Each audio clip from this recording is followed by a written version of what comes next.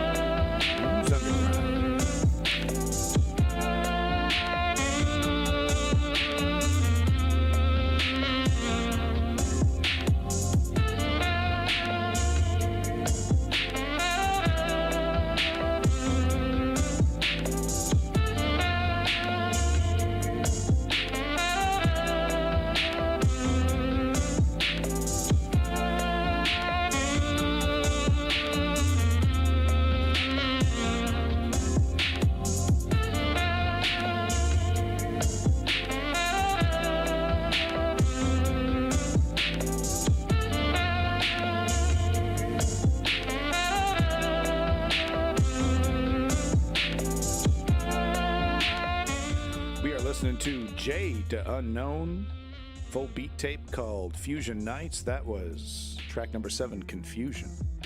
Thank you so much, J to Unknown. Lovely underground sound. It's exactly how I feel. This is exactly how I feel right here.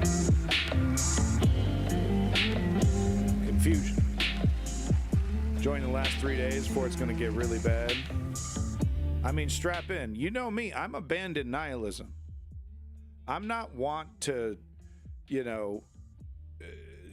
sky is falling, right? I'm just trying to keep it real.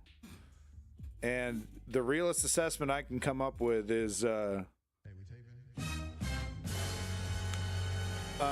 if he does what he's promising, day one, immediate market insanity.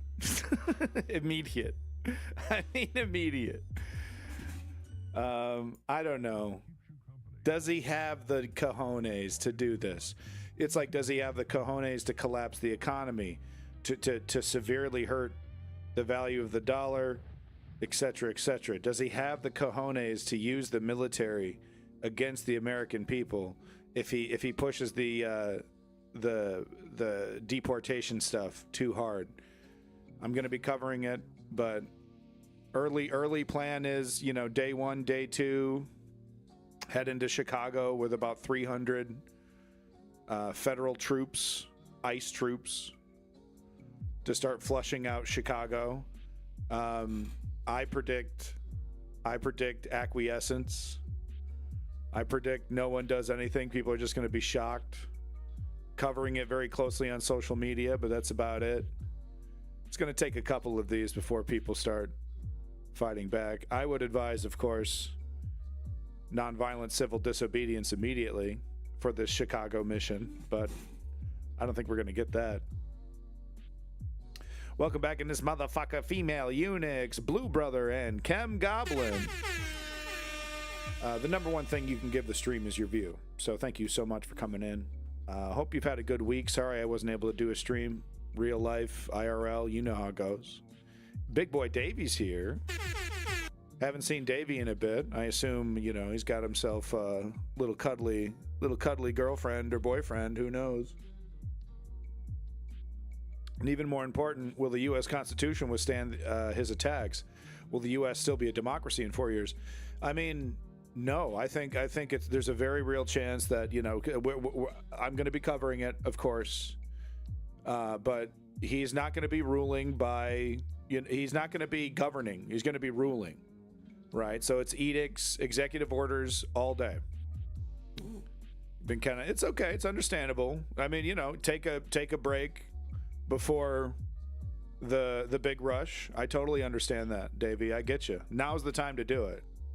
Now's the time to do it because we're about to enter a whole new realm. A whole new realm. You know, as Pinhead said, you know, I'm going to show you wondrous things. And oh boy, will they be amazing. How's it out there in the world? Fuss and misery. The quote from Moomin that keeps getting more relevant by the minute. Oh, that's amazing. How's it out there in the world? Fuss and misery. Yep. And look, this is the thing that millennials need to wrap their little noodle around. It's a struggle. And struggles aren't fun. Okay? The harder we fight while we're still young, while we're still capable of fighting, the less pain we will have to deal with in our old age or possibly our children. Won't have to deal with that pain. And if we're smart, we're going to teach them all about what happens if you ignore it. But this is the core thing that millennials need to wrap their little pampered noodle around. And yes, we're all in the same boat here, guys. We're raised on Nickelodeon cartoons, okay? We're pampered. We don't get it. Activism, political activism, but you know, just the general attitude is suffrage, is suffering. And the harder we push back, the harder we fight against it, now the less pain we have to receive in the future. The pain is coming, though. The pain is coming. Okay? This is like a surgery you can't avoid, right? Some dental thing you can't avoid. You know it's going to be painful. You know it's coming up. That's what's going on right now. No fucking shit. Oh, Hellraiser. Brilliant, huh? How about I love the attic scene with the goop, the different stages of the body like recomposing. Lovely movie. Very creative with the Cenobites. Oh, yeah. The entire interpretation of hell, right? Legion. Oh, man. Clive Barker is for me. Clive Barker is my homeboy. Love him. Did you see the Biden farewell speech? We're getting to it, so let's get to it. Enough of my fucking babbling. Thank you for coming back. Appreciate it, everybody. Honestly, it's the viewers that make this worth a damn for anybody. So I appreciate it. Thank you. And of course, the main thing that you regulators do for me is keep me in check, keep me real. Always appreciate it. I don't know where this cartoon came from, but I opened up the stream with it. I thought it was hilarious. You know, look, they won. They're going to get exactly what they voted for, aren't they? They're going to get exactly what they voted for. And we're going to get into it. There's a female Pinhead. The new one? Yeah, I haven't seen the new one, actually.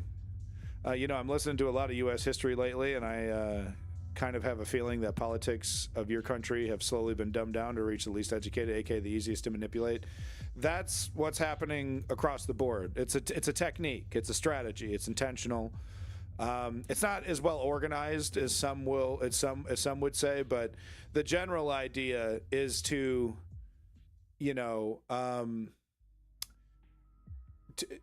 not exactly to deny the truth, but to incept a perception of the truth that is a lie. Right? So you could be following your favorite news channels thinking that you're informed when in fact you are completely fucking zonked. You're completely zonked. I guess I just don't get it. No, Chem Goblin, it's body horror. It's disgusting. I have phases. Right now I need to be, for research, I need to kind of get myself back into this mode of watching some of this horrific stuff. But yeah, like 5 years ago, I wasn't too interested in watching a lot of body horror stuff. So, you know, got to get into the real extreme stuff. I'm not really looking forward to watching some of it, but I kind of got to get in that mode, to write this. So my friend told me he really enjoys Breitbart. Oh my, you see, that's a problem.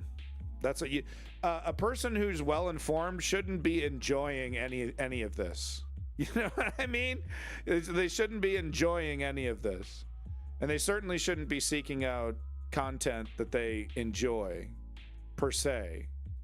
Because once you realize what the hell's going on, it should be like, this is a struggle. This is like a job that I didn't expect and don't want, but kind of need to.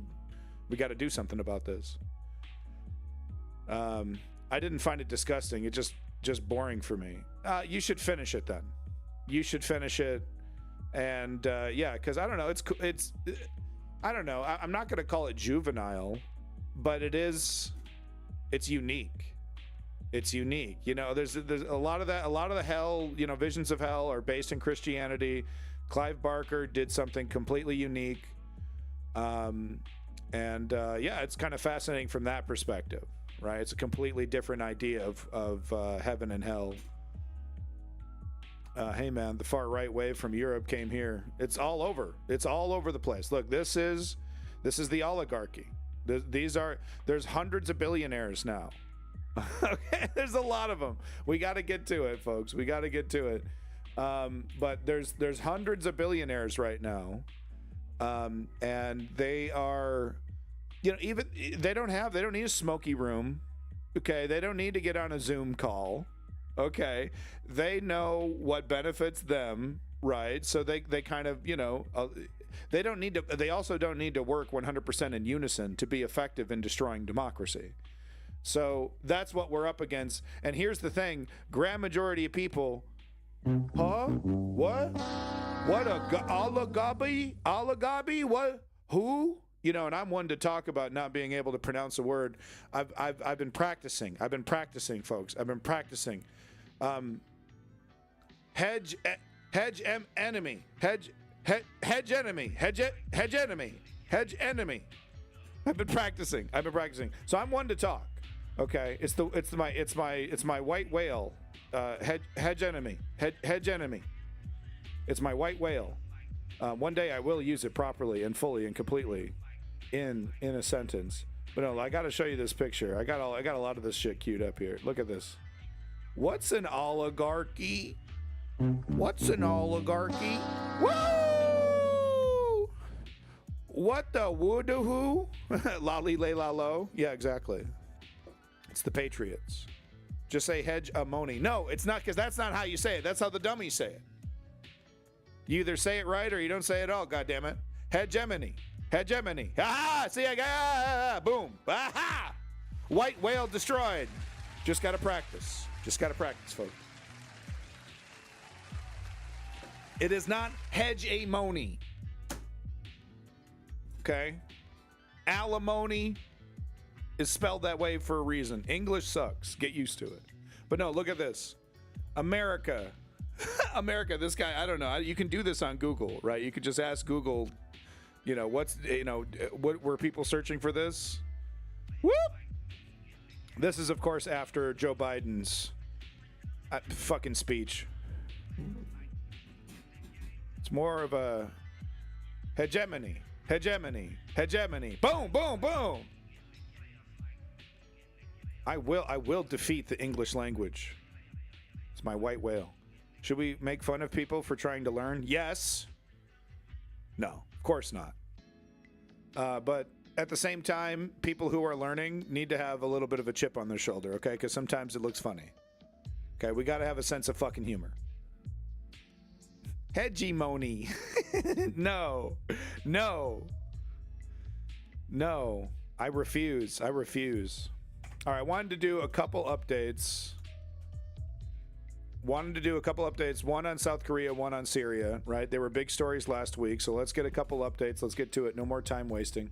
Once again, big prop, Jade to Unknown. We're going to be listening to him throughout. Lovely beat tape. Thank you, Jade to Unknown. Hit up that SoundCloud. I don't know. Korean authorities have arrested the country's impeached president. Whoa, Davey. Hot fucking take, okay? Chill out there. Chill out there. Great replacement. Jesus. It was a dramatic operation involving Ice around King. 1,000 officers, as you see in these scenes. Some This even scaled dumbass. barriers and cut through barbed wire to reach the presidential residence. This motherfucker over here still talking about America number one. Yeah, fucking right. America number one, huh? Really? Where we stand. Our fucking pants soaked in piss. We stand there sucking on our thumb as a country. Oh, we're number one. The fact is, though, is that we're right next to a bunch of other pee pants, pissy countries. Everyone, I heard an analyst talk about this. It was yesterday, talking about how, America is in a very weak position. It's a good thing that all the other countries are basically in the same boat. So thank goodness we're all eating shit. Seok-yeol surrendered, he says, to cooperate with investigators and to prevent bloodshed. He's being held now at the offices of the country's I'll never get over how stupid this man agency. is. It's like over his wife. I swear to God, he did this shit after an argument with his wife. You know what I mean? It was a big old fucking argument. I'm going to get arrested. They're going to haul me away. You got to do something about it. You got to do something about it. Fine. Fine. Martial law, this shit. It's North Korea, other party. I just need some peace and quiet. Please, for the love of God, arrest me. Listen to this bullshit from Davey. Listen to this absolute gobshite nonsense. The land of Donald Trump, and we rightful rulers of the world. Homie, you gotta pull your giant head out of your ass. You say it totally. You totally mean it. I respect you. You totally mean it for saying it. But I also need to point out, completely pig-brained, especially. Look at the goddamn evidence. Do I even need to say, man? Do I even need to say? America number one. Shut the hell up. It's pretty fucking embarrassing, actually. We gotta fix these problems and then maybe strut and brag. You don't get to brag after you've filled your pants with dookie. I'm sorry, I have a child. A lot of diapers, okay? Okay, Davey. It's not 1980s, okay? Honestly, you need to travel. You need to travel, bud. Straight up. You got it. That should be one of your goals. Really, hit up some foreign countries. I swear to you, bro. It's not the way you think it is. Okay, it's a little embarrassing at this point. You're too smart for this. You're too smart for this. I'm dealing with a lot of doo-doo. I got fucking diapers on the dog. I got diapers on the kid. Okay, I'm in doo-doo heaven. Okay, except it's not fun. Okay, we're not having fun over here. Let's bring in Frank Smith, who's covering the story, and he's in Seoul this morning. This is a historic moment, the first time a sitting leader of that country has been taken into custody in this way. Holy shit, Frank, this guy good morning. is bald. Tell us about what happened and where he is now and the conditions in which he's being detained. Well, as you mentioned, the corruption investigation. He looks like the dude, the magnetic beard guy, but before you've done anything, I guess, except for the eyebrows. No, he looks slick, man. He looks, I'd hire him. Look at that shit. He's got this old camera back there. Boat. Books. You're hired. Tie. Look at that. It's not even a clip-on. You're hired. Office came to his residence with more than 1,000 police officers. This is so embarrassing. To break through forced a human barrier of about 20 of the lawmakers of President Yoon's. What this also is a victory for democracy. So it's actually a rare thing. We're not going to see too much of this moving forward. Conservative People Power Party. Then they got through barricades for a little while, of barbed wire and buses that had been used to block access to his residence, even scaled ladders. So they tried to get him once. He put up, there was enough loyalists to put up a defense. The police made the right move and said, look, we don't want a bloodbath. Hegemony, hegemony, hegemony, hegemony. Hegemony. I got it, dude. I got it. Watch me completely fuck it up. I'm in a conversation with Destiny and I just completely fucking, right? I'm like smack talking him and then I say hegemony and I'm just like, oh, fuck. I love this soundboard. Bury me with my soundboard. Fuck everybody. To get inside before negotiating with the president for his surrender to move to Guacha. I wouldn't say it's cultural dominance, but it's definitely felt. No doubt. Thank you, Ken Investigation all the way Office from Ukraine. Is questioning the president. They have some 200 questions that they're trying to put to him, but he's not offering them any answers. What he has done is posted some letters that he wrote there to social media saying that declaring martial law was not a crime, and then the country was in a national crisis. They can hold him, the Corruption Investigation Office can hold him for 48 hours, and they might renew that to try to keep him detained for 20 days while they try to get the truth or what really happened. What really happened, President Yoon? Dude, it was an argument with his wife. And Frank, there are some breaking reports of a death occurring near where President Yoon is being held. Do you have any information about that? Well, what we know at this time is an unidentified individual has set themselves on fire outside the Corruption Investigation Office, and that person has reportedly died of their injuries. I think this really demonstrates the strength of this fissure in South Korea, this ideological division inside the country. Yeah, and let's be real. China is a part of this motivation as well. They're helping out North Korea. You're going to see demonstrations like this moving forward. When President Yoon's impeachment vote took place at the National Assembly on December 14th, there were more than 1 million people surrounding the National Assembly. It was beautiful. It was beautiful. I showed the footage of it. That amazing that woman politician had the soldier stick a gun in her face, and she grabbed that bitch and tossed it out and told him he should be ashamed of himself. It was actually one of the most beautiful moments of 2024, easily. Strong ass woman, unbelievable. Really goes to show like what you just do naturally when shit's really at stake, right? Because this, I mean, it was like a flashpoint, like boom, all of a sudden our democracy is at stake here. He is implementing martial law. We got to act fast. We have to act fast to do something about it. And the Korean people, I mean, beautiful act of democracy. It's amazing. Throughout that process from last December 3rd and his declaration of martial law, we've seen large-scale demonstrations. I spoke to a couple of Yoon supporters outside his residence following his arrest, and they were angry. They said that they're going to continue to demonstrate, including this Saturday, where large demonstrations will take place in the downtown capital as the impeachment trial. That's the flag from Mario. That's the flag from Mario. I'm Luigi, #1. That's fucking Mario, dude. Against President Yoon moves That's the Mario forward. flag. Shut the fuck up. Court has 5 months to determine whether they'll uphold the National Assembly's impeachment and remove him from office or Dude, I love their sticks. Look at these cool ass sticks. Reinstate him. And if they remove him within 2 months, there'll be a snap presidential election in South Korea. Heather? Frank, very interesting times, and thank you for updating us on the... This is how you handle the situation, right? This is kind of what should have happened, frankly, after the first impeachment.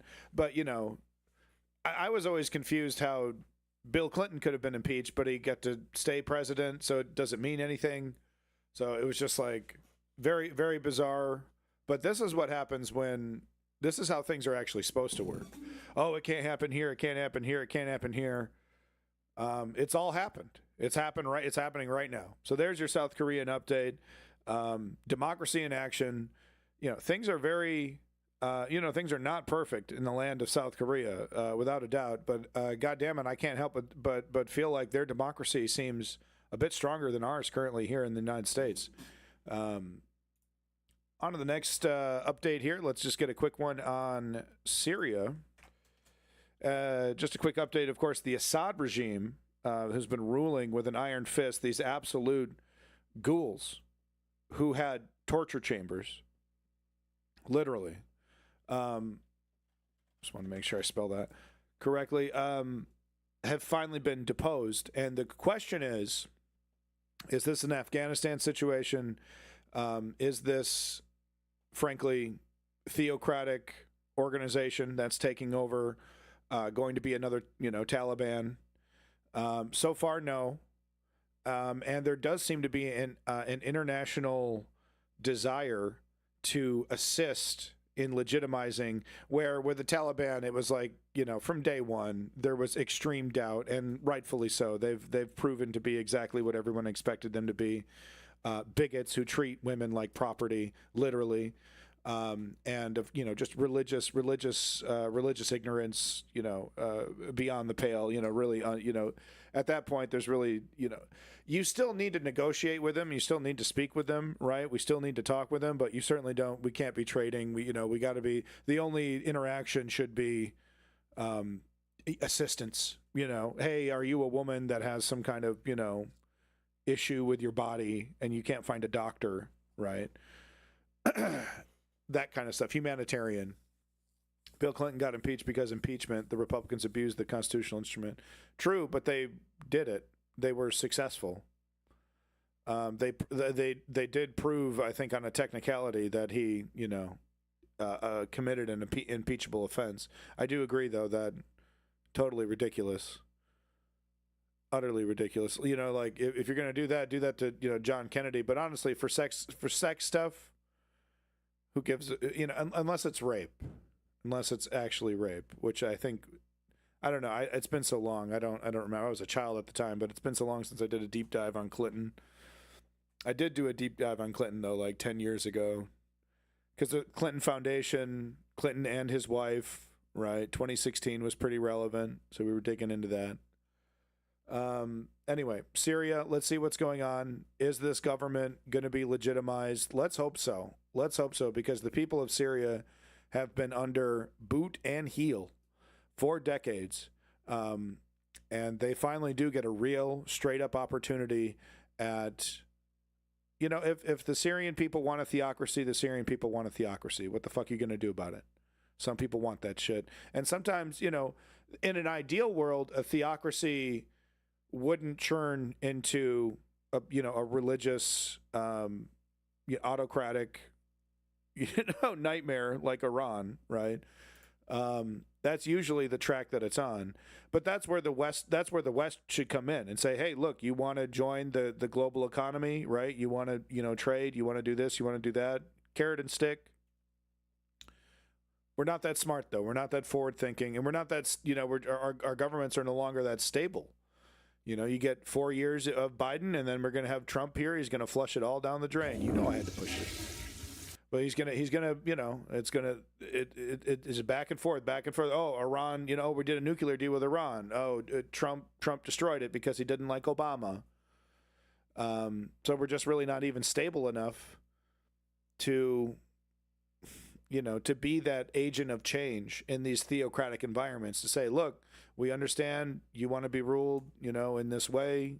You got a fucking grand poobah, whatever you want to call it. The big guy, the big dude, he can't be questioned. He's got the hotline to God, like in Control with the phone. Play that game, folks. Anyway, I'm babbling. Let's get to it.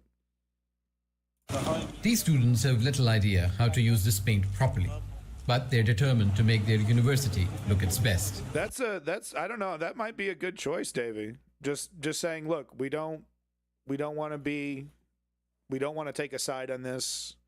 We're too weak. That might be the best idea. I don't know. What do you think? The tallest students work at the Bill top, Clinton's the best. while others I help would say out. that's Jimmy Carter. I guess Jimmy Carter was before I was born, but Jimmy Carter, I believe, was the last real American president. Bill Clinton was the, harbinger of destruction for the Democratic Party. So I'm not going to sit here and praise what he, his embrace of stone cold neoliberalism, his incredibly hard turn to the right. I will say, though, the economy was great. Gas was cheap, yada, yada, yada. Those things are true. But the damage that Bill Clinton did, I'm not going to sit here and call him a good president. Whereas Jimmy Carter, I don't know, man. I think he's the last. I call him the last real U.S. president because I think he's the last guy that had his heart in the right place. He actually gave a shit about the American people. Whereas up until now, ever since him, it's been these fucking egos, these fucking disgusting toads. Bush, Clinton, Trump, Biden, Obama, an incredibly disappointing mediocrity, right? I heard an analyst say that about him yesterday, so I'm gonna steal that because yeah, it's so true. He was the motherfucking golden boy, dude. He could have changed America, and he decided on a bog standard 1960s style conservatism. Great, just what we needed. All over Damascus, Syrian youth are busy working together and volunteering to fully exploit their newfound freedoms following the fall of Bashar al-Assad's regime. Inside the campus, girls and boys are not waiting for outside help and are treating it as their home. Nice. They say this instills a sense of cleanliness in students that they believe no one's there. You got to pick up the pieces. Someone's got to do it. Helps improve people and society. You are part of the civil society. Nahla, Tasneem and Raneem are from the mathematics faculty. Our aim in this initiative is to make Syria better, cleaner, safer and more civil. People are the key to achieving this, nobody else. This initiative will foster cohesion within the community. Totally. Our university is a reflection of ourselves, so we decided to clean it. Our hope is that our people remain united without civil war, so everyone can contribute to building this country. Syrian civil society played an important... No, I was a child as well during Clinton, during that whole... But I've gone back. In fact, what's one thing that's really informative is if you go back to the Conan O'Brien, Bill Clinton sketch, he threw out all the scandals. He had this reoccurring character do this Bill Clinton voice. It actually gives you a really funny play-by-play of the whole saga. It's a huge vibe because he was like called into fucking court. He had to testify and shit. So there's like a testify. I'll never forget that. So funny. It's a huge vibe shift on ROL into the Carter Jam session. I don't know what the fuck you're talking about. Role in the uprising against Assad. Look at this, repainting the People thing. across the country feel the long-awaited regime change was a I don't know, dog. Do you think they didn't do that properly? They didn't strip it. They're not stripping the old paint. All right, look, they got shit to do. All right, whatever. Give them whatever, dude. Whatever. More than what you're doing. More than what I'm doing. That's so funny, though. But they don't have paint stripper, right? So it's the best you can do. Just put a fresh coat on there. We'll deal with it later. Against Assad. People across the country feel the long-awaited regime change was a cumulative effort by Syrian men and women. Especially in detention centers. Whoa, dude! Did you catch the outfit? Was a cumulative effort the by Syrian men and women. outfit, yo, dude! How come we're not doing an interview with her? She's so cool. Rainbow Bright over here, dude. Awesome. This is great to see in a Muslim country. Dude, you walk around like this in Afghanistan, your ass getting fucking tackled. They're tackling you. A demon! Unironically. Look at this. Looks like a Sims NPC.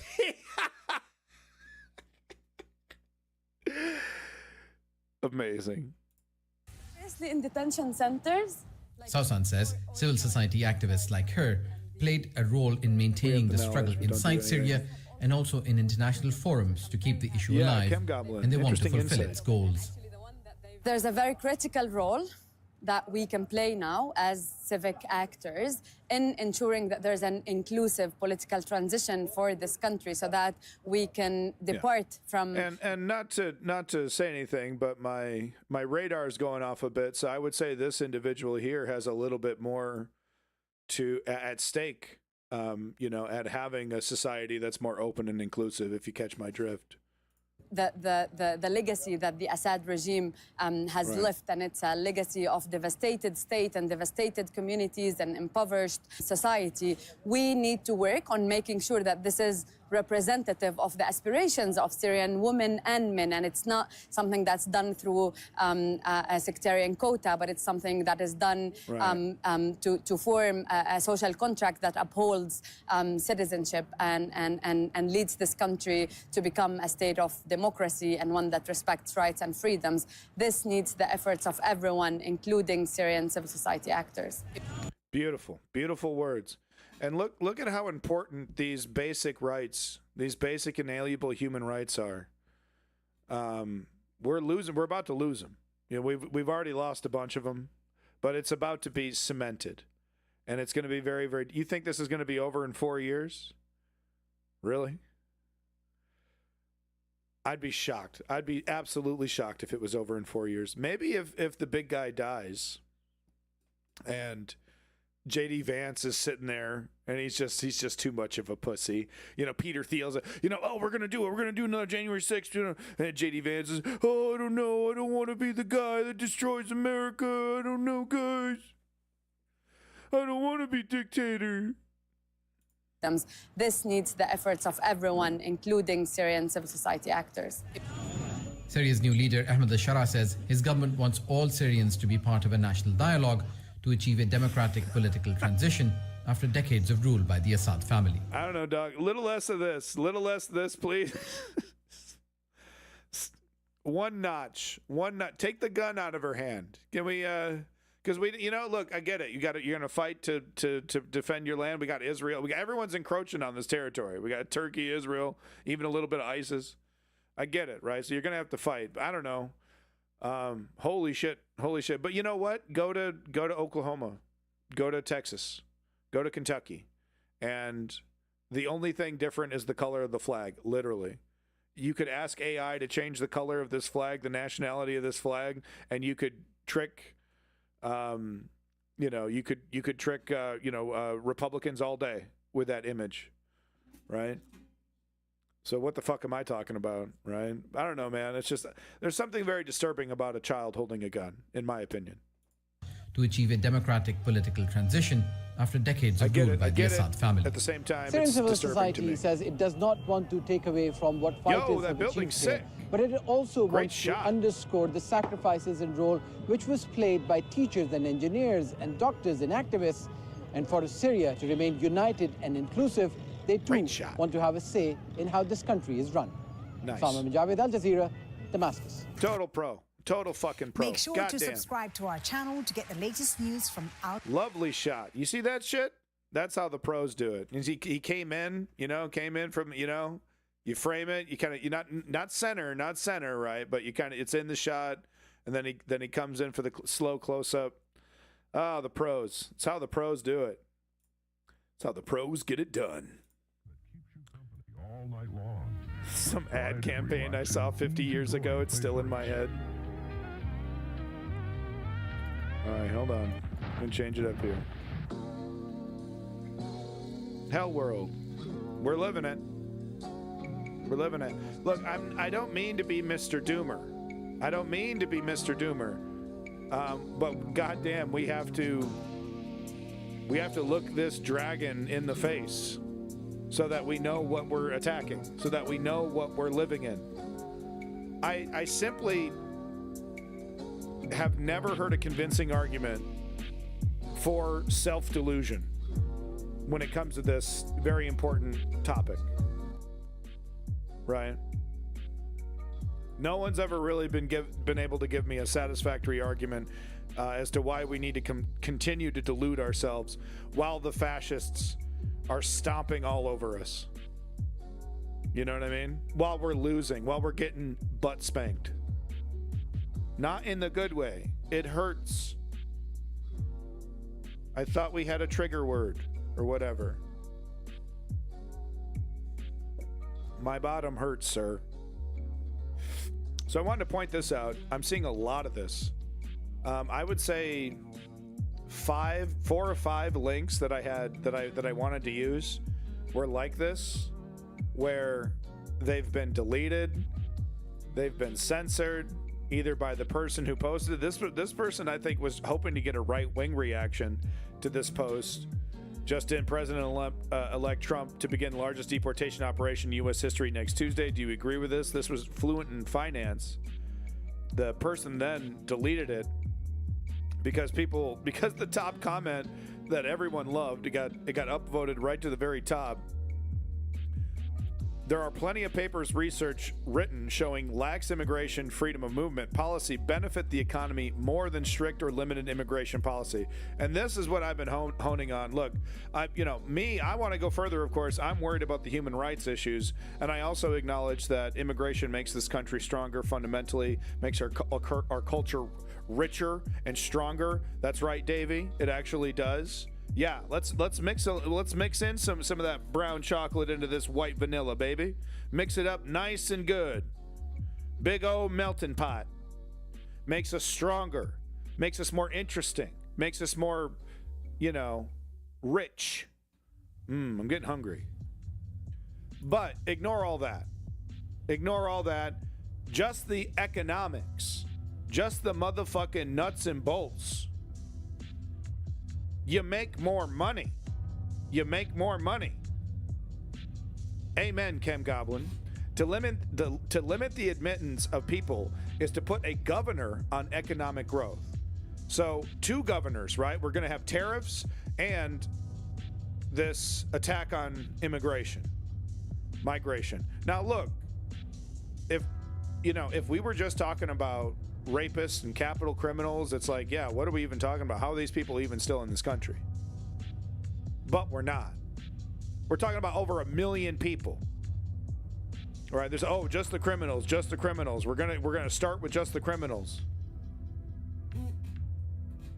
We'll see. They're going into Chicago. They're talking day 1 going into Chicago, sending a motherfucking task force, 300 people. I got the story queued up. These people, documented or not, pay taxes and contribute to the economy more than they take. Straight up. That's right. Those guys standing outside the Home Depot. Oh, I would hate to be them. Yeah, no, they're not leeches. They're contributing more than they take. They're contributing more than they take. And yes, of course, they're sending those dollars back home. Welcome back, James Clown. Hey, superstar. Everyone loves me on my stream, guys. I'm really popular on the internet, gang. Superstar. America's immigration policy is deeply rooted in racism and never about keeping jobs in American hands or wages livable. If that was the goal, the U.S. would be doing more to punish business than employ immigrants or move production abroad and require business to give higher wages. Facts. From 3 Headache. And look, and he's not talking out of his butt, and neither am I. It's not just our opinion, bro. Research has gone into this. It's not a mystery. Okay, we just don't know. We just don't know if immigrants are good for the country or not. We just don't know. It's so confusing. We don't know. No, we know. Substar. Whoa. Substar. But anyway, interesting. This person posted, like I said, probably hoping for a right wing, and they deleted it themselves. I don't even know what this was about. This says it's no longer available in Canada. You tell me if it's available in your country. I don't even know what this link is about anymore. But seeing a lot of this, like I said, 4 or 5 of my links mysteriously deleted. Seeing a little bit more censorship. Davey. Guess what, Davey? We're starting off our Hell World coverage with Democracy Now! That's right, the entire fucking headline segment. I don't care. Bye. Take an 11-minute break. This, once again, Amy Goodman with No One Does It Better. No one does it better. Okay? For me, like, you know, for Davey and other folks, it's understandable. It's like Kanye West over here. It's like, okay, he's pretty good at making beats. Self-driving Waymo goes the wrong way, the link. Oh, yes. Okay. So I wanted to show that just as an example of, you know, how even the best of the best, because Waymo is the best of the best. They have LiDAR sensors. I believe that's what they're called. You know, sensors that can detect 3D space. Look, as you can see here in that example, the vehicle doesn't know what to do in this traffic situation and then drives into oncoming traffic. And that's the best. The technology, that's the best we can make right now. That's it. Cutting edge, those Waymo devices. Elon Musk thinks his ass is going to get away with an AI algorithm and cameras to be able to do that. Not only that, but better on a freeway. And he's going to be testing it out on civilians in Texas. And it's going to be a fucking disaster. So strap in for that. Strap in. Will Elon Musk be held accountable on the day that he enables this software? Right, this the day that they start experimenting. Elon's like, it's good, it's good, it's good, and thousands of people engage this software, and then like half of them die or something. Who's going to be held accountable? Oh, it wasn't me. Wasn't me. Wasn't me. Anyway, suck it up. This entire 11 minutes is essential. And yes, I'm still pissed off at Amy with the fucking Russia-Ukraine nonsense. With that said, she does cover it, I believe. But every minute of this is essential. This is how. Look, if I'm gonna be worth the damn, this is the kind of, you know, level I need to reach here. You know, this is the kind of, look at this, simple table, chair, team of people. You know, boom, news, bitch. This is how it's done. Okay. If you don't like Democracy Now!, then you don't like news. Straight up. I get it, though. Welcome to Democracy Now!, democracynow.org, the War and Peace Report. I'm Amy Goodman. Israel's war cabinet and government is convening to vote on the long-awaited Gaza ceasefire agreement. Two far-right Israeli cabinet ministers, Finance Minister Bezalel Smotrich and Security Minister Itamar Ben-Gvir, have voiced opposition to the deal, with Ben-Gvir threatening to quit if it's passed. As Palestinians await confirmation the deal's been secured, Israel continues its deadly attacks across Gaza. Over 113 Palestinians have been killed since the truce was announced Wednesday, at least 28 of them children. This is Sami Abu Tahun, a displaced child living in Al-Nusrat camp. I only wish to return to Gaza City for one reason. I wish to see my father again. Since our displacement, I lost something essential in my life, the presence of a father. When my mother asked me to go pray, I refused because I wanted to pray with my father. We hope the war will end next Sunday, as they say in the meetings. If approved, the ceasefire deal will go into effect Sunday, including the I think it's safe to say Elon Musk is openly fascist at this point. I think there's enough evidence, but people still have a problem with that, dude. We're gonna be on the fucking train to the goddamn camps, and there's gonna be some schmuck in the fucking car talking about what the definition of fascism is. Right? So I get it. We got to tiptoe around the word. But at the very least, I think we can all say with certainty that he has authoritarian aspirations. Release of the first hostages. We'll get latest on ceasefire after headlines. Israeli troops have carried out another day of raids across the occupied West Bank. On Thursday, Israeli forces raided the Askar refugee camp, shooting and wounding 3 Palestinian teens. Separately, Israeli military vehicles entered the grounds of the Arab Evangelical Hospital in Nablus and took up positions in the courtyard. Overnight, Israeli soldiers raided the Tulkarem refugee camp, where there were reports of... This is after the ceasefire's been... I think this is after it's been signed. This was on Friday. So I don't know if it was signed today or was it signed yesterday. But look, we're going to talk about this coming up in the horror section. But this is a strategy. Like, if you've been following this for any amount of time, you've seen this before. Oh, ceasefire. Oh, we'll stop. Oops, did we do that? Oops, did we bomb that? Oops, we blew up this. Oops, we took some more territory. Oops. It's a strategy. We've seen it before. And the reason why they can do it is because Joe Biden, and because America, quite frankly, just pumps him full of money. Total support. Total unbridled support. It's like you got a cheat code. Gunfire and Oh yeah, we're going to be covering that too, Davey. I'm kind of disappointed that I didn't get in early, because this is going to be a massive pump and dump, right? It's a great time to, if you're going to, dump it before, Trump dumps it. But he's doing a rug pull on his fucking fans. He's doing a crypto rug pull. Like a fucking Jake Paul. Even Asmongold hasn't done a fucking crypto rug pull on his community. But here we go with Trump. God, it really, I'm going to have more to say coming up, but it really does feel like he knows his popularity is going to dip, and he's like, let's cash in while we can, right? It's only downhill from here. People are going to be super pissed off with me. He's expecting. That's, to me, that's what it feels like. It's like, look, do this while we can, because as soon as people realize that I'm a thief and they're getting nothing out of this deal, they're not going to want to buy my shitcoin in the amount that would really make me several $1 million to pump and dump it, right? So to me, that's what it feels like. Well, this is like the last thing. It's an obvious ripoff, but we're going to get the most sycophantic. We'll get the big whales.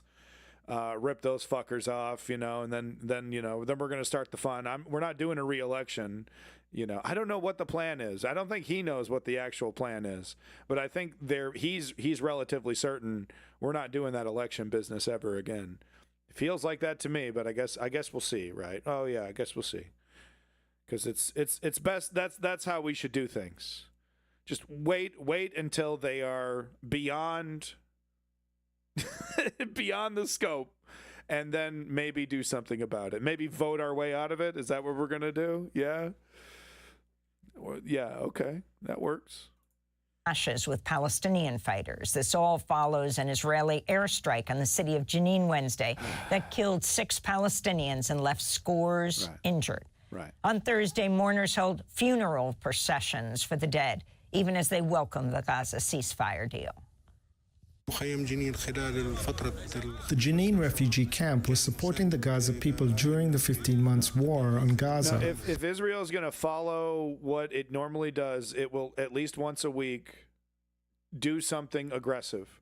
Because it's you got to keep it simmering. We got to hold northern Gaza. We got to make sure that there's enough of a potential threat to justify what we're going to do, which is hold northern Gaza until the settlers move in, and then oops, it's a quagmire, we can't fix it. Oops, I guess we've taken it. Whoopsie doodles, that wasn't the plan. Hamas gone now? Shut up, boy. Welcome back, Simply Steve. Welcome back, Clutch Cargo. Hamas gone.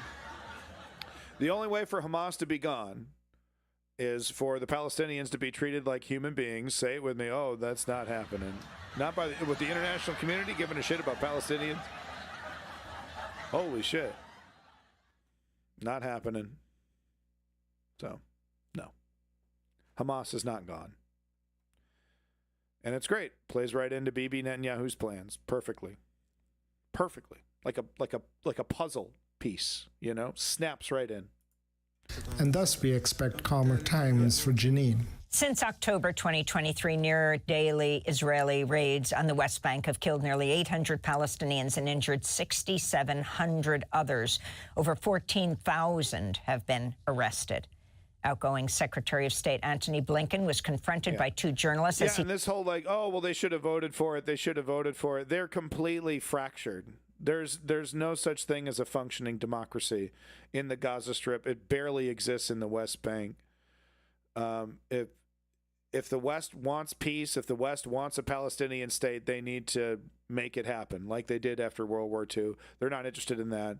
the West, seemingly has accepted the eventuality of what's happening, of this Zionist project.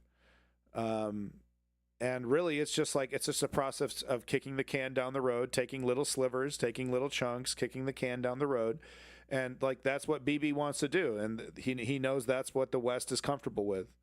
Yep, we'll just take little bits and pieces here and there, all justified. And eventually, once it's all said and done, we'll make the Palestinians second-class citizens in a apartheid state in the unified Israel, right?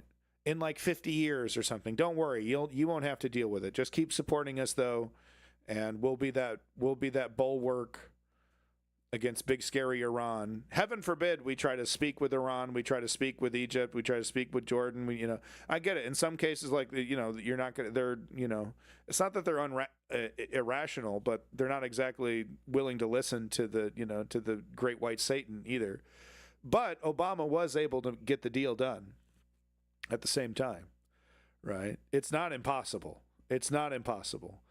And if you think it's impossible, if that's what then what's the logical conclusion of, well, it's impossible to speak with this entity? Well, we must destroy them. That's where we're headed. In fact, there's a very good chance that we have a war with Iran during the Trump administration. There does seem to be a heavy undercurrent desire to finish this trilateral commissions project and go into Iran and do a military forced regime change, Saddam Hussein style. He delivered his final news conference at the State Department Thursday. No, I don't think the so. Gray Zone's editor, Max Blumenthal. Yeah, so once again, here's can anyone please mention that Max Blumenthal, the Gray Zone, we're happy to play games with Ukrainian lives, still repeating all the time Russian propaganda. So it really does suck that it's these characters who he's totally right, by the way, what he's saying about Palestine. But what have we seen? What have we seen these Russian shills do? They weaponize Palestinian human rights because this is America's project, because this is a Western project, right? China and Russia don't have much to do with this situation, right? So it's a perfect dig. So this is the guy who makes fucking excuses for the Russian invasion into Ukraine. He's the one that's going to speak up for human rights. It's kind of gross that this is the loudest. This is the best we got. No, come on, Promethean. Let's not Hitlerite. No. First of all, Goebbels was the propaganda guy, but no, let's not. Come on, let's have a real discussion here.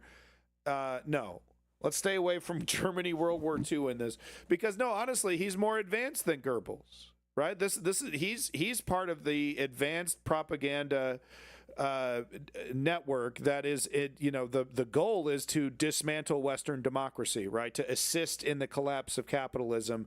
This is Russia's kind of MO, right? And it really does suck because Max Blumenthal is one of these guys that offers the intellectual, shield. Because he does his homework. He's not a stupid person by any means. He knows exactly what he's doing. He knows exactly how he twists facts. He knows exactly the narratives that need to be pushed, right? Totally plugged in.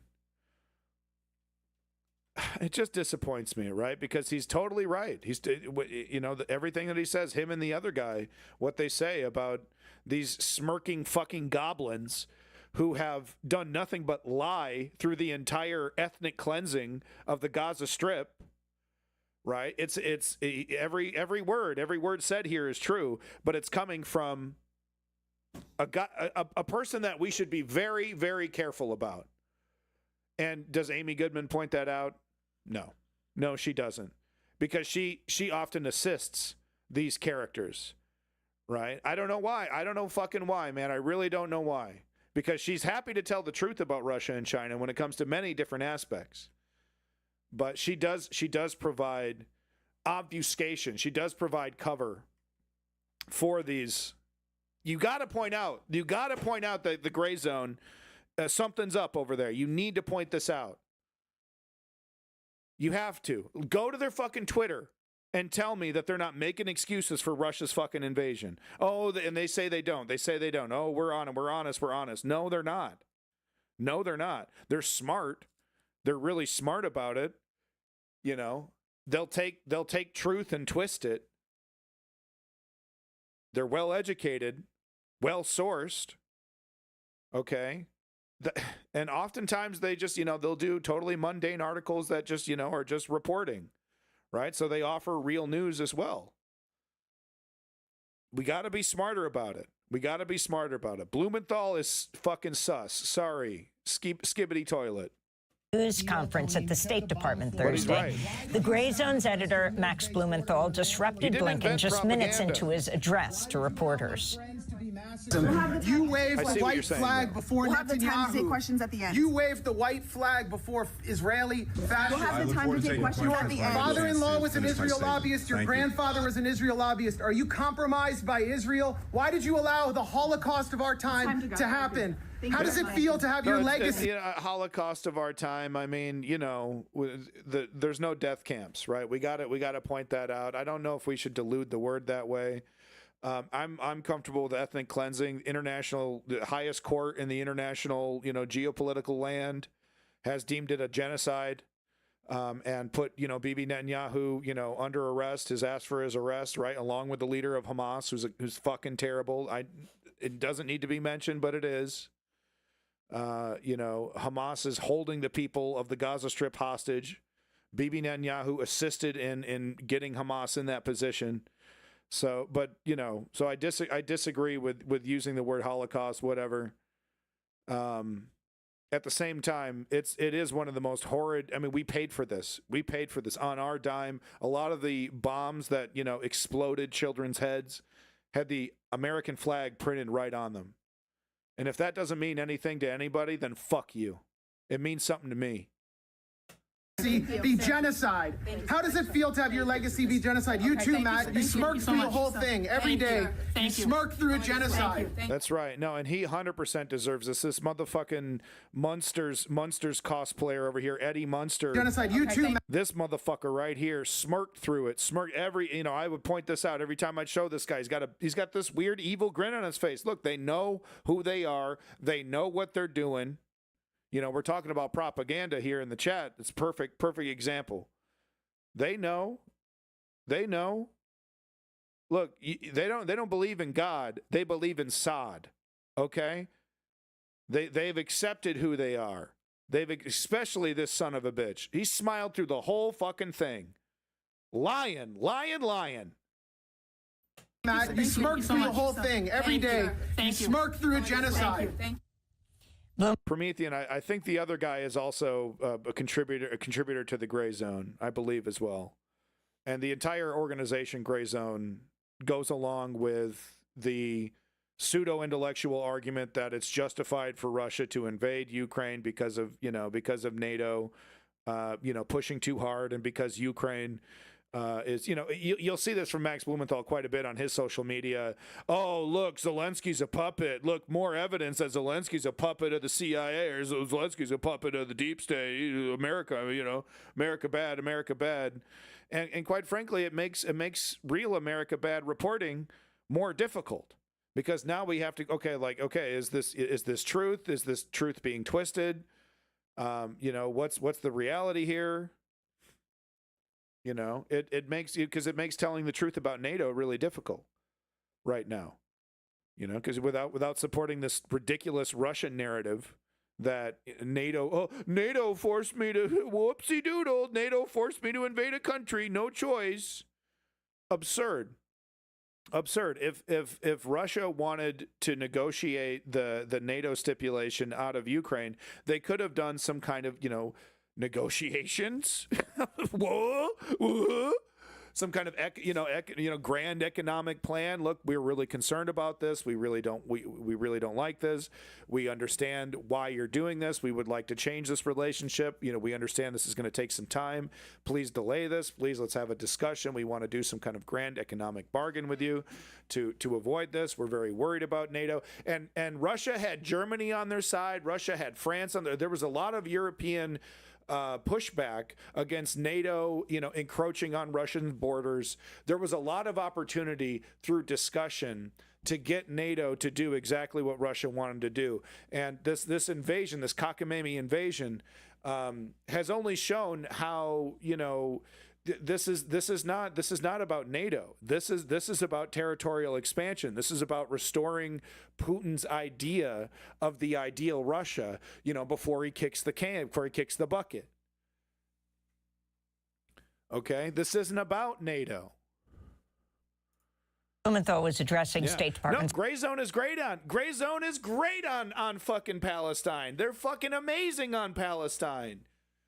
And there's a lot of, Russian-friendly outlets that are great on Palestine because, like I said, Russia and China have nothing to do with it. It's just a stone cold dig on the West, rightfully so, and it's super frustrating because this is the guy that's standing up for truth and justice. It's a fucking joke. It's a joke. He's a web of contradictions and lies and pseudo-truths and twisting and who knows where he's getting his paychecks from? Who knows what's going on with his connections? Maybe is he nostalgic for Russia? Does he have connections? Is there any actual reason why he's doing this? Who knows? But it's objectively true. This guy plays games with Ukrainian lives, and it's disgusting that it isn't pointed out on Democracy Now! I think I've made my point. Spokesperson Matt Miller at the end of the video. Matt Miller then ordered security to preemptively remove independent journalist Sam Husseini, forcing him to shout his questions to Blinken towards the stage as he was forcibly carried out of the room, then handcuffed. Everybody from Amnesty International, to the ICC. I don't know if this guy's part of Gray Zone or not, but I totally agree with what he's saying. 100% agree with what he's about to say here. Saying that Israel's doing genocide and extermination, and you're telling me to respect the process. Criminal, why aren't you in The Hague? Why aren't you in The Hague? Yeah. Right before the journalist. Right. Was the translator translating too? Big props to if that's the case, big props to the translator, dude. Yeah, boy. Translator keeping it real. Hell yeah. They don't want that translator giving people what's going on there. Why aren't you in The Hague? Right before. I think, is that The Hague? Is that the sign for like prison or jail? Why aren't you in prison? Hell yeah. If that's the case, big motherfucking props to the translator. Could you turn on subtitles? Yes, absolutely. Sorry. So he was screaming, why aren't you in The Hague? The hole, yeah? Because that's what The Hague means, right? Anyway, lovely. If this guy rules, dude. The guy on the right fucking rules. You're my hero, bro. Keeping it real. And extermination, and you're telling me to respect the process. Yeah, the international court. Of Criminal, course, I know what it is. Why aren't you in The Hague? Why aren't you in The Hague? I thought The Hague maybe meant whole. No, but no, Hague is like a location wasn't Germany, right? Wasn't it outside of Germany? Or was it in Germany? Was it in Germany in the remnants of the old German headquarters? Netherlands. That's right. It's in Netherlands. Okay, yeah. What am I thinking? Where was that location that America took over? Hill or something? Okay. All right. Never mind. We're looking too far into it. But anyway, this guy's a real one right here. Right before the journalist confronted the Secretary of State, Blinken thanked the press for, quote, asking tough questions. Earlier this week, a ProPublica report detailed the Biden administration's repeated pattern of issuing empty threats and warnings to Israel over the past 15 months, allowing Israeli Prime Minister Netanyahu to dismiss any red lines from Washington while continuing his genocide in Gaza with impunity. Right, Promethean, right.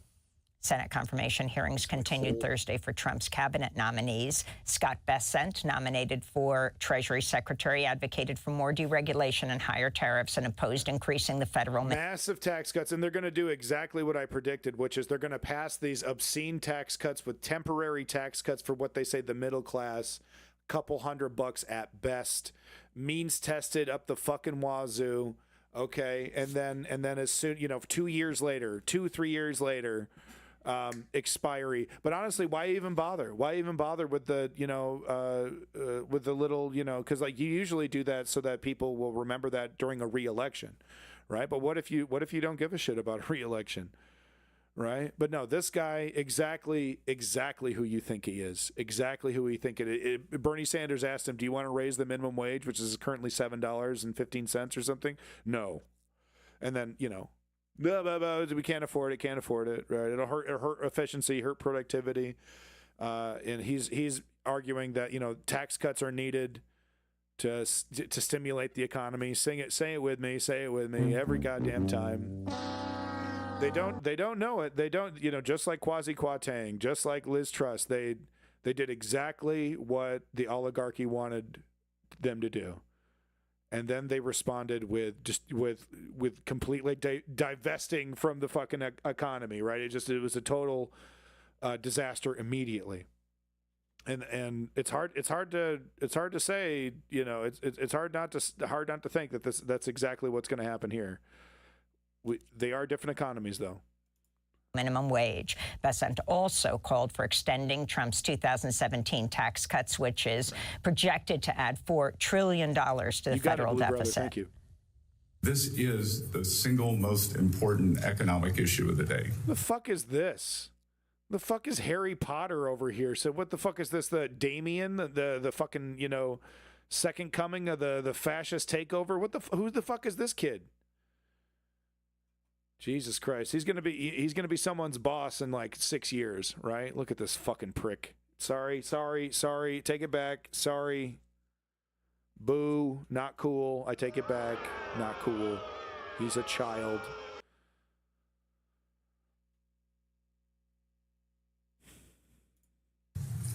This is pass-fail. That if we do not fix these tax cuts. If we do not fix, I mean, it's just. If we do not renew and extend. If we do renew and extend, we have to give the billionaires more obscene tax cuts, or else it's all over. It's going to be. They're going to do it right away, and then deal with the fallout later. And there will be epic fallout because you got to pay for shit. And they're going to be like, no, we don't. We don't have to pay for anything. And then that's when I predict the right wing will be joining the left wing in the streets. Then we will be facing an economic calamity. Where's my Trump's welfare? pick to lead the Interior Department, former North Dakota Governor Doug Burgum, praised Trump's agenda of so-called energy dominance, but vowed to, quote, follow the law. I can't get an appointment at the DMV. It's going to get so fucking bad. Mail, you know, the post office is going to stop working properly. Follow the Constitution. Former New York Congressmember Lee Zeldin, nominated to lead the EPA, asserted, quote, I believe that climate change is real, unquote, but would not commit to regulating greenhouse gases if he's confirmed. Whoa. Meanwhile, in Florida, Governor Ron DeSantis named Florida Attorney General Trump loyalist Ashley Moody to... Is that the new play? Just totally acknowledge that we're fucking up the earth and that climate change is real, but just be like, what you gonna do? Who fucking cares? Who fucking cares? Come on, you don't fucking care. Who cares? Come on, so basically just treat climate change like school shootings, right? Will Walmart stay open? Why did I say that so weird? Yes. Walmart might be the last source of available resources before the Mad Max situation kicks in. Looking sharp, we also are practically on course of feudalism from corporatism. And also, we are practically on course. Yes, cruiser music. Yep. You could argue that the current state of the economy for the middle and lower class is a basically type of neo-feudalism. I think I've done that in the past. But yeah, it's about to get much, much worse. In fact, we're already advocating for company towns. I don't know if I reported on this, but look it up. A couple weeks ago, saw the headline. They're starting to talk about company towns, right? Not giving you money, but you know, you get to live there. You got your own grocery store, but you get credits, or maybe you get half credits and half wages, right? But that's what we're seeing now. We're starting to see the return of company towns, folks. Yep. So much fun. I can't wait to live in Jeff Bezos's company town. Merton Esper, welcome back. Trying to stop selling stuff to us companies. Walmart is going to have some issues finding goods to sell in the first place. So guys, check this out. This is frightening. Listen to this. They are devising ways, they think they are devising ways to cut out this consumer business relationship.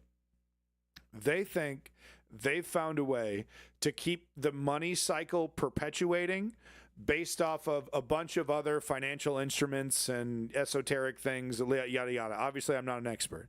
But the basic gist is some of these rich guys, I don't know how many, but some of these rich guys think we don't need them anymore. We don't need the poor people. We don't need consumers anymore. We can do all of our moving and shaking, right? Because the whole idea is to own everything. Own everything. So they're thinking bigger. I think they're in, just like Kwasi Kwarteng and Liz Truss, I think they're in for a very, very rude awakening. And that, they're going to drag America down with it, because unlike Liz Truss, who had to step down in shame just a few weeks later, we're going to have, I am not comfortable saying 4 years of this. Is anyone else truly comfortable saying just 4 more years of this? I simply am not, right? But at least 4 more years of this. Fill Marco Rubio's Senate seat. Rubio is expected to be confirmed as the next Secretary of State. Loyalty. Miami Herald reports Moody's sued the Biden administration 9 times since 2023, including on immigration policy, transgender rights, COVID-19 policies, and student debt relief. Yeah, Rudy Giuliani has settled with 2 Georgia election workers. He was found guilty of defaming. The deal allows Giuliani to avoid a trial and keep his apartment in New York and Yes! Bro, I need it framed. I need this shit framed, okay? I want this in my bathroom. I want this right in front of my toilet so that when guests are taking a piss. Where can I get this? Holy! Yes! What the hell is he carrying? Was he trying to hypnotize someone like it's the 1960s Batman? He's trying, he's busting out the pocket watch. Oh, I need that frame. I need that. I need this. I need this in a frame, man. Where do I get it? In Florida in exchange for an undisclosed payment to Ruby Freeman and Shay Moss, and has pledged not to further defame the 2 women. The mother-daughter duo welcomed the opportunity. So this is amazing news. I wanted to give an extra special props to this because we covered this early on when we were talking about these 2 women right here. Worked at an family. They've been volunteering at this election place for decades. It's kind of a family thing that they've been doing. True Americans. They care about democracy, doing their civil duty. And Rudy Giuliani said, oh, yeah, they're passing around USB drives like heroin vials, completely smeared these people without any, thought he was going to get away with it. So this is actually great news that they get full justice here, and it's very much deserved because their lives, could you imagine what that is going to, the MAGA freaks, the things that they would say, they had to change they had to move, the whole thing, right? The party of law and order, right? Tracking them down, death threats, the whole thing. If you really want to scare them, put a pic of Biden up.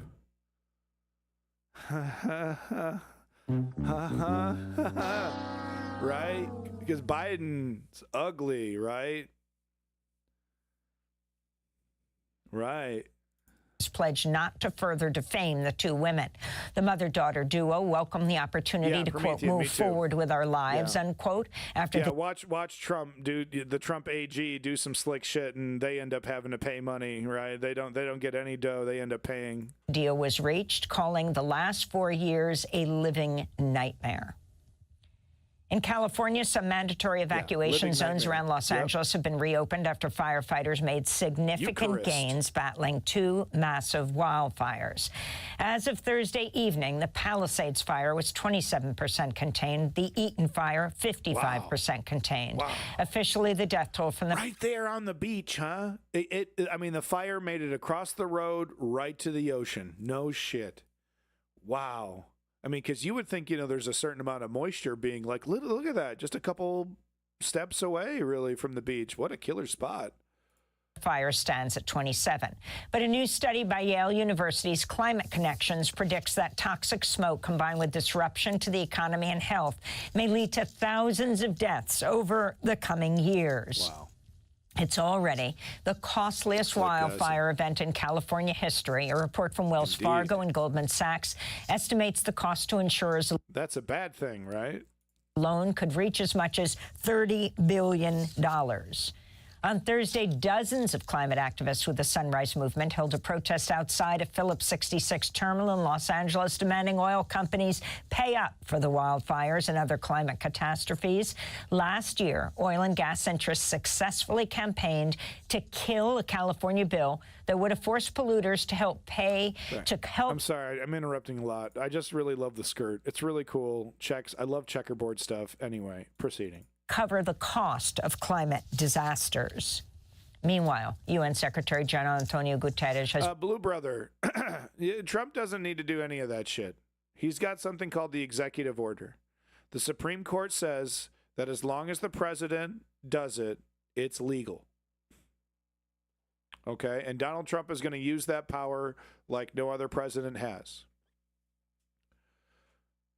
That's my belief. Is any pushback whatsoever from the Congress or the Senate? And I'm gonna correct myself on this if I see different behavior. If I actually see his agenda being, stymied at all by the process, by the system at all. But I think he thinks that, okay, I'm letting Project 2025 loose. I'm letting Elon and Vivek loose. They're gonna clean house. The loyalty tests are gonna come in. You either believe I won the election in 2020 or you're out. And I think and of course there's gonna be procedural hurdles that he's gonna run into, and I think he's just gonna be like, no, I'm not dealing with them. I don't care. I'm not doing a re-election. I'm gonna die in this chair. Maybe. But the American people have spoken. The Supreme Court has spoken. I am a dictator. I am a king. Executive order, executive order, executive order. He's going to rule, right? Like a CEO, right? But no, technically a king. He's going to rule. He's not going to govern. Blame the fossil fuel industry for the devastating wildfires in Los Angeles, linking them to the broader climate crisis. In a speech Guterres gave to the UN General Assembly on Wednesday. Yeah. I mean, you're right there. Look no further than the hills of Los Angeles. It has gone from the home of disaster movies to a scene of disaster. Yeah, Who pays the price for climate destruction around the world? Love that tile. Not the fossil fuel industry, pocketing profits and taxpayer subsidies as their products wreak havoc. Every people suffer. Havoc. The U.S. has announced sanctions against the chief of Sudan's armed forces, General Abdel. It's not. That's the thing. It's not done, but we're in for a lifetime of struggle. That's the thing that, like I said, millennials need to wrap their noodle around. We're in for a lifetime of this. Because it's in peril. But people know what democracy is. They've gotten a taste for it. They'll never forget it. But yeah, no, we're in big doo-doo. We're in big doo-doo. And he wants Greenland. Yeah, no, and guys, I learned, I don't know if anyone knows this, Greenland is a goddamn treasure trove of precious earth metals. Where they're opening up new shipping lanes in the Arctic, and this is kind of part of that. Climate change, is opening up certain parts of Greenland. The goddamn thing is filled with fucking lithium and fucking nickel and copper and all kinds of fun stuff. All the stuff that runs our lives. I understand your view. The worst, it's not the worst view, because I could get way more cynical. I could get way, way more dark, way more. No, what I'm talking about is the reality of the situation. And you're talking about Germany over there. I mean, what the hell is this? Far right, not even like a centrist right-leaning party, but a far right party with direct ties to motherfucking Nazis? About to win? Democratically? No, we're in for the struggle of our generation. Yeah, the bad guys have won, and What we're going to see in the next 5 to 10 years is the solidification of that power, right? We're going to be learning new lessons about what we're allowed to say and what we're not allowed to say, and they're going to have to enforce those rules. Our liberty is directly under assault.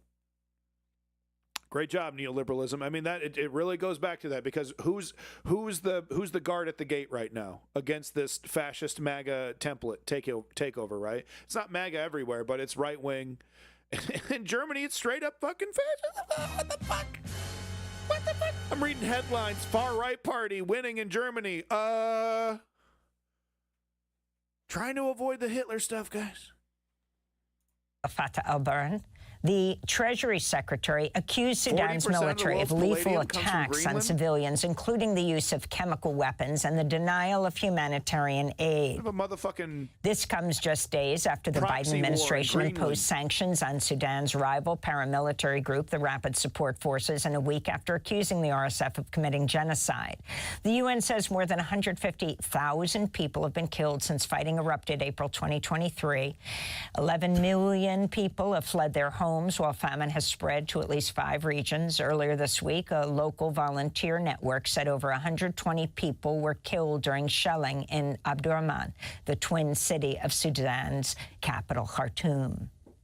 In the U.S., an Ohio woman who was charged with felony abuse of a corpse after having a miscarriage has filed a federal lawsuit against the hospital. I have this article queued up as well. This is the world that they want us to live in. This woman needed an abortion.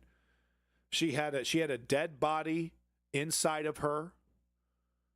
It's doing something called toxic shock, where if you have necrotic flesh and shit, that kind of shit in your body, it goes through your bloodstream and it's literally poisoning you. Republicans want to say not only like, no, right now what Republicans are putting into law is that you have to be a certain amount of dead before they'll help you. Republicans want to go a step further and say, no, die. That's what Republicans want. Oh, you're crazy. You're crazy.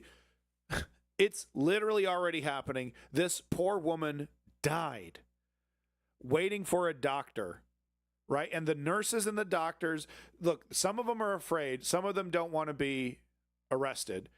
A lot of them agree with this. They're like, yeah, die, harlot, die, slut. You deserve this. You deserve this. It's hard to believe. It's hard to believe. But there are doctors all over America, usually in the right-wing areas, who believe they shouldn't have to provide care to every human being.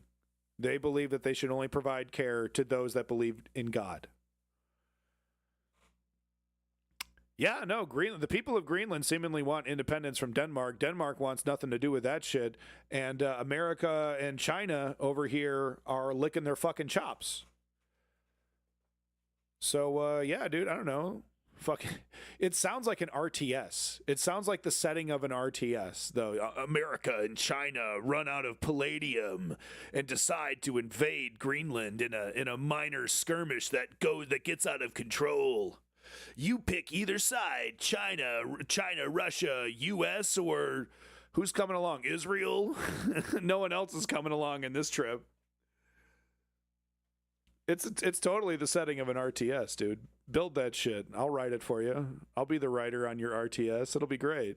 Hospital and healthcare providers who treated her, as well as the police and the city of Warren for their role in criminalizing her pregnancy loss. DLC faction is the Greenland independents, right? And their weapons are way weaker, and they got to use a bunch of guerrilla tactics to beat America and China, Russia. Oh, you see, we got the whole game's planned out. We got the whole thing ready to go. Who's ready to work with me? Come on. The whole game's ready to go. We can ship this bitch in a year and a half, 2 years if we want to make it good. I got the whole thing laid out in my head right now. DLC and everything. In 2023, Brittany Watts was denied abortion care at 22 weeks pregnant, despite being told her fetus was not viable and that she was at risk of hemorrhaging and sepsis.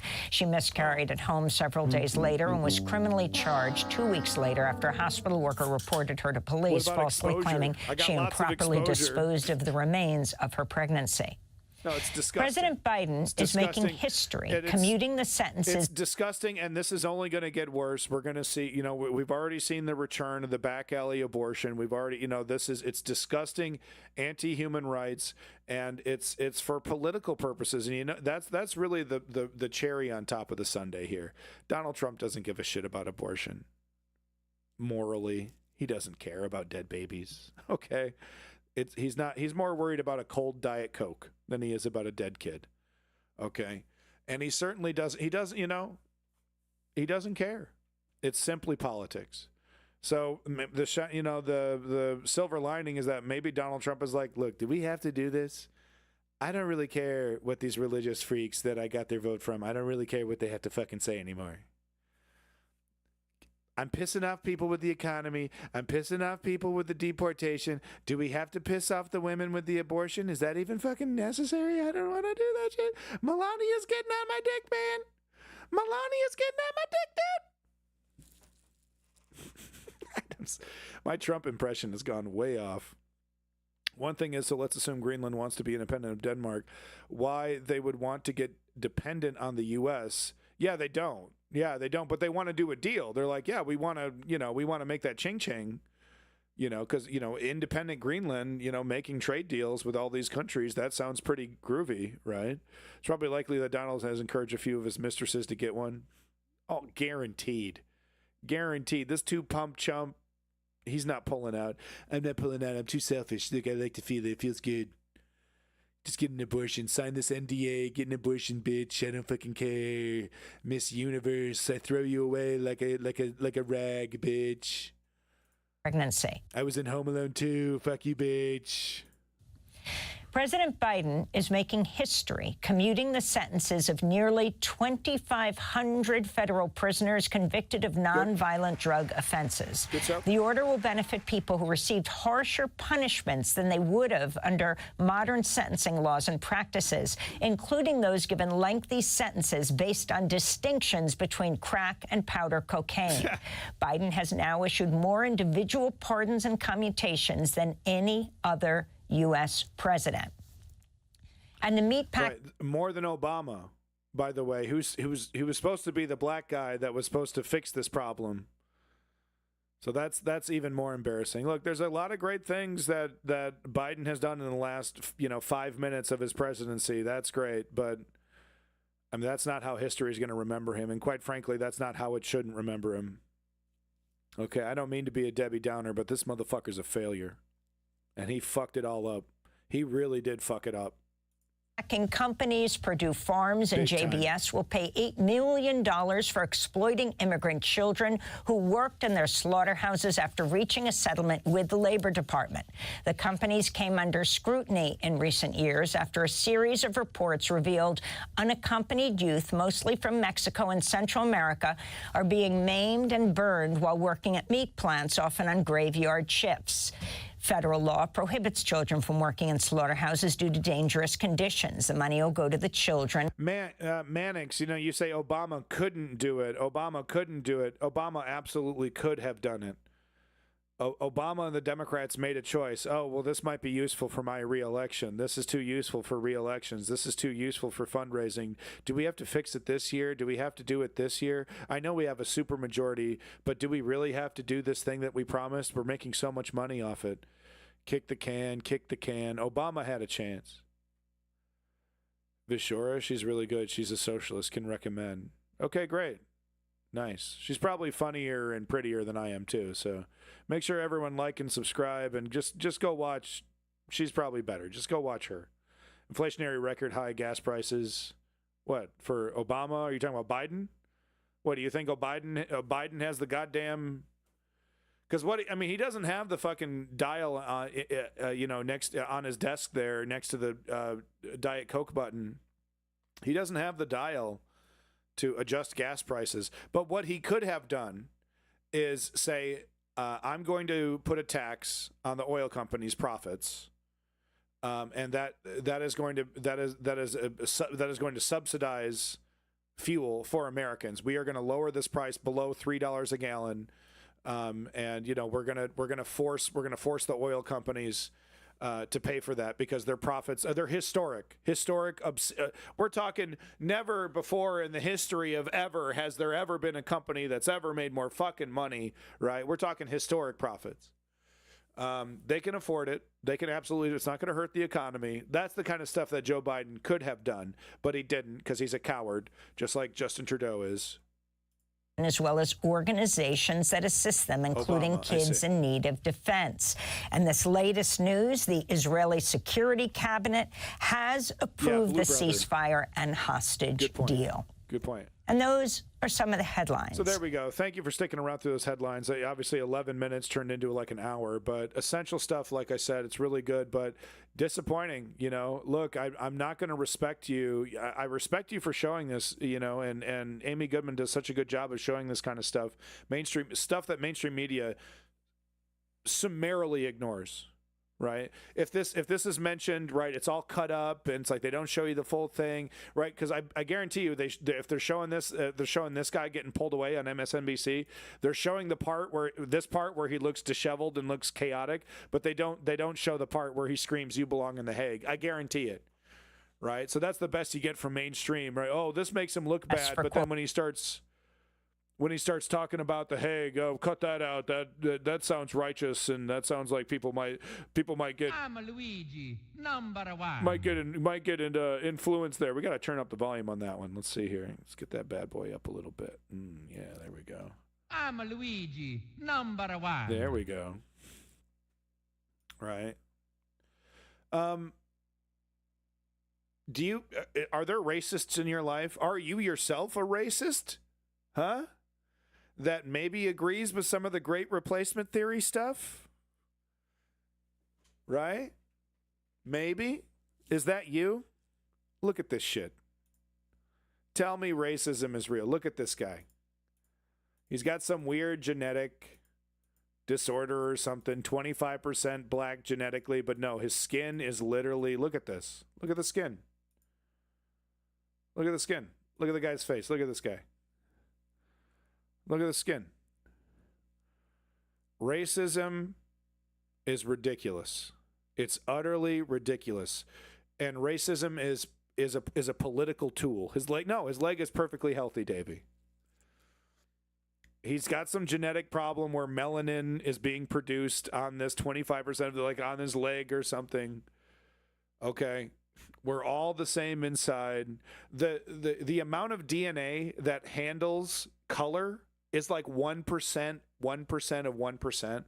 It's like a couple bits are flipped and you're black or white. And of course, it depends on where your ancestor was, how close they were to the equator way back when. Okay. Let's stop. Next time you get the master race guy in your life, the great replacement guy in your life, make sure you show him this video. It's in the activist resources section of the Discord.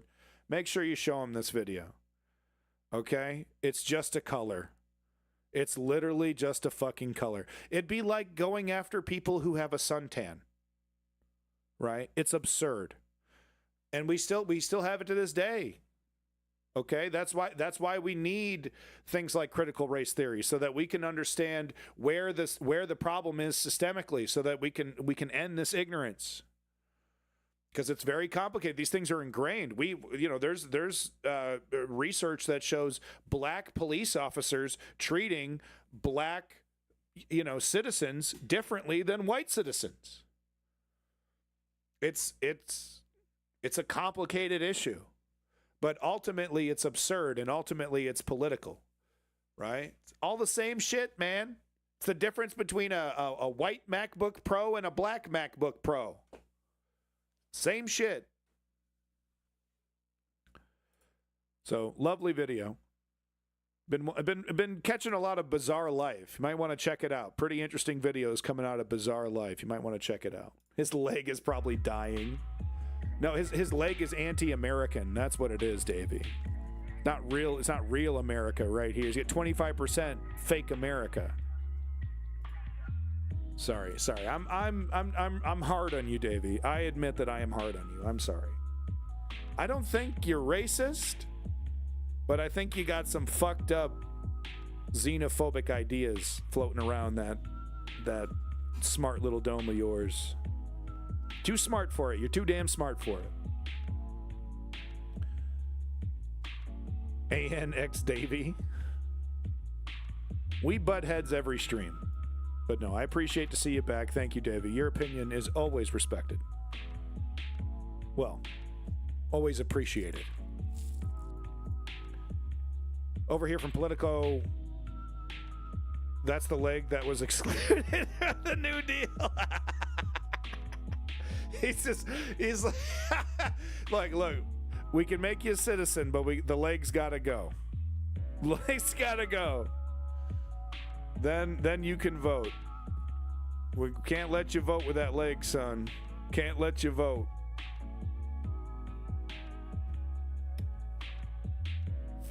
No, so I wanted to show this article here. Politico over here reporting U.S. company behind Teflon tries to block EU's forever chemicals ban, claims NGO. So just real quick, I'll read the first couple paragraphs here. American chemicals producer Chemours, the group behind the Teflon brand. So used to be one company. Now it's this, right? They constantly change their names to confuse everybody. So don't feel bad that you've never heard about them. The group behind the Teflon brand has been lobbying harder than any other business to water down a proposed European Union ban on harmful PFAS chemicals, according to a new report by nonprofit Corporate Europe Observatory, CEO. The chemicals in question, God damn it. I usually can see that I can say this word. No, hold on. I can usually say this really well. What the hell is wrong with me? Hold on. Colloquially. Yes, okay. Colloquially. Yes, this is a tough one. Colloquially. Yeah, this is a tough one, actually. Anyway, colloquially, actually, it's like local vernacular, right? Regular, fancy scientific word, well, for aspirin, right? But colloquially, it's known as aspirin, right? That's what it means. Colloquially dubbed forever chemicals, because they don't break down naturally, have been linked to a host of health conditions, including cancer, liver damage, and decreased fertility. Studies have found the substances in everything from rainwater, soil, breast milk, and brain tissue. We all got them. It's one of the major issues of our time. Millennials are soaked with this stuff. And there's a difference between microplastics and PFAS. Thank you. There was a viewer a long time ago who corrected me on that. And we're eating credit cards every single year, half a credit card's worth of plastic or something. Who knows how true that is? But think about it. Every time you order food, what does it come in? A fucking piece of Tupperware, right? Either Tupperware or plastic-lined paper. People think it's wax. It's not wax. It's plastic, and that shit breaks down. You put in a hot soup into that plastic-lined paper container. And yep, all that plastic gets in your fucking food. Yes, it does. We're all telling ourselves it doesn't. It is. It does. And this shit is killing us. All right? My son is blind, and I actually blame PFAS. I think that's the problem. I was raised poor. I was raised on really cheap food, right? Lots of cheap packaging. My 20s and early 30s weren't any better. Right? Till I met my wife, basically. I blame this shit. And what are they doing? They are trying to stop us from poisoning us. They're still trying to convince us that their products don't harm us. We have there's so much proof, it's ridiculous. This is not speculation, okay? There's hard evidence here. Welcome back, Strategy. And here we have this company lobbying to poison people. It can't happen here. It can't happen here. Well, it can happen in the EU. It's absolutely going to be happening in the United States. The Republicans, the corporations are going to start poisoning us more, lowering the regulations on things like sanitation. That means more feces in our food, more feet. You know, you buy a piece of a ham, right? Some sandwich meat. You're going to have more feces in your sandwich meats. I'm not joking. And here it is in plain. We know how bad Teflon is. We know that it's the secret's out, right? It's a bit like plastics recycling, right? Like, we kind of know this isn't working. And here they are. Oh, it's fine. It's fine. Here, have some more PFABs. It's fine. It's only given rats cancer, and there's all kinds of proof that it's given everyone else all kinds of problems. You know, this isn't genetic modification, which is a whole different can of worms, and it's more complicated there. No, we're talking about poison. It's basically poison that does not leave your body. 5 grams of plastic, or 1 credit card of plastic eaten per person on average per week. I mean, that's ridiculous. To me, that sounds ridiculous. But I mean, if you think about every time you order fast food, right? And we all do it, 2-3 times a week sometimes. I don't really, I'm down to 2. I've been cheating a little bit, but I've been down to 2. I had to cheat yesterday because wife had to leave early, so I splurged on a breakfast. But came in on a plastic or styrofoam. We're still dealing with styrofoam. And like I said, if it does come in paper, the paper's soaked in plastic. It's got a plastic lining. All right, so moving on to the next story here. Elon Musk's spaceship disintegrated in midair. It landed perfectly. It did a beautiful landing. But this is the booster rocket that took it up there. At least I won't have to deal with climate change, authoritarianism, water crisis, or existential crisis, because I'll die young from all the carcinogenic food. Maybe. Whoa. So this is really amazing footage. Something just blew up. I'm not eating out or any fast food restaurant in over 10 years. I mean, congratulations, Merton. I mean, sometimes, I just don't have time, right? Being a father of a disabled kid, and, my disabled dog, who's just, it's, we're getting close to the end here for my poor pup. It sucks. Holy She's a lot of work now. That's it. I told you guys. No miss. Whoa. You hear it? Yeah. Where's that a plane? No, love, that's the fucking rocket. And that's just that the thing blow up.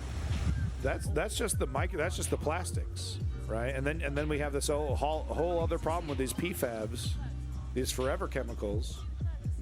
It's outrageous. They've told an entire generation, millennials, that it's okay to eat plastic. Seriously. And we're still kind of in denial. Remember, most people still think it's wax. No, we're eating plastic, dog. We're eating plastic. There's a plastic lining in this metal fucking can. I shit you not. There's a plastic lining in the fucking cans. We have to do something about it. Yeah, there's a couple places on Earth that are intentionally kept away from mankind so that we can study them. And they detected microplastics there. Yeah, this is amazing footage. Amazing footage.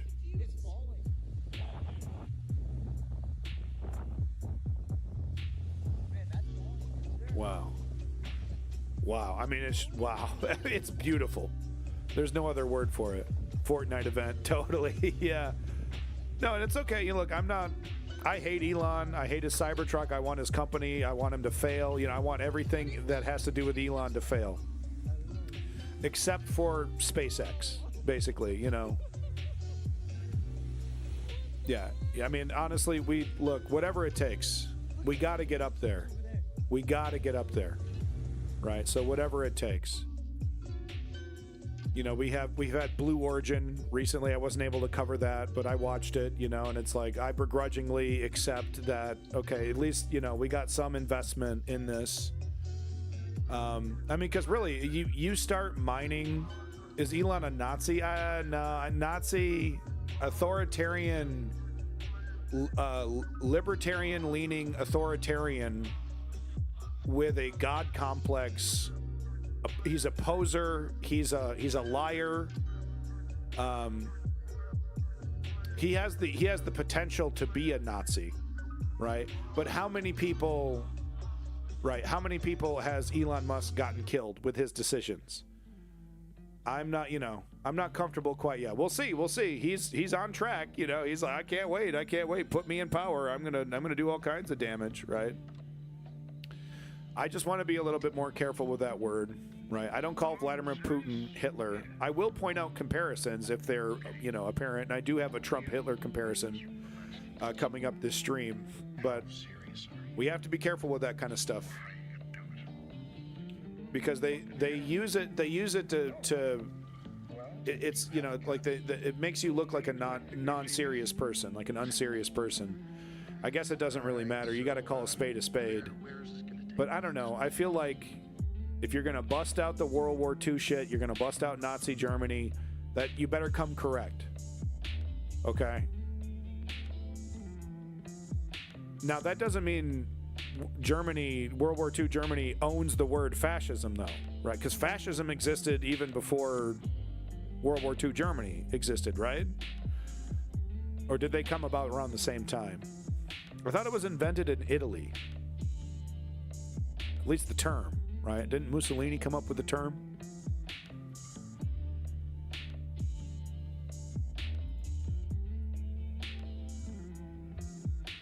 The thing about Nazis is that they hated certain people. A little bit more complicated than that, but that was a core, you know, having an other to annihilate is a big part of fascist ideology. Yeah, which is what we see right now, of course, in America. Yeah, we see how the legacy infected Canada. It's getting there. Okay, I gotta check on my fucking dog. She's making a bunch of fucking noise.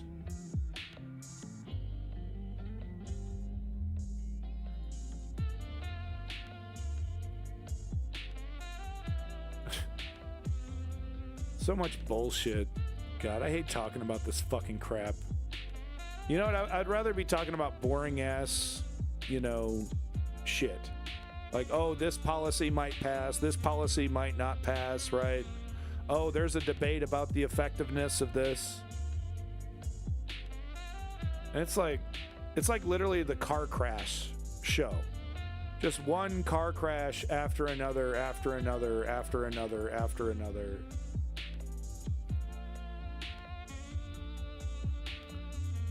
We're living in great political times. I mean, we really are. Like, this is the time for people to become great, right? To change history. You know, Hassan could be changing history. Destiny and Bosch could be changing history. You know, these leftist streamers all over the place. Mike Figurino, Humanist Report. David Pakman, right? They could be doing it, but we're all still kind of... We're not there yet. No one wants to take the mantle. There is some positive movements in the union world. We're seeing leaders being created in the world of unions, right? Going against Starbucks, going against Amazon. But yeah, no, I mean, the millennial generation is kind of butt fucked at the moment right now. We don't even have the lexicon to understand the struggle that we're in right now. So how do you even start, right? Occupy Wall Street was a great example of showing just how unready this generation was. Right? We kind of like, oh, everyone gets a voice. Everyone gets a voice. No, we didn't, didn't know what the hell we were doing. Anyway, I got to go check on the dog real quick. That's cool. I wish I could just have a normal life. Got to fight for it. Accept that. It's not just going to happen. It's a guarantee that it's not going to happen if you continue to do nothing about it. Especially you living in Ukraine. Unfortunately, the real world is it is more real in Ukraine than a lot of other places. I mean, you got the real world knocking on your front door, right? Banging down your front door or bombing your front door. It's a lot more real, but maybe not all of us are going to be bombed, which is a good thing, right? But we're all going to feel our version of the real world, of that tide crashing to our front door, right? We simply cannot avoid this.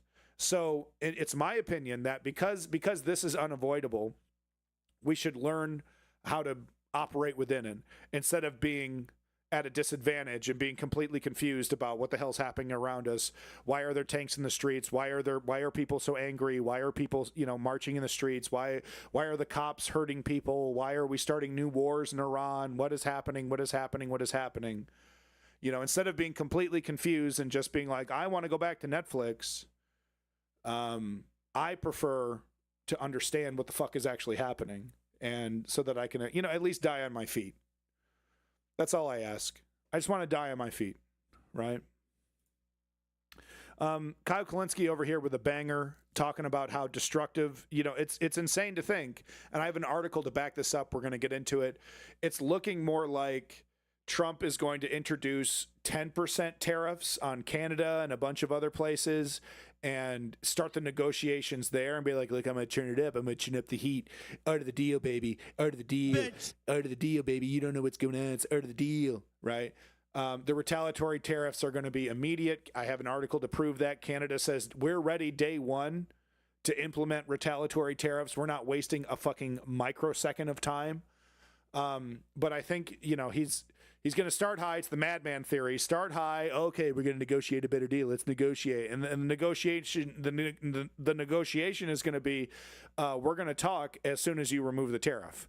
And then we're going to remove our tariff, and then we're going to have a negotiation. That's what's going to happen. Donald Trump thinks it's going to happen a different way. It's not. It's hard to believe. All the bluster, all the lies, all the millions of people who think he's so great. No, he's actually a fucking fraud who's really, really bad at this. When the rubber hits the road, when the fat man's in the chair and the negotiations are happening, he's got no fucking cards. He's the ultimate bluffer. Ultimate bluffer, dude. Taking it to the last motherfucking chance, dude. Lying his way all the way to the main fucking big show. And he's just a pathetic loser. He's actually really bad at this. And he's going to take us all with us. Other countries have a lot of negotiation. It's like, okay, well, America has a big economy. There is a lot of weight. There is a lot of power here. Okay. America does have a lot of sway, but at the end of the day, a lot of these countries understand we can't just acquiesce to this kind of behavior, even though it's going to create economic issues for our country. We have to retaliate with our own tariffs, because if we get into the habit of just acquiescing to this behavior, it's never going to end. So countries are willing to take the economic hit to respond, whereas Trump thinks they're just going to bend the knee. Trump made an announcement the other day that I want to share with you. This is pertaining to the tariffs that he wants to do. He said, for far too long, we have relied on taxing our great people using the Internal Revenue Service, the IRS. Through soft and pathetically weak trade agreements, the American economy has delivered growth and prosperity to the world while taxing ourselves. It is time for that to change. I am today announcing that I will create the External Revenue Service to collect our tariffs, duties, and all revenue that come from foreign sources. We will begin charging those that make money off us with trade, and they will start paying, finally, their fair share. January 20th, 2025 will be the birth date of the External Revenue Service. Make America great again. So obviously you see what he's doing here. There's the IRS, Internal Revenue Service, and he's like, what if we flipped it? External Revenue Service, because I don't want you paying for it anymore internally. I want them paying for it. I want the foreign nations paying for it vis-a-vis tariffs. So he really is all in on this tariff thing. That is very clear. There are two things that we know Trump truly is about: being anti-immigration and clearly being pro-tariff. He cites McKinley all the time. Big tariff guy, McKinley, right? And you can see he's phrasing this like, oh, you're not going to have to pay anymore. And he even said to Joe Rogan, I don't think we should have any income tax. We should just raise it all through tariffs, which... Dog head poop in her diaper. I'm almost done, folks. Be right back. In modern day, that's like psychotic. That could never happen. That would never happen. And you would absolutely destroy the federal government and things that people actually really support and really hold dear, the entire social safety net, right? I mean, it'd be an utter disaster. But he's clearly trying to portray this as, I'm going to take the burden off you and I'm going to put it on foreign countries vis-a-vis tariffs. What's the problem with that argument? I don't know if he's lying or if he just genuinely doesn't know this, but yes, the tariffs are going to come back and hit you. Because the whole point of a tariff is to raise prices. That is the whole point. When he goes out there and says, tariffs don't raise prices, I don't know what you're talking about. Nothing could be further from the truth. Even all economists and even experts on tariffs will tell you, yes, the point of a tariff is to raise the price. So think about it. If you want to revitalize a U.S. industry, pick a particular industry, say steel, right? And you say, okay, well, what we can do is put a tariff on, say, Japanese steel that comes into this country. Ugh. And that means that Japanese steel will cost more when it hits the market. Yes. The basic gist, and you should check out this whole video. Kyle Kulinski nails it. Props to Kyle. Like and subscribe, folks. But he's 100% correct. I've already talked about it. We all know the fucking truth. A tariff is intentionally making something more expensive so that you can control trade. Yes, it's sometimes used as a negotiating tactic, but it's really about, it's like a dial, right? Oh, well, I want to help this industry. I want to help the steel industry in my country, so I'm going to make it a little harder for people to get foreign steel so that they're incentivized to buy steel locally, et cetera, et cetera. You use it in that way. Trump uses it like a pistol. He's like a child with a loaded gun, and he's just running around. Stick 'em up, mister. Give me all your money. Give me all your money. He really seemingly has a very, very tenuous grip. I was trying to avoid using that word, but I couldn't help it. He has a very tenuous grip on actual negotiating tactics.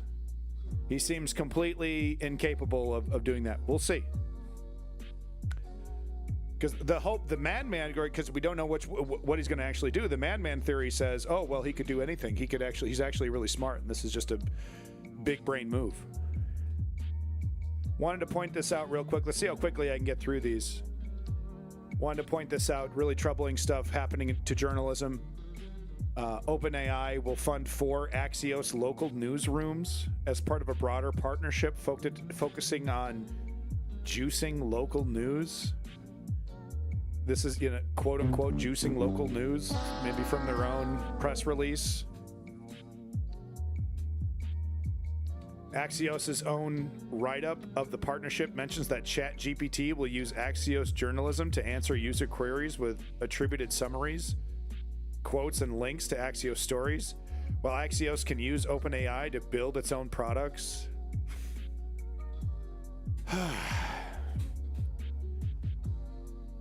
These big companies, this is the direction they're going to go in. Look, this is once again going back to democracy now.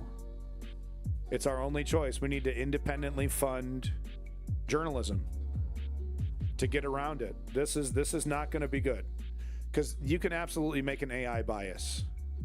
We've seen it. Look at Elon Musk's Gronk. Right? You can absolutely tell it to lean one way or the other. Unfortunately, the madman theory only really works if you aren't actually mad. Well, it still works even if you're technically mad. But certainly doesn't help that you are seemingly incompetent, right, when it comes to Trump. He is seemingly, legitimately doesn't understand basic things. Last time it cost us how much in farmer bailouts? Oh, the tariffs? Oh, the steel. It was a massive loss. It was a massive loss. American farmers got totally screwed. Builders got screwed, right? Who needed steel. Another example of the downfall of journalism. The Washington Post's new mission: reach all of America. Right? We know what this means. We know what this means. Stop fact checking. Stop pointing out the logical fallacies of Republican ideology, of conservative ideology. Start talking about patriotism more. Start, going along with nationalist narratives, and start questioning the legitimacy of homosexuality, I guess. Allow those falsehoods to spread and exist, and give them open discussion, right? Well, I think, to be open and balanced, we should have a debate on whether gay people are human. Stuff like that. So, we all knew it was coming. We all knew it was coming the day Jeff Bezos bought this paper. Right? Started with an editorial. It actually started way before the editorial cartoon. But, that happened just recently. So, I mean, the bias was already there. But there was this like, well, maybe democracy is the way to go. They're like, nope, fascism won. Okay, well, here we go. People are like, oh, you're in for a rude awakening. You're in for a rude awakening, oligarchy. Are they? I think the citizens are in for a rude awakening. Look what happened at Occupy. What did they do? What was the response at Occupy from Barack Obama? Violence, mass surveillance, divide and conquer tactics, infiltrations, agent provocateurs. All this shit happened during Occupy. Under Obama. The reason I keep bringing up Occupy instead of BLM is because Occupy was an honest attempt at, making demands to the government, where BLM was a response to mass police violence against black people, right? Can you imagine how Pete Hegseth handles a protest? That's the thing. He was asked that question directly. I think I have it in here somewhere, but Pete Hegseth was asked, if the president orders the military to go after protesters, what are you gonna do about it? He danced around at the first response, and then he silenced the second response. Yeah, gear tubing, great point. Jordan Sheridan doing a great job covering the Flint issue. Exactly. Obama came down there, drank a glass of water like a fucking third world dictator. Everything's fine. We'll fix it up in a couple months. Completely fucking ignored it. Years later, and they gave this motherfucker a peace prize. Trump said jump. He said how high? Yep. Just wanted to, we all know it's true, but just to give you some fact behind it. Yes, under Elon Musk's ownership, X, formerly Twitter, has suspended more accounts than during Jack Dorsey's tenure. In 2024 alone, about 5.3 million accounts were suspended in 6 months, compared to 1.6 million over 13 years under Dorsey. You could say, well, those are the bots. We know it's not true. Blue Brother, thank you so much all the way over there from Germany. Big props to you, Blue Brother. Have a good night. Sleep tight. Don't let the Nazis bite.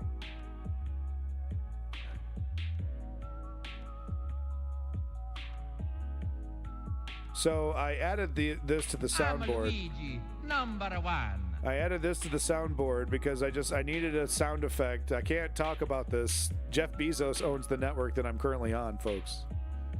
I can't honestly talk about this. Okay?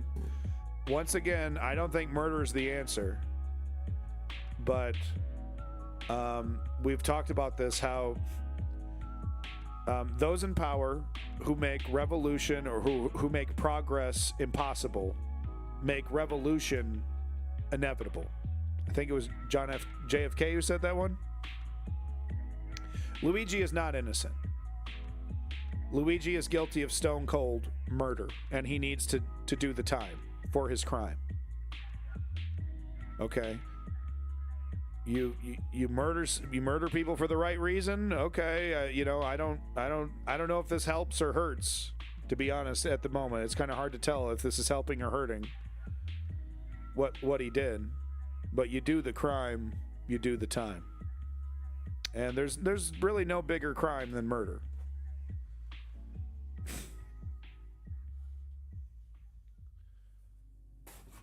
You know. I can't sit here and say what he did was right.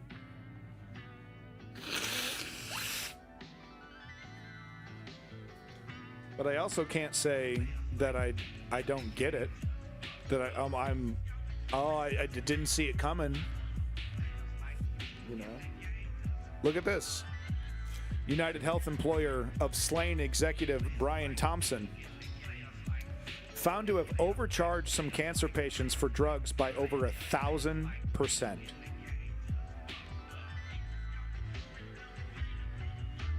By over 1,000%. These are cancer drugs. They help you with pain. They help you with nausea. They help you with all kinds of things after your cancer treatments. Oopsie doodle. Oopsie doodle. Whoopsies. Little technical error. Right? Keep it up, dumbasses. I'm Luigi, number one. Keep it up. Oh, I got a bunker. Oh, I got a bunker. I got bodyguards. I got a bunker. People are creative. Once again, it's not a promise. It's not a threat. It's an eventuality. Okay? Shit rolls downhill. You can't fuck with people's mothers, their grandmothers, their aunts, their uncles, their dads, you can't fuck with people like that forever and expect no response. I don't believe that conspiracy theory. I think he's stone cold guilty, and he stone cold deserves to go to jail for murder. For life. He doesn't deserve to get raped in jail. Okay? He doesn't deserve to be tortured. He doesn't deserve to be... I don't believe in the execution. I don't believe in executing prisoners. He deserves life in jail for committing murder.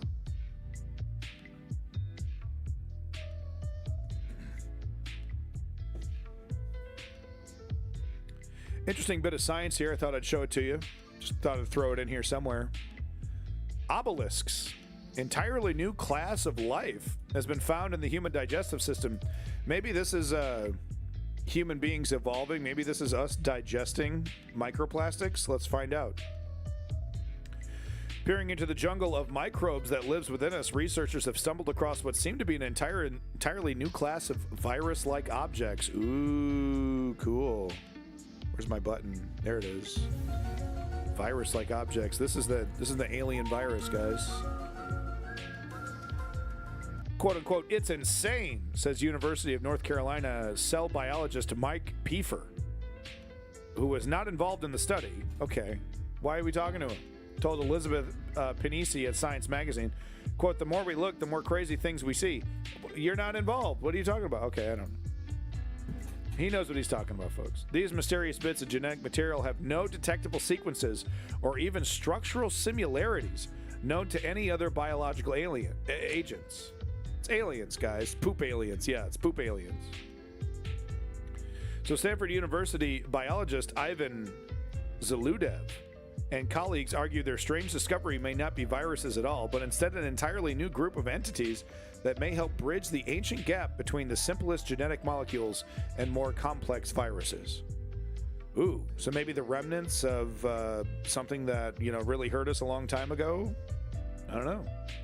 Obelisks comprise a class of diverse RNAs that have colonized and gone unnoticed in human and global microbiomes. The researchers write in a preprint paper. Fake news, fake news. It's probably the same scientist that got $1 million for pretending COVID was real. Stop the jabs. Stop the jabs, guys. I'm with Roseanne. Stop the jabs. Named after the highly symmetrical rod-like structures formed by its twisted lengths of RNA, the obelisks' genetic sequences are only around 1,000 characters, nucleotides in size. In fact, this brevity is likely one of the reasons we've failed to notice them previously, so they're really tiny. Q 2010 music, it's full of stars. Oh my God, it's full of stars. I saw that movie recently. I love it. It's boring, but if you've read the books, it's like fun because it's like they're like, okay, we're not topping the masterpiece of 2001. We're not going to try to do that. We're just going to try to tell the story from the books, and they did a pretty good job. This entire time, the missing link was up my ass. It was, yeah. It was just really tiny. Yeah, I know. That's what I was referencing. You're tubing. Anyway, if you want to read the rest of this article, I won't bore you. It's right here. This is what happens when you put fluoride in the water. Yeah, must be. Must be. But no, there's I'll just show it to you. Roseanne. Tom MacDonald. It's as bad as you think it is. It's, we're going to skip his verse. It's the usual blah, Donald Trump, I want to suck his dick, usual shit. It's really Roseanne here that really puts the nail in the stupid coffin here. They're trying to cancel me and say that I'm a racist. Yeah, you're so canceled, you're doing a music video displayed to millions anyway. Mean hook, they can't get me with that jab. Can't get me with that jab. I mean, how many years since the COVID vaccine? When is this thing gonna kill me? I've had like 8 updates, you know what I mean? I've had the boosters. When am I gonna die? Oh, well, that's the thing that made your kid blind. I checked on that. I did. Because I'm like, God damn, is Roseanne correct? Guys, would you believe Roseanne's not correct? That the vaccine could literally there's no fucking way possible in hell that the vaccine could possibly have done that. I tell you, I blame the PFABs. Trying to take away my right to go and say this. Well, listen up. Once again, she's like, I'm being canceled. I can't say this. You're on YouTube, bitch. This gun is going bad. With the facts. The facts. It's the facts. Facts over feelings. Right. So there you go. You get the point. Daddy's home. Not getting the jab. We want the facts. And what do you think this bitch would do? Presented with fact. You tie her ass to a chair and present her with the facts about vaccine science. About where the origins of this pseudoscience has come from, because all of this goes back to a researcher who did a totally biased paper that even that researcher then came out and said, oh yeah, the science was flawed on that. The conclusions that I made on that were incorrect. Right? He was the person that came up with the vaccines cause autism, right? Sounded like she said a different F word. Fax machine, yeah. But how do you think she would respond? You tie her ass to a chair. You present her calmly and carefully over the course of 6 hours. You fully lay out the facts, right? The facts. It doesn't matter. It doesn't matter. So what do you do about that, right? Well, what you got to do is you don't try to change Roseanne's mind. Okay, you don't try to change Roseanne, the people who listen to Roseanne. You don't try to change her mind. You try to go after the tens of millions of people that are just tuning all of this out. I mean, look at the horror that we just witnessed. Can you blame them? Look, I'm not political, dog. I don't know. Roseanne's got dreads. I don't want to pretend like I even know what the hell's going on with this. I'm just done. I'm just going to watch good times on Netflix or whatever, right? I'm just gonna go into my own stuff. We got to bring them back in, right? With Bernie, we had a chance, Anyway, Davey posted this. I can't take up too much time here. We're going to be talking about Red Note coming up here. But Miss Dummy over here on Red Note, Three Stooges rule. Welcome back, Lenny, by the way. Yo, it's good to see you. I don't know if I missed your intro there, but thank you, Lenny. Even Nick Fuentes hates this, the Roseanne thing. Well, then maybe I might like it. If Nick Fuentes hates it, maybe I like it. So this dummy on Red Note, the new, Chinese fucking social manipulation tool. I don't even know what to call it, but even more blatant than TikTok. Red Note over here. This woman, this social media, this army pilot, I guess. She decided to post the interior of a cockpit. I mean, it's all public knowledge. There's nothing secret in here. But it's just like, have some common sense, lady. Have some common sense about what the hell's even going on, in the world. Okay? Have some awareness. Whatever. If you want an update, I'm not going to get into it very long, but there's the Zoomers have taken care of this, okay? Do you want an update about what's happening with the TikTok shit? Well, this Zoomer has it all figured out. And I can't touch this. I literally can't. This kid would smoke me. He would be able to gish gallop me in a debate so badly I couldn't keep up. You'll see what I mean in a second.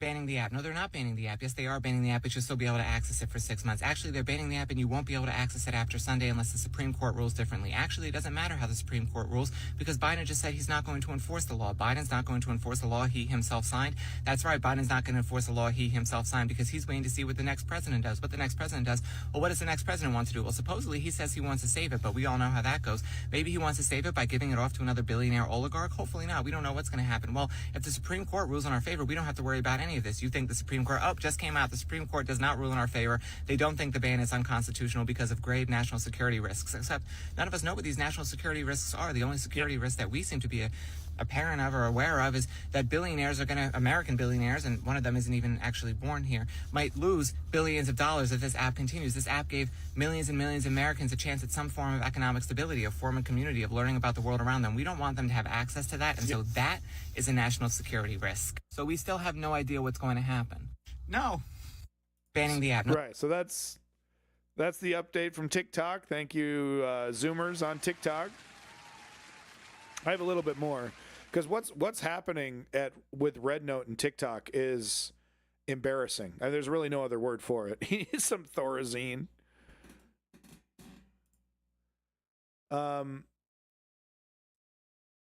Okay, let me do this. I should have queued this up a little bit better. Yeah, let me see. Hold on. Yeah, those two. Yeah, okay, perfect. TikTok. So these, they're so dumb. I mean, look, like people make fun of these social media people because they're like not very smart and they're desperate and they do stupid things. Well, never has there been a better example of they're just so blissfully dumb. They're so blissfully dumb. I mean, here they are. Okay, what am I talking about? Well, TikTok is likely to close on Monday, I think, or Sunday, something like that. Next couple days. Totally lights out. So now they're like, oh, we'll show mommy and daddy. We're going to go to the blatantly communist app. We're going to go to the blatantly communist app that everyone, and we're going to just, this is the worst part. They're just literally, if you've been following this, you know how stupid this is. They're just literally going to repeat all the talking points that we've heard, right? All the China #1 talking points.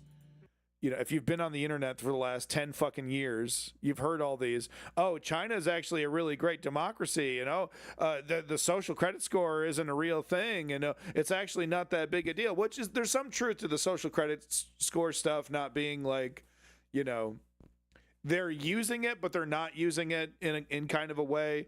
Oh, but they're a stronger democracy. Oh, well, they have a greener, they absolutely do have a greener energy grid, right? So there's some things that China is doing really well, but there's a lot of things. China number one, got it. Yeah, but no, there's a lot of things happening in China that are anti-democratic, that are, you know, authoritarian. You know, of course, what they did to the Hong Kong independence. You know, what they continue to do to Taiwan. The general state of democracy in China, but they're like, oh, the healthcare system is so amazing. The same kind of, you know, government that nailed people. That Tibet, thank you, great point. You know, Tibet still being on the cards, right? Tibetan independence. It's not really a country. It's really just a province of China, right? So these TikTokers over here, hook, line, and sinker, and it's really embarrassing. Look at this embarrassing fool. Repeat this fucking slop. All right. I'm sure that we have all experienced someone telling us when we talk about how bad it is here in America to go and see what the standard of living is in China. Well, we took your advice. I can guarantee this was not the outcome they were expecting. Did you know in China that 95% of their population own their homes? Did you know in China... No, what I wanted to do if I had more time is like literally point by point, 95% of the people in China own their homes. What? There's a massive like homeless migrant community in China. Do I need to show you the videos of people pulling waste oil out of the fucking sidewalk to then use in their own restaurants? There's... that they have almost completely eradicated homelessness. They have a lie. That's a lie. That's a complete lie. It is 0.18% if you want to be exact. Did you know? 0.18% according to the Chinese government. Sir. Look at the fucking smirk. In China that there are no credit checks or credit scores. No credit check. Actually, that's funny. The social credit score is actually related to your credit score. They don't call it a credit score. This motherfucker, dude. This is happening all over TikTok. All over TikTok. America doesn't like my app, so now I'm Chinese. It's nuts.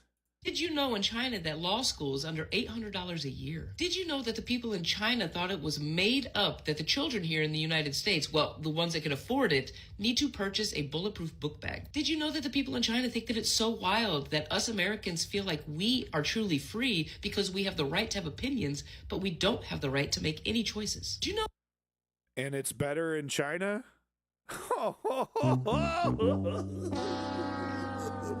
Try having an opinion. By the way, TikTok is banned in China. But try having an opinion about anything other than puppies and kittens on Chinese social media. Anyway, you get the gist. That's 45 seconds of that. Happening all over TikTok right now. And they're, and then they're like, oh, come find me on Red Note. And then they're like, oh, thank you so much. He's not being paid. That's the thing, brother. Boeing, welcome back. He's not even being paid. Technically he's being paid, right, by the social media company. He's trying to get views, but right. That's what these, so somebody, this am I allowed to say cutie? Am I allowed to even say that? Cutie pie? Am I allowed to do that? No, it's cringe. Sorry, I'll stop. But her name's Cowboy Killer. So she decided to kind of make fun of the current trend on TikTok. She's awesome. I'd go hunting with her anytime. Here's your pass. Thank you.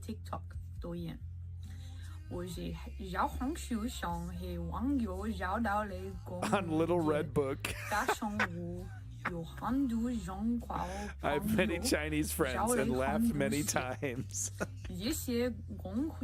Thank you, Congress. Where's the John Cena? Davey, you love that meme. Give me the John Cena meme. So she's very funny. Cowboy killer. Yeah, exactly. Thank you, female eunuchs. Thank you. The memes have been spicy, though. Look at this one. Can Chinese people stop eating our dogs then? Stop lie. No one wants to eat your mother. She dirty. Yo! Yo! The memes have been legendary. We got one more here. All white people, stop use Red Note. You bring pervert and slut behavior to Red Note. No good.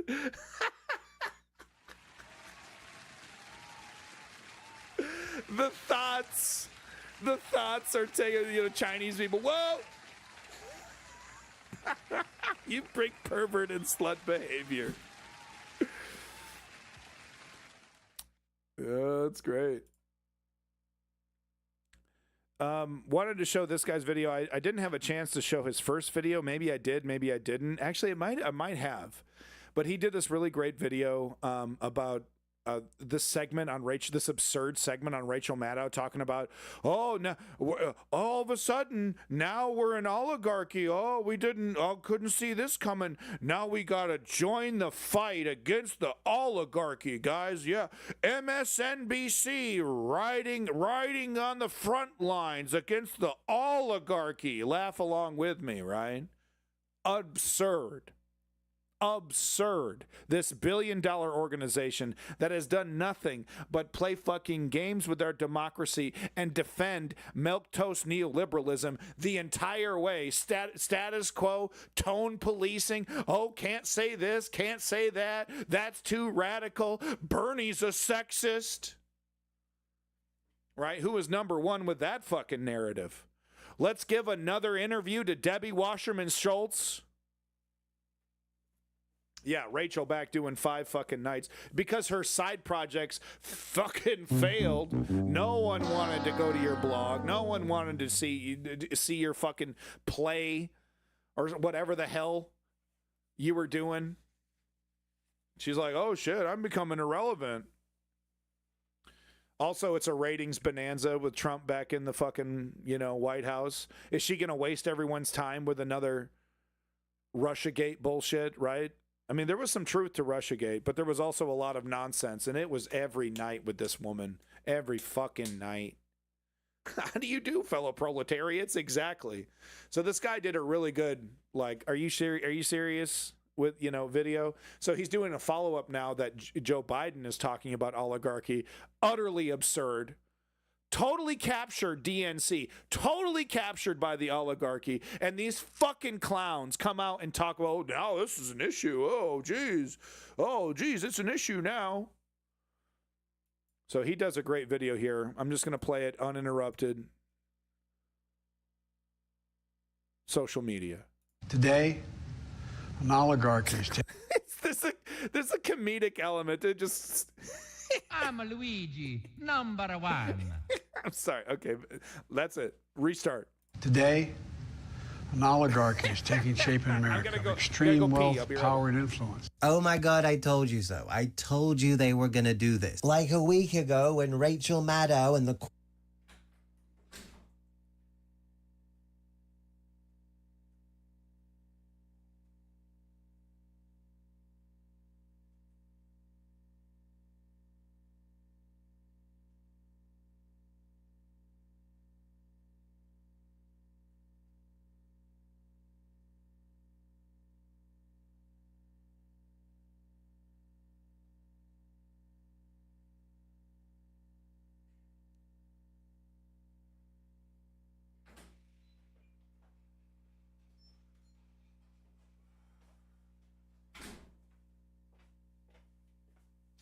Oh, come on.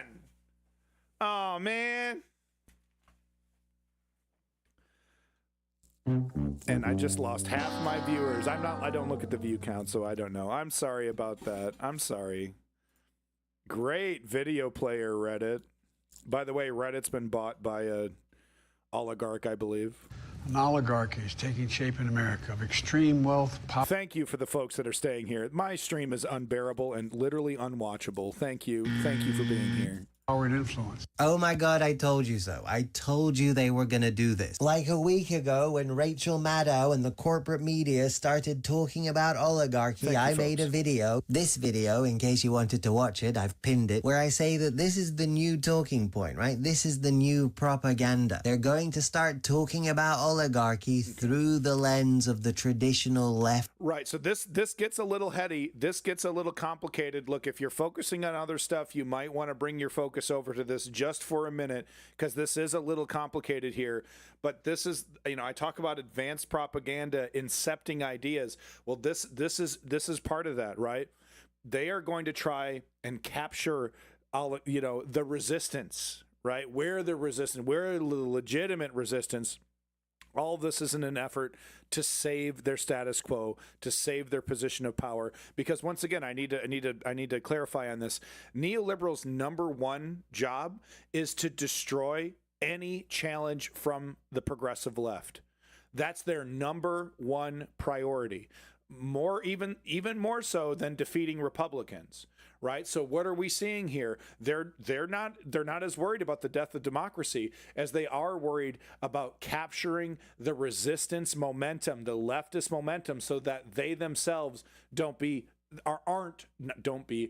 that they aren't subsumed by this resistance that they right. So they're like, oh, we're the resistance. Follow me. It's advanced. It's advanced manipulation. Left-right political narrative. The Republicans are doing an oligarchy. You better support the Democrats. We're the anti-oligarch party now. They're doing this to try and disrupt the growing sense of class consciousness that's growing organically. Oligarchy is already a word that's increasingly part of the collective conversation, but it's part of a narrative that's viewing society more through a top versus bottom kind of dynamic than the traditional left versus right. See, when you're in power, this kind of divide serves your interest. Right, okay, I'm losing you. I feel it. I'm losing you. One more time. Versus bottom kind of dynamic than the traditional left versus right. See, when you're in power, this kind of divide serves your interest. When you convince the people to divide themselves into two equal groups, they'll keep each other in check, which means meaningful change is less likely to occur. And obviously, if you're in power, you don't want the system to change because, well, that's the system that's giving you power. Now, this sort of... And for a lot of the neoliberals, almost all of them, big-time fortunes, money. Divide is achieved by convincing people to focus more on sort of abstract ideological differences more than practical, tangible ones. Because when people start focusing on practical, tangible differences that actually apply to their everyday life, suddenly one group gets a lot bigger than the other. Because these people's lives and these people's lives aren't the same. So this picture is really important, right? We have the elite surrounded, a very, very small elite surrounded by a powerful and frightening, but, ultimately very small force surrounded by an ocean of people. And we call them those in power, shouts someone from the crowd. Those who make progress impossible make revolution inevitable. Okay? It is 1 + 1 = 2. You throw something in the air, it comes back down. This is what happens when you push people too far. I'm Luigi, #1. This sort of divide starts happening, change is imminent. Very wise stuff. Good stuff there. Thank you. Good stuff. Make sure you like and subscribe. I don't know. Or don't. The fucking whole thing. This is what's going to happen, folks. This is my prediction on TikTok. I should give you that. Who cares? It's fucking TikTok. I can give you a prediction. Welcome back, Crail Azanath. Yeah, well, look, Tesla, Elon's doing a great job of destroying Tesla already. They have literally just announced the end of the Cybertruck. That's right, folks. They're done making it. Oh, what a great run. Wow, what a successful. They can't sell the fucking things for shit. They're falling apart already. They're losing millions of dollars on warranty repairs on their little shitmobiles. what for the next 2 years, you're going to see every jackass who thinks, who like Jersey Shore emulator, right? Running around the country in their fucking cyber trucks. But after 2 years, you're never going to see one again unless in a museum. Because you can't maintain them. They fall apart under basic use. I'm talking the best conditions, no bumps. You got shit flying off and falling apart on these vehicles. One of the worst vehicles ever made, okay? So for the next 2 years, as people desperately try to get rid of inventory and the price goes down, you're probably going to see more than you've ever seen, right? You're going to see a lot of these fucking shit buckets.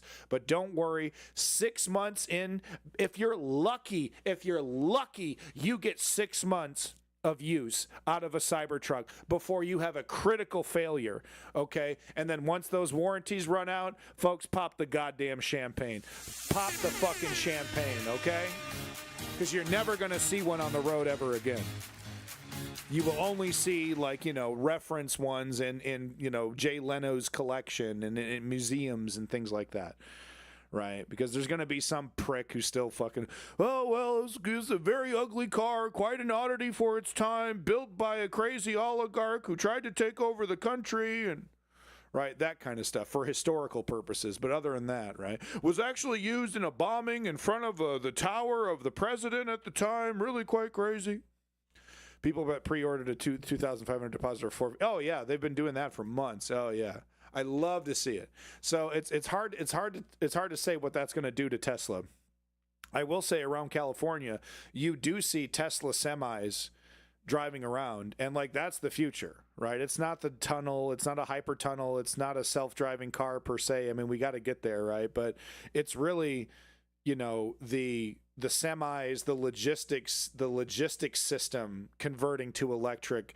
That's really going to, stop putting that carbon into the air. That's a huge contributor to the carbon. All the semis, getting the stuff off the boats into the stores, the final mile logistics or something as it's called.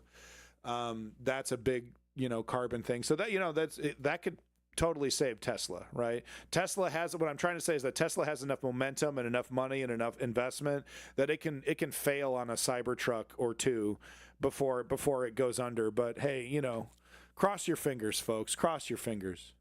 I'm surprised there has been massive class action lawsuits. No, because the class action thank you for bringing that up, Promethean, because that just popped in my head. The class action lawsuits will start once the MAGA cult realizes they're getting fucked. It's like, oh well, I still love Elon. This truck is political to me, so I can't sit here and say that this truck, is a failure, because then I'm kind of saying that my politics is a failure. So once the political mask is ripped off, maybe the first week, starting next week, right? But once the MAGA cult is fed up with Trump, just like they were in his first term, we'll probably start seeing those class action lawsuits. Yeah. Speaking of MAGA cults, I just wanted to point this out. The alpha bros are shaving off their eyelashes because long lashes are too feminine. They have to keep finding new things, right? The new things that make you gay. They have to keep going. This is the cycle for it. If you are following these folks, which I don't think anybody is, break the cycle. They're not experts. They don't know what they're talking about. You have beautiful eyelashes. You don't need to shave them off. You look weird. Could you imagine what these people actually look like? JD Vance over here shaving off his eyelashes and putting on mascara and fucking... They don't wipe their ass either. Oh yeah, because that's too gay, right? But they won't use a bidet. They'll just let it stank up, right? Anyway, break the cycle. It's stupidity. You're getting grifted. It's weird. Speaking of weird, a lawyer says he dropped Meta as a client after what he called a descent into toxic masculinity by Zuckerberg's company. So I don't think I reported on it, but of course Zuckerberg went on Joe Rogan. Yeah, bro, fuck fuck human rights and stuff, bro. Fuck that shit. No, I mean I'm joking, but no, he basically went on there and said, We're going to replace half of our mid-level engineers with AI. We're going to stop censoring the wokesters took over, the political bias took over, and what used to be called moderation is now called censorship. Real cute how that changed. So we're going to stop that. We're just going to do a community note system. And of course, I mean, Facebook was already rampant with misinformation. I mean, it's hard to imagine it can get worse, but no, it will be that is a guarantee. In fact, I don't have it pulled up here, but internally, this leaked last week, I believe. Internally, to the moderation staff that's left, right? Because they still have to prevent the CP, they still have to prevent the gore pictures and things like that, right? So they told the moderation staff, don't ban people if a person says a gay person is mentally ill, right? That's why they're gay. It's not because it's who they are. It's because they're mentally ill. Uh-oh. Something's wrong. Uh-oh. Am I still here? I'm still here. Okay. Something's just wrong with Restream. Okay. To activate chat, please enable channels here. What? What happened? Okay, we're still streaming, folks. I don't know what's going on here. Restream's having a problem. This happens sometimes with Restream. Okay. Uh-oh, Twitch. There's an error with Twitch. Uh-oh, I got banned. Uh-oh. I got banned. That's what's going on. No, I'm still here. You're good. Okay. Okay. It's only a matter of time. Wow, 29 viewers? Holy shit, you guys rock. Dude, that's so cool. Oh, wow. Okay. All right. How can I best rip you guys off? Let's see. Crypto coin. Ooh. Maybe fake some kind of injury or something, Maybe like roll in with a wheelchair. Ooh, that's a good one. Ooh. I could rip everybody. Wait a minute. Oh, just kidding. Oh, just kidding. Going to the ugly part of the 1950s. Oh yeah, exactly, Lenny. Thank you for bringing me back to the subject here. Robber barons. You could resell Trump meme coins to us. You want to buy some? We're doing it. Gratuitous. Thank you for sticking around, everybody. You guys rock. Superstars. You guys rock. Seriously, thank you. The regulators in the chat. No, so back to Zuckerfucker here. Dressing like a Zoomer. Homies, people are speculating he's about to divorce his wife and go totally Jake Paul, get himself a little 19-year-old, Hey, you want to go to my island I bought with my old wife that I divorced because she's like lame and stuff. But I bought an island on Hawaii, and do you want to come to my island and stuff? I sent my kids somewhere else with my stupid wife. She's like lame. She doesn't even know how to play Fortnite. Yeah, I know. Quick double tap. It kind of felt like that. No, I'm back. Okay, everything's fine. It was a glitch with the Restream. Anyway, fucking Zucker.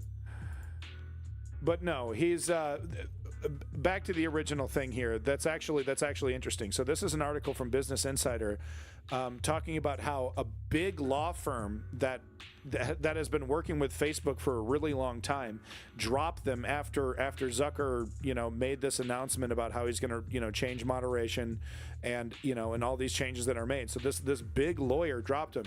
And what's interesting is that this is our technology, and there's actually some people speculating inside the comment section here. See if I can find it. That this is actually a really bad sign. I should have highlighted it. Sorry, it's my fault. That this is actually a really bad sign because lawyers, big lawyer firms, they don't just drop big clients out of the blue, right? They don't just take a big cash cow like Facebook and just like, oh, we don't like what you said and dump them. What people are what the people in the section here that I'm trying to find are speculating that this law firm is expecting Facebook to be sued up the wazoo for discrimination.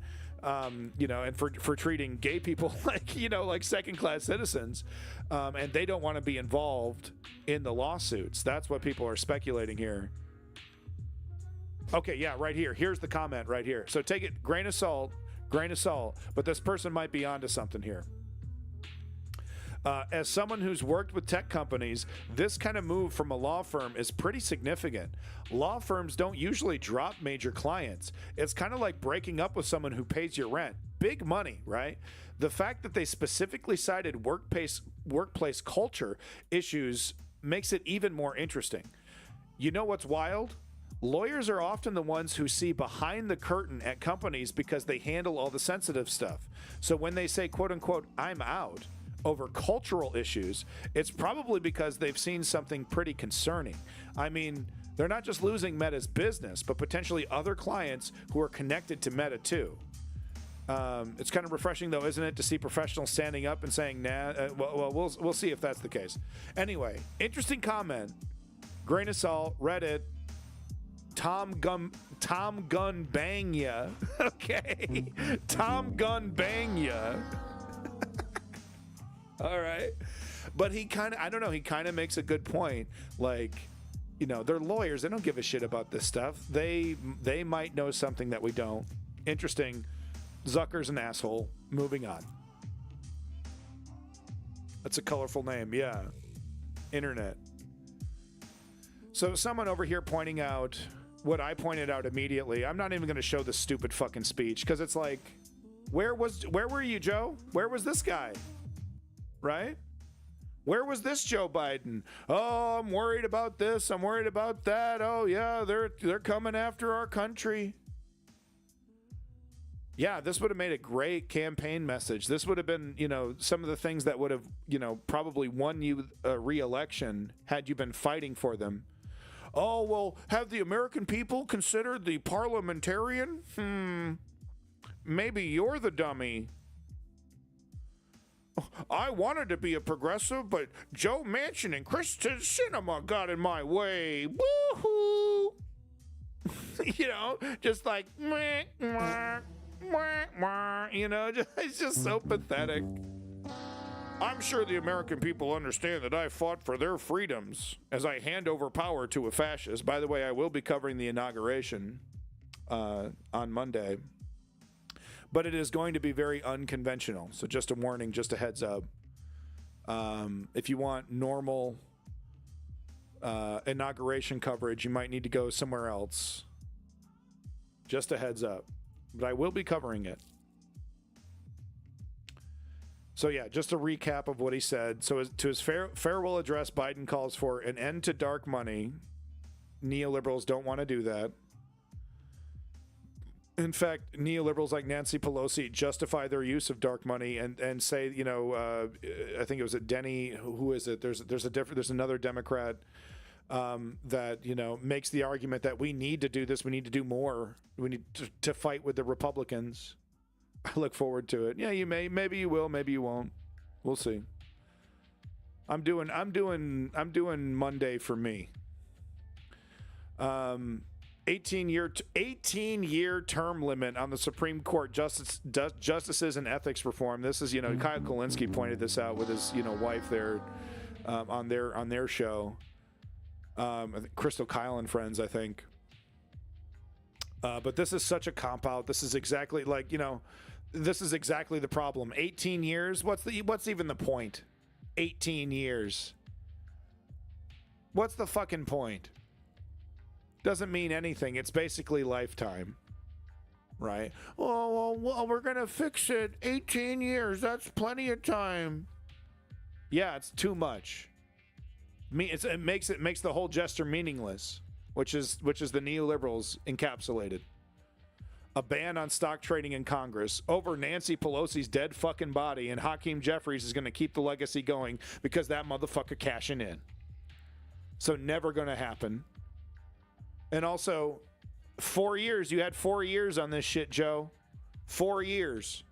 Oh, we tried. No, the fuck you didn't. Amending the Constitution to say no to president is immune from crimes committed in office. Yeah, good line. Impossible. And you know goddamn well it's impossible.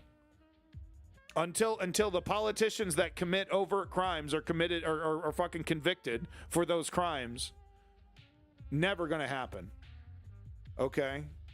Because only when politicians are held accountable for committing crimes would we have a democracy robust enough to have a constitutional amendment process actually go through. For those who don't know, for the people who are outside the United States, you need almost complete unanimous consent to amend the Constitution. It's happened in the past. It's very difficult, and it can only work if America's governing bodies are actually at a functioning level, and they're not even close to that right now.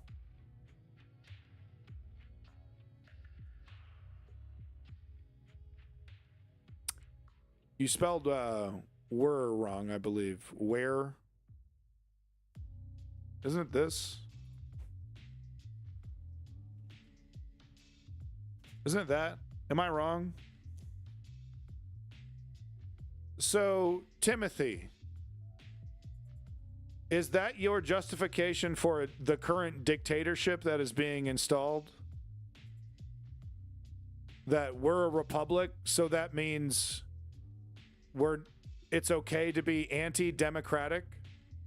I'm about to blow your mind, Timothy, because what if I told you we're a democratic republic? Well, at least we used to be, until assholes like you started destroying our democracy, and assholes like this started letting you do it.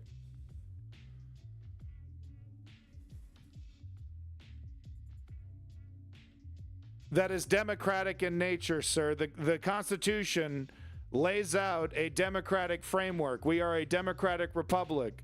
Once again, is this your terrible, harebrained excuse for installing an anti-democratic dictator who is going to piss all over your constitutional republic?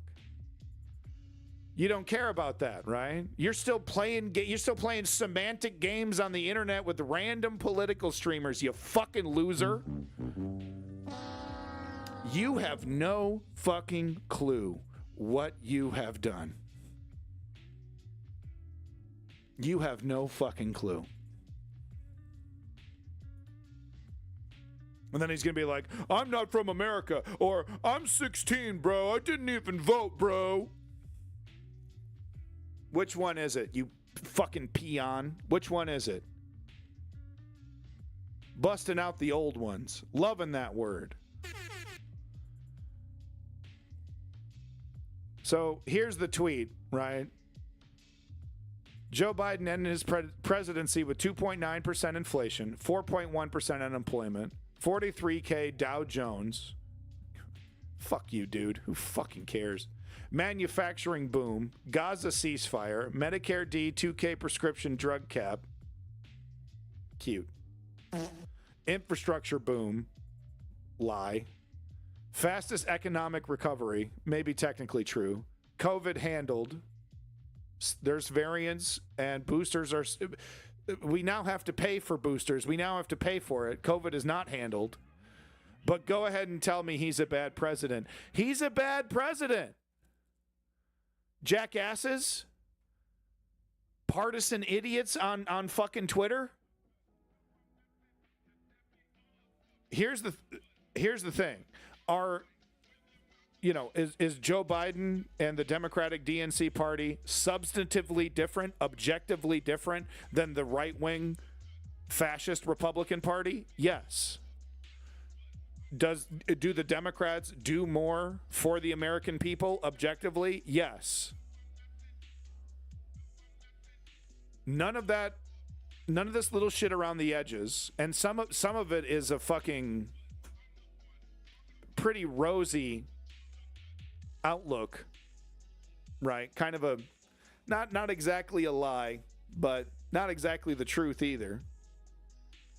None of that matters because this man handed over our democracy to a fascist.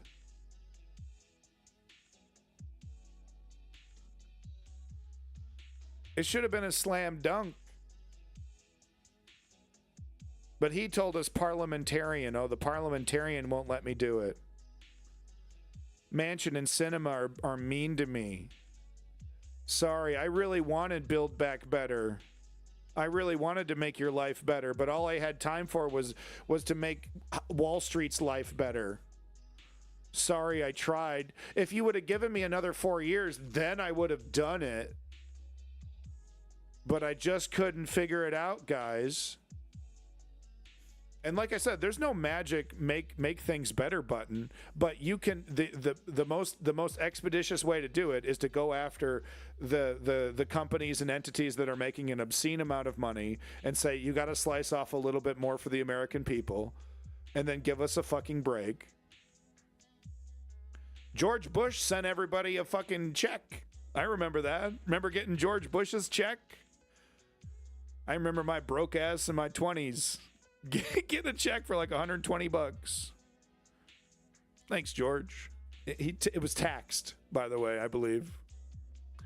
COVID abdicated on what they realized declaring victory would be politically expedient and gain them vax and relax. Privatizing Medicare via... Can't quite understand what the word means there. The Constitution lays out the federal democratic republic facts. Yeah, fact. Actually, we're not a democracy, so it's okay to install a dictator. You stupid ass. I watched a Jordan Peterson video. Apparently, the Nazis are like left-wing socialists. And there's a communist Marxist takeover being run by the DNC. They're embarrassing. And I love shitting on them. I fucking love it. It keeps me here. Keeps me planted in my seat.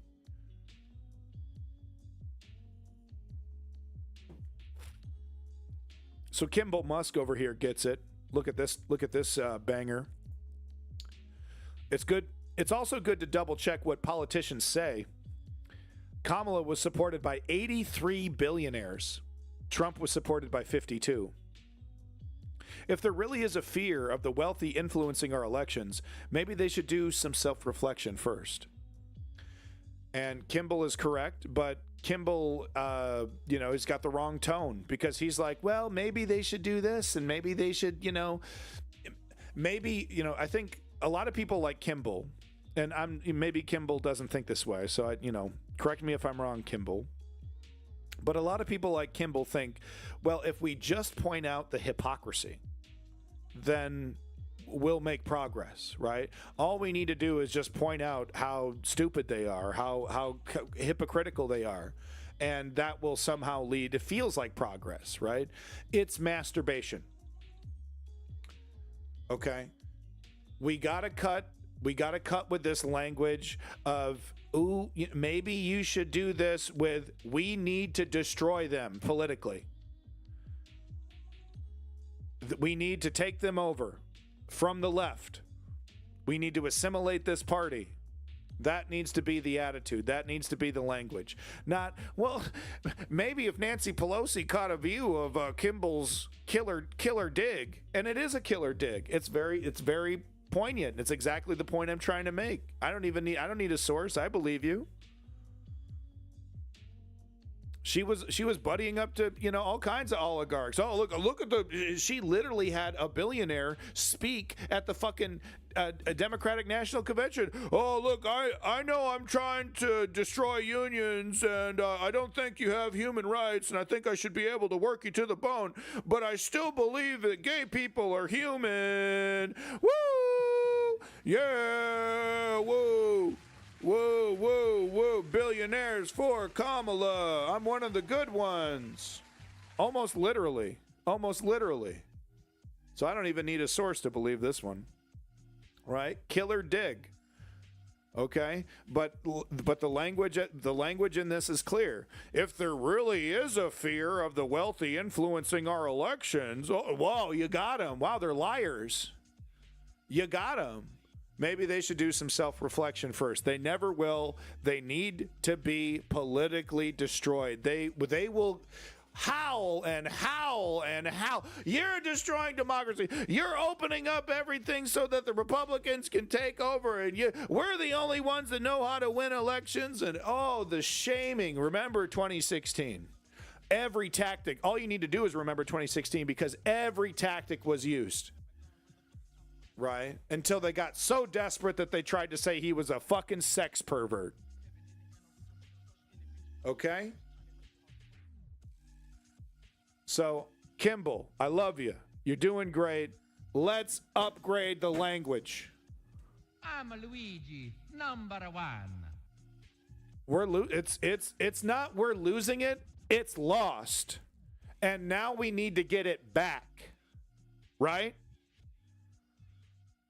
Whatever you want to call it, freedom, liberty, democracy, whatever you want to call it, it is lost. We have lost. And we need to get it back.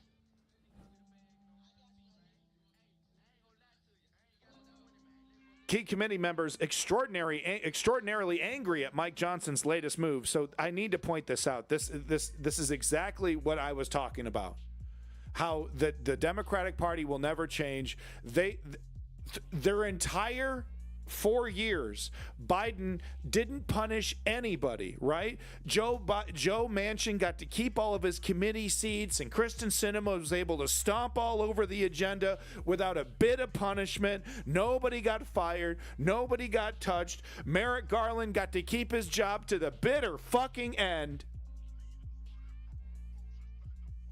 And here we have day zero, before even the Trump administration has even started. They have removed committee seats from politicians that have not fallen in line, that have questioned Trump even the slightest bit. They are being immediately removed. Not from power, because that's not how it works. They get to keep their job, but they get removed from critical committee seats. This is the kind of shit that the DNC could have been doing, immediately punishing these people. Immediately making, yowza, baby. No, I'm kidding. Immediately making, immediately adding some ramifications to some of these, actors, Manchin and Sinema. Some of their, we could punish some of these Democrats that haven't fallen in line with Build Back Better. This is how you win. But they never did it. Joe Biden never did it. Democrats never did it. Why? Because Joe Biden agrees with Joe Manchin. That's why. Oh, can't say that. Can't say that. Oh, we don't know. MSNBC clutching their pearls so hard they shatter. But here we have, before even day one in the Trump administration, House Speaker Mike Johnson on Wednesday made a surprise move to oust Rep. Mike Turner as chairman of the House Intelligence Committee, and it's reportedly not sitting well with many members. So he's saying, oh, I made this decision independently. It wasn't because Trump told me. Everyone knows it's a fucking lie. Everyone knows immediately Trump made this edict, made this order. Mike, you got to do exactly what I say. I don't like this son of a bitch. He disagreed with me. I don't like this. Remove his committee seat. Okay, can we fire him? We can't fire him? Well, we'll see what happens on Monday. We'll see what happens. At the very least, let this motherfucker know he can't do shit to me. Remove him from his committee seat immediately.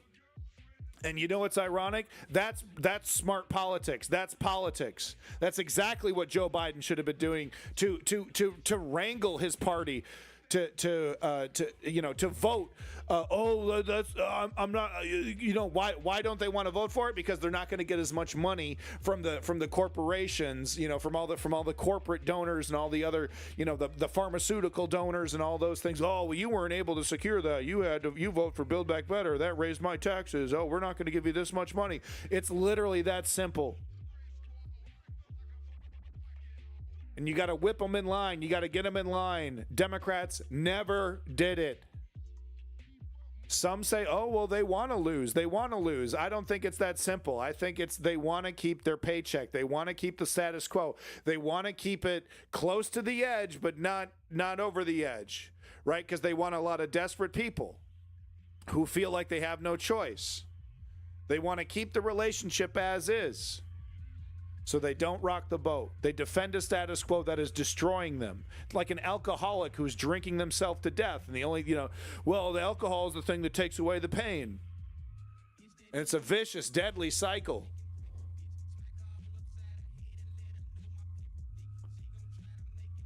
Real quick on these confirmation hearings, Padilla Will you defend birthright citizenship as a law of the land? I will study birthright citizenship. It's on the table. From Pam Bondi. Padilla, you're asking to be considered as Attorney General and you still need to study the 14th Amendment of the Constitution? It's all on the table. The Constitution will be summarily ignored. The Constitution will be ignored. Executive orders up and down. Oh, we can't do. I don't feel like doing a constitutional Congress. We don't need to do anything. Executive order. Challenge me in court, because like this is what needs to happen, right? The challenge is going to go to the right-wing Supreme Court. The Supreme Court is going to uphold its ruling earlier that presidents are allowed to do anything, including kill their own political rivals with a SEAL Team 6 strike team. And unless they're impeached, okay, well, let's impeach him. What, really? So Donald Trump isn't going to use his weaponized Justice Department to go after any politician that even flirts with the idea of impeachment for any of his crimes. Oh no, he's going to sit there, dictator of the fucking world, dictator of the United States at least, and allow an impeachment process to proceed unimpeded. Found guilty, and then, well, guess they got me, and walk into a jail cell, huh? Can we stop smoking crack? Right? Anyone seen that movie, Sully? Anyone seen that movie, Sully? No? Remember the guy, he like saved everybody? It's a famous scene. Can we get serious now? 50. Told, but I can't quite about the computer simulation. These pilots were not Sims. We've all heard serious. There we go. I really don't know what you gentlemen plan to gain by it. Can we get serious now? Can we please get serious now? Great movie. Check it out.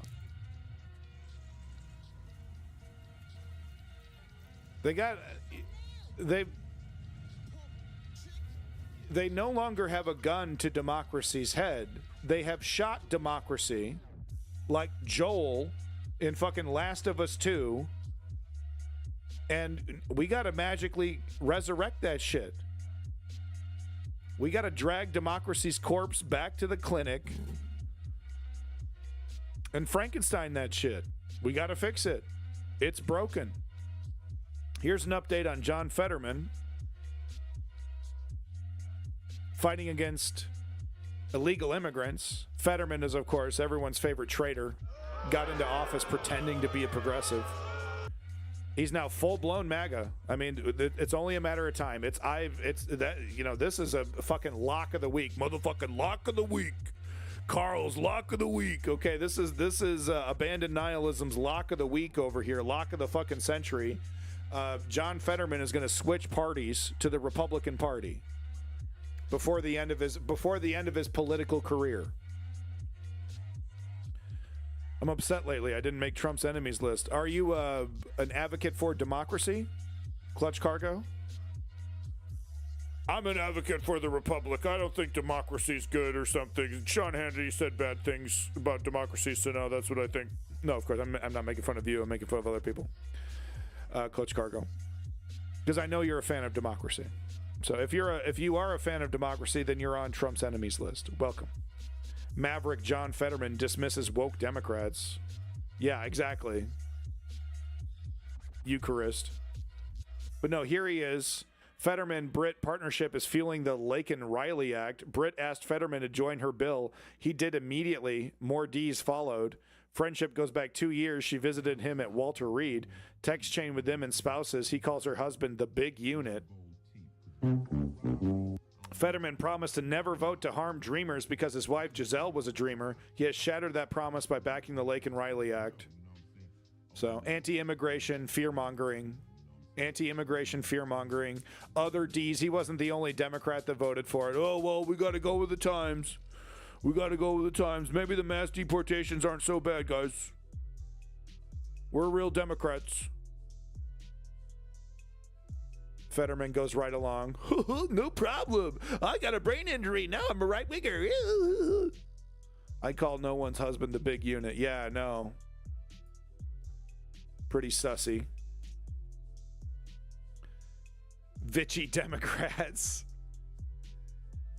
This is so absurd. I have a hard time believing that this isn't some, parody. I mean, it's literally like Lance bunch of numbers.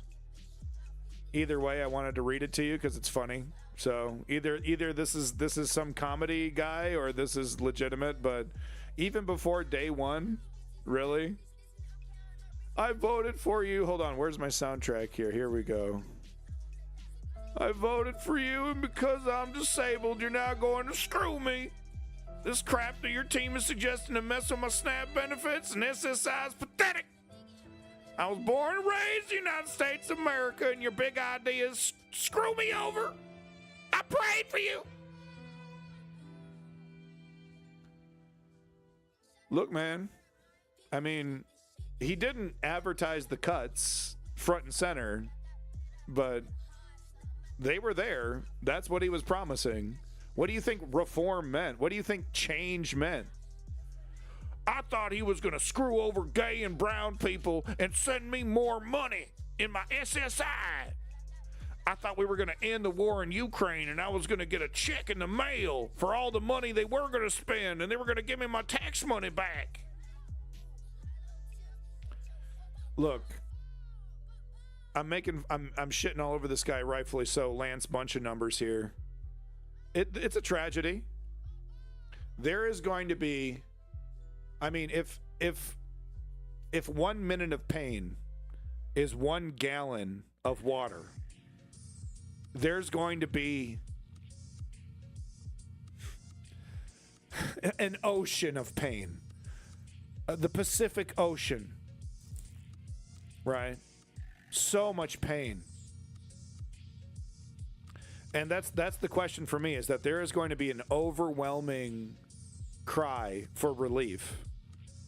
And Donald Trump is going to be like, sick the military, or is he, what's he going to do? Because we're going to see crippled, old, young, all sectors, left and right, in the streets, if he does what he's promising. So this is that story that was covered on Democracy Now! Absolutely. No, this is a different one, actually. That other woman was a black woman, but here we have yet another example of Republicans telling women, no, you either have to die or you have to get close to death. And doctors and nurses going right along with it. Some of them believe, some of them don't want to be arrested. Some of them believe in this. Pregnant teen died agonizing sepsis death after Texas doctors refused to abort fetus. It's happening right now. Pregnant Texas teenager died an agonizing death from sepsis after doctors refused to abort her fetus even after she began to miscarry, which means that her body was in the process of ejecting the fetus from her body, and the doctors still refused to assist. Naveen Crane, 18, looks like this is her picture at the fucking prom. Damn, boy, you scored. You scored big time. I looked way worse. My prom photo, I had white hair with blue tips, and I was wearing a white suit, and I thought I looked cool, and I did not. Ooh. Homie scored big. Homie scored big. So she visited the ER 3 times. Had to wait 20 hours before she was admitted. The doctors and nurses want this. Yeah, this is the way. Somehow this is good for God. I don't want to get sued. They let this poor woman die. They let her fucking die, dude. She visited 3 times. And who's held accountable? Who's held accountable? The front desk lady that was probably a bitch, you know, by the 3rd time. Ugh, you're back. Yeah, I have a dead fetus in my body. Ugh, didn't we deal with you like an hour ago? Ugh. I guarantee you she got, as she's dying, she got smoke from the fucking nurses and doctors. Oh, you're wasting our time. Can't you just die in the streets? You think it doesn't happen? Look, sometimes it just depends. Just like everywhere, right? It depends. Sometimes you get doctors and nurses that, you know, bend over backwards. Sometimes you get individuals that let you die. But she had to plead for medical assistance with doctors waiting to perform 2 ultrasounds to confirm her fetus had no heartbeat before they would intervene. 2 ultrasounds. Totally unnecessary. You know, I guarantee you that was just some random rule some Republican needed for an election. One isn't enough. I want 2. You got to vote for me. I believe in guns and no abortions, and we don't live in a democracy now, so we got to get Trump in there. Guarantee you that's what it was. 1 isn't enough. Some dude, some guy. She is one of at least 2 pregnant women who have died after doctors delayed treating miscarriages due to Texas strict abortion laws, according to a report by ProPublica. Disgusting. Experts told the publication that there was no medical reason to make Crane wait for 2 ultrasounds before taking action to save her. The reason why experts are saying that is because experts were not involved in making that rule. If you want to know more about this, here's the rest of the article. Tragic, really. I mean, it's, you know, there needs to be new words for this. And who the hell is going to be held accountable?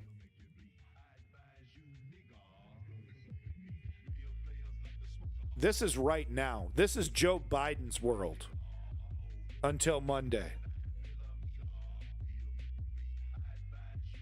And they're the party that tells us, oh, we care about this. We care about this. Yeah, exactly. Eldon. Ugh. I guarantee you. Oh, you're back.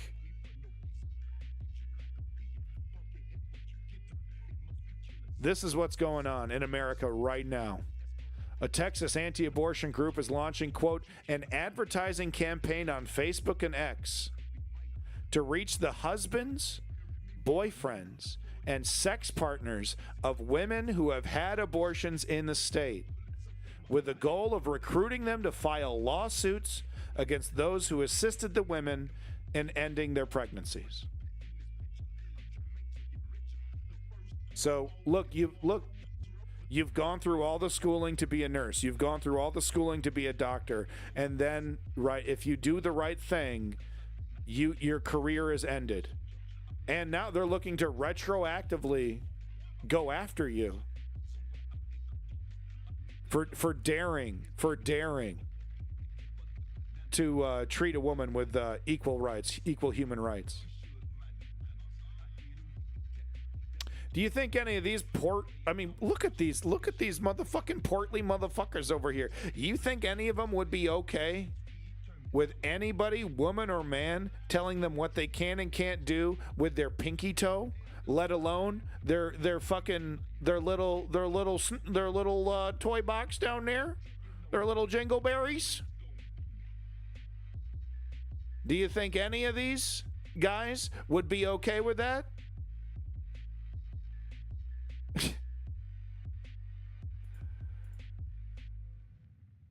Right?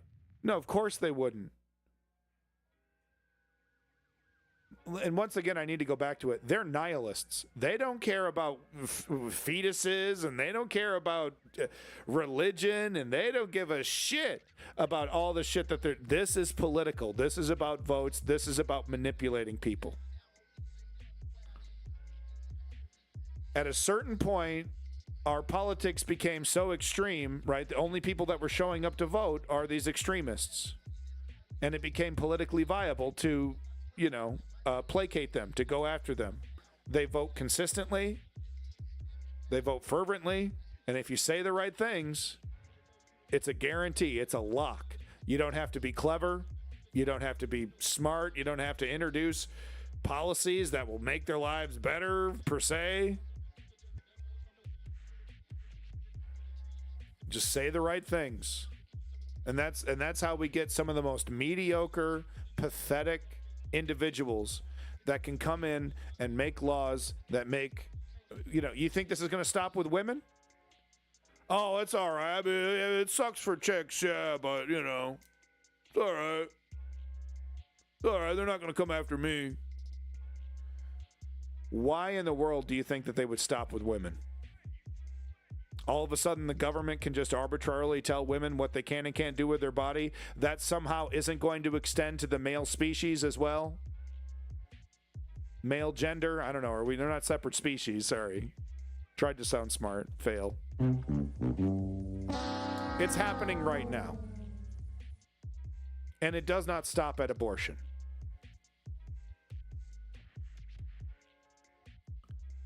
Jesus Christ, gratuitous. Like I said, I've thrown in a couple of these really cool videos just throughout this chain of pain. But this is history right here. Historic footage, folks. The first time mankind has ever captured a meteorite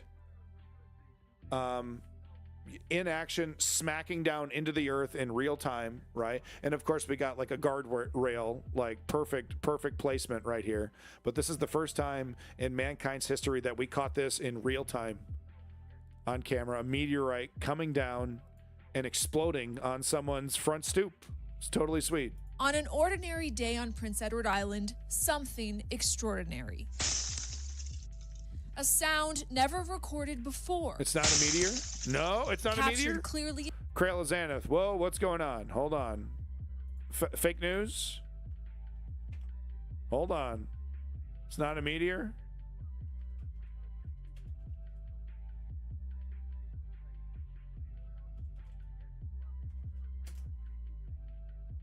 Everyone says it's a meteor. Meteoric strike, rare video. I saw news but didn't read it. No, I think it's legit. Meteorite strike captured in rare video. Sound was also recorded in footage of space rock hitting house entranceway, producing a cloud of smoke and a crackle. Let me search. Okay, so there it is coming down. Ooh. Piece of chicken. It's a piece of chicken from a plane. Barbecue. Someone needs to hit the kitchen, man. Donald Trump won the majority of white women voters. Mind-blowing. That blows my mind. I can't. Really? Anyway. Here's this asshole who's gonna give the rich everything that they want. He's gonna give the rich everything that they want. And oh boy. It's okay. We'll just send the cops. We'll send the cops after you. We'll send the military after you. Oh yeah, you're gonna bitch and moan. You're gonna bitch and moan, but you're gonna take it. You're gonna take it. Looks like Keir Starmer's brother. Ouch. But you're going to take it. I'll be okay. I'm rich. I'm protected. Everything's okay. My investments are protected. I'm a big smart guy. I'm better. I'm smarter and better than everybody. I know what I'm doing. He's in for a world of hurt. And Donald Trump's going to be like, hey, you smart. You're supposed to be smart. You told me to do this, and the economy was going to get better. You said if we do this and we do that, everything's going to get better. How come nothing's getting better? Everyone hates me. How come they hate me? They're doing bad pieces of me. They're spreading fake news on Fox News now. Everyone's saying I suck at the economy. You said I was going to be great. That's what's going to be happening. Give me a Coke. Give me a Coke. This is the single most important economic issue of the day. Right. Tax cuts. This is for the pass rich. fail. That Pass fail. This, if we don't do it, if we don't extend these obscene tax cuts, I've said it already. if we do not fix these tax cuts, if we you do bet, not Frag. renew and extend, I'm a Luigi. then we will be facing an economic calamity. I'll take a look, Davey. And as always, Economic with financial calamity. instability, If Jeff Bezos pays another penny in tax, economic calamity. There you go. There you go. Goodbye, economy. Jeff Bezos had to pay $5 more. Goodbye. Right down the toilet. I thought you loved capitalism. Look, we got a yacht within a yacht. Could we get a yacht within a yacht within a yacht on a boat? You got to dream big. It's America, baby. that falls. And look, you're just a couple steps away from getting Jeff Bezos money, okay? Jeff Bezos came up with this whole idea in his garage, okay? All it takes is a little elbow grease. You just need to work just as hard as Jeff Bezos, okay? That's all you need to do. He's a superhuman. He's better than regular human, right? Super important human, smart guy. He's really smart and hardworking. So all you need to do is emulate Jeff Bezos. Okay. It's not about being first. It's not about getting a little lucky, being in a time of technological expansion and catching a wave. And, it's not about that. It's just, we're a meritocracy. Okay. All you need to do is work hard and then money. Okay. If you don't succeed, then you're not working hard enough and you're not smart enough. I don't care that you have 2 jobs. I don't care that you got a college education. Oh, I don't care. I don't care, man. It's just, you're not good enough. Jeff Bezos is the Ubermensch, okay? He's just better. What I just said is passed off as common sense by millions of people. On the middle and working class people. We will see a gigantic middle class tax increase.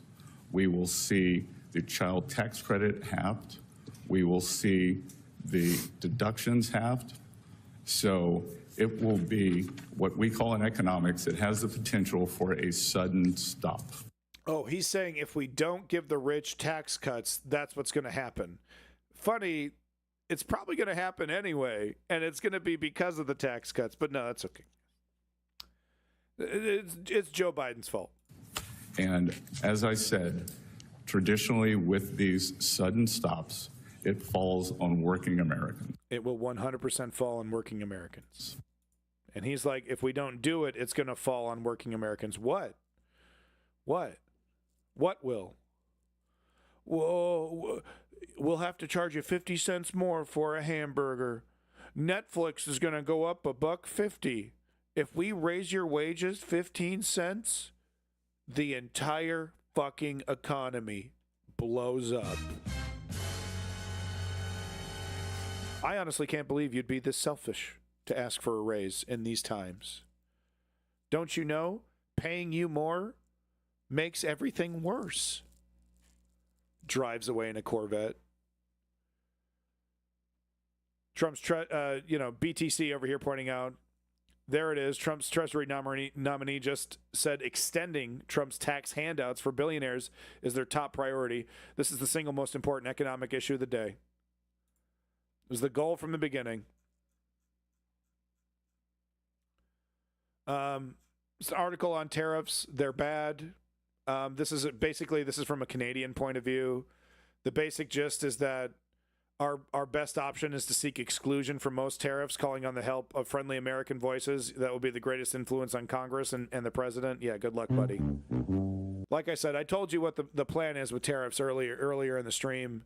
The plan is implement them, 10% or so, right? And this guy gets into it. This is where I get that number. Donald Trump's tariff policies will soon be announced, likely on day one. My hunch is he'll start with a relatively low rate, probably the 10% he promised during the campaign, and then ramp them up against countries that retaliate or don't try to negotiate. I don't pull that hunch out of thin air. It's based on a November 2024 paper by Stephen Murin, whom Trump has nominated to chair his Council of Economic Advisors. So this is a guy that's close to the campaign. He said, this is how we're going to start. If I were to do a tariff against Canada, this is how I would do it. Start off with 10, negotiate down. Doesn't work this way, guys. Doesn't work this way. There is a faction from Alberta.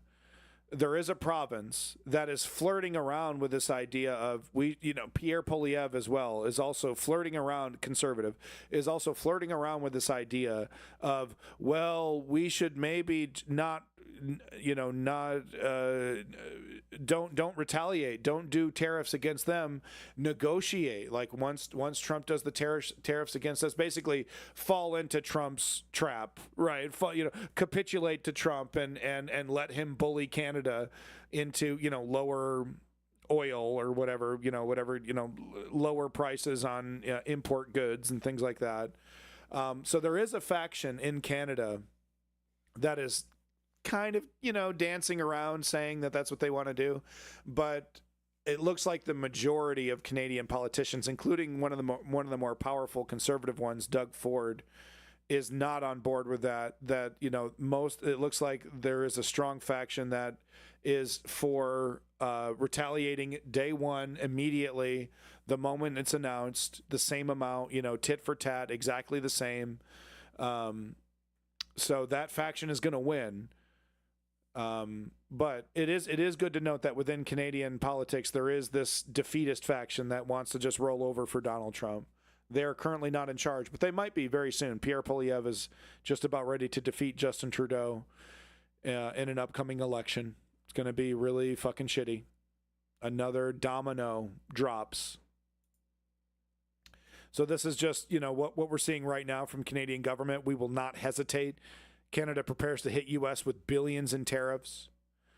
Ottawa is ready to retaliate if U.S. President-elect Donald Trump slaps Canada with devastating tariffs, Prime Minister Justin Trudeau promised Friday. So Justin Trudeau has announced that he's stepping down, but he's currently still in power. He will be for the next couple months, it seems.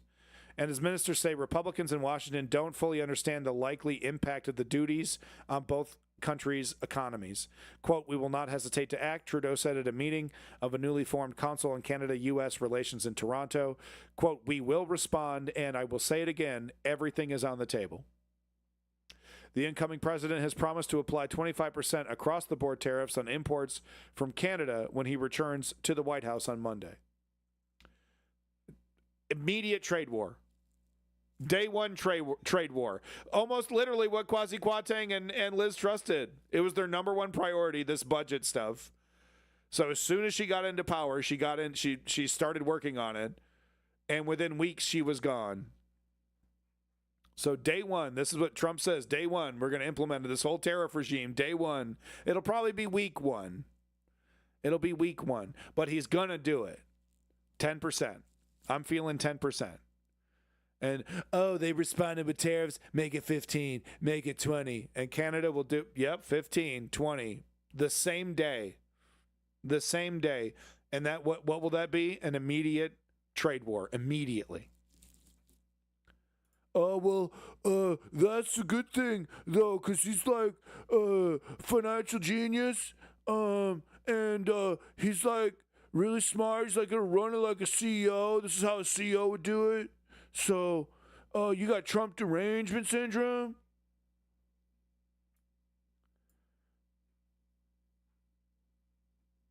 Pretty wild shit. Republicans playing around. On to the next story. Pretty wild shit over here. Republicans. The great picture, by the way. Republicans playing around with the concept of not helping certain states during disasters if they're left-leaning, right? So this is a terrible idea, because they think, we're going to make you more right-wing by force. We're not going to give you aid. Once again, just like the tariffs, there will be a response. Republicans will stop, or Democrats will stop giving, Republican states. Let me see if I can find the picture here. Woke Patriot put it up. No, it's on the Discord here. 1 second. But Woke Patriot put up this great photo or this great image, I'm sorry, of, okay, what are the states that pay into Washington, that pay into the federal government, and what are the states that receive more than they pay into? Do you see a trend? It's interesting Texas isn't on there, but do you see a trend? Right? So Donald Trump over here and other Republicans are flirting with this idea of not giving California or any right, any left wing, any state that they would consider left leaning aid money in a disaster, unless they capitulate to certain demands, right? Oh, you got to stop, take the tampons out of the men's bathroom. Then we'll give you food money for FEMA. Yeah, how? I don't, who knows how that regime would look, how they would do it, who would make those decisions, how much that would be. But I guarantee you it would only need to happen once. It would only need to happen once before these left-leaning states respond somehow. I don't know.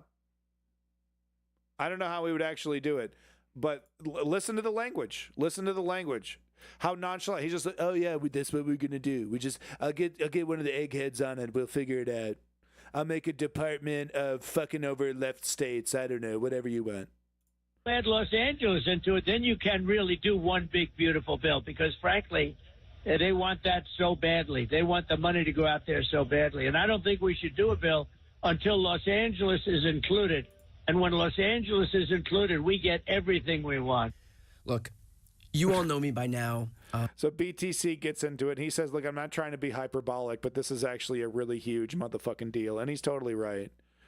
I don't quite understand. That's not that big a deal. Trump was kind of squirting around it, so I don't know. Okay, well, here's a politician that's laying it out straight. Tommy Tuberville, proud fascist, here to explain how this would work, I guess, or what it would look like potentially.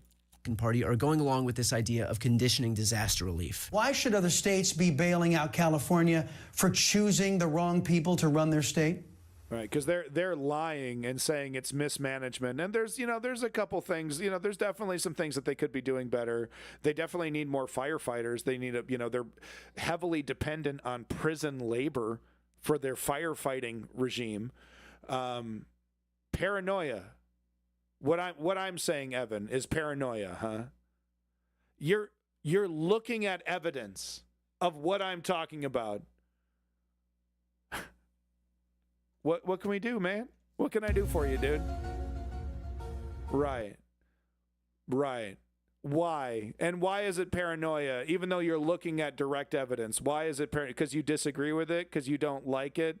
Because the truth of this makes you uncomfortable? Is that why it's paranoia? Do I have Trump derangement syndrome because I'm literally pointing a mirror at you? Come on, man. It's pathetic because it's not true. What isn't true specifically? Here is a Republic. Trump and Tommy Tuberville and this ghoulish idiot on Newsmax over here, right-wing network. I'm sure you probably watch quite a bit, probably, right? Literally advocating for withholding money, and you're like, oh, it's paranoia. You're crazy accusations, not even true. I mean, what the hell is wrong with you, man? Made up by fault. You're a waste of my time. I'm done. I'm literally done talking to you. In the Republican Party are going along with this idea of conditioning disaster relief. Why should other states be bailing out California for choosing the wrong people to run their state? We shouldn't be. They got 40 million people in that state, and they voting these. We shouldn't be. We shouldn't be. Why are we bailing out? It's paranoia. I'm not going to waste another fucking second on that idiot. I already flushed him. But the only thing we can do is know where we stand. They try to gaslight us. Literally, don't believe your lying eyes. Right? They will do that until they've won. And what have they won? What have they won? We shouldn't be. They got 40 million people in that state, and they voting these imbeciles in office. If you go to California, you run into a lot of Republicans, a lot of good people, and I hate it for them. But they are just overwhelmed by these inner city woke policies with the people that vote for them. They don't deserve anything to be woke policy. They don't deserve anything. Honest with you, unless they show us they're going to make some changes. And before we unless we de-wokeify. What does that mean? Treat gay people, what it means to Tommy Tuberville, treat gay people like second-class citizens. You know, put gay people back in the closet. Treat black people with disdain. Oh, is there a black person driving the bus? Uh-oh. Hope they're not a DEI hire. Right? Tommy Tuberville wants a society that backs up his racism, that backs up his ignorances. He doesn't want to change. He wants to bend society around his fucking ignorant ass. Fake news. They don't want to do that. Put funds into place, we've got to find out exactly how we're going to hold these leaders accountable and what sort of policy changes are required. There's going to be hearings. There's going to be what sort of policy changes are required? We're not going to send you FEMA money. We're not going to send you soldiers, right? If you have a state of emergency, right? The Corps of Engineers, we're not going to send them in unless you cut DEI practices out of your government. Do it right now. Pass a bill right now. You fucking commies. Because that's how it works, right? Oh, you want aid money? Oh, fake news. Paranoia. Of Congress, there can't be a blank check on this. I think there should probably be conditions on that, Dave. That's my personal view. First of all, you do it once, and you change history, you stupid fucks. You do it once and you change history. So, I mean, seems like that's what they're going to do. So go ahead and do it, you dumb fucks. Next disaster, hold back money. Tell me how that doesn't divide the country, by the way. Mexico sent firefighters, Ukraine sent firefighters, I believe. I haven't seen a headline about Mexico, but I believe it. Like I said, the California firefighting department is heavily dependent on prison labor. With that said, Gavin Newsom increased the funding by like $15 billion. There was one bill that he didn't pass for one reason or another, but then there was another bill that he did pass that was a massive increase in the firefighting budget. Like I said, I'm not going to sit here and say Gavin Newsom and the neoliberals are, they did a stellar job, but I'm also not, I don't have enough facts in front of me to say, yep, definitively, this is because the woke DEI policies, that's why the fire spread. The wokeness, the wind gods, hey, are you treating black people with respect?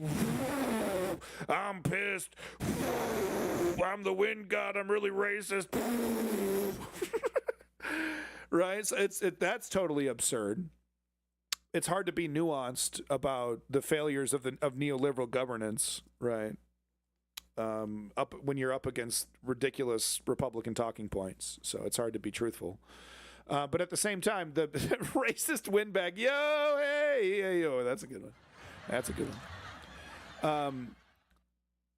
But the big lie is that, it was underfunded. They cut this, and there was one bill, like I said, that wasn't passed, and then there was this other bill, a massive, like I said, multi-billion dollar, I think it was 10-15 billion influx of cash into the fire department, right? So not a joke by any means, not a joke at all.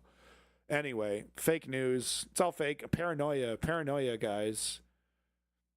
I mean, they're putting a black hood over us, and they're stuffing us into the back of a car, and they're like, calm down. Fucking Jesus Christ. Jesus. Calm down, buddy. Closing the lid. It's going to be about 20 minutes, okay? Yeah, we're going to throw a shovel in there, too. Calm down. Jeez, Trump derangement syndrome. You bring ammo? Yeah, we got ammo. Great. Greetings from Europe. Why is Musk so obsessed with changing our PMs, bro? Fuck that guy. Look, man, I don't have time to get into it. He's a dangerous oligarch. He's a very pathetic man as well. He's just, you know, he's just very pathetic.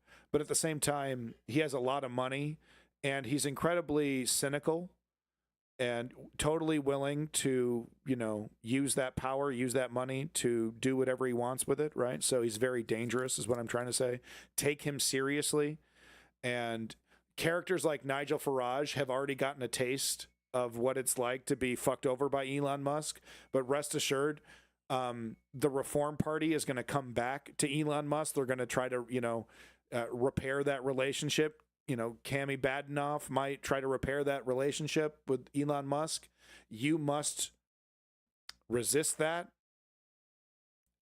Don't punish Keir Starmer if he, you know, if he you know, uses a heavy hand to go after Elon Musk, however he can. Support that effort, because he is a danger to democracy. Yeah, know about the Bruv Party with Andrew Tate. Yep. I mean, that's a joke. I don't think that's going to go anywhere. But what it does show is, you know, an appetite to find a dividing rod within UK politics, and, you know, just like what we've seen in the United States, take advantage of the weaknesses of democracy to try and divide and conquer. Elon Musk he's gotten a taste for it. He thinks he's good at it. He's a total clown, but he's still dangerous. He's got a lot of money, and he's not going away. So resist him with all you can. Wanted to show this video here. I have about an hour left. Looks like I won't be able to get to horror and Ukraine, but we'll see about maybe Sunday. We'll see. I'm pretty busy on Sunday, so maybe middle of the week. I don't know. We'll see. We'll see what I can do. I'm trying to get as much as I can in, though. These are very good videos, and I want to finish this segment. Why the U.S. dollar is surging and why it's bad for Trump. So this is a TLDR video. It's good stuff. This explains the currency situation, the economic situation that we're all going to be dealing with. You know, it's not boring by any means, but you might think, oh, this isn't essential. We don't need to know this. We don't need to know this. We already know things are going to be bad. Well, I think it's important to know exactly how things are going to be bad.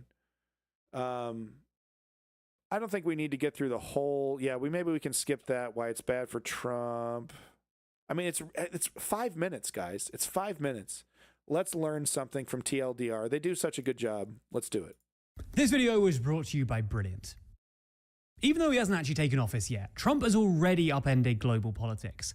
He's threatened to invade a whole bunch of countries, apparently forced a ceasefire in Gaza, and now his unorthodox economic policies, which he's promised to implement, have pushed the dollar to a 40-year high. But while this dollar surge might sound like unequivocally good news for the US, it cuts against Trump's stated ambition to reverse America's massive trade deficit and rejuvenate American manufacturing, to say nothing of the destabilizing spillover effects on the global economy. So in this video, we're going to take a look at the US dollar's recent surge, what's driving it, and why it could spell bad news for both the rest of the world and Trump.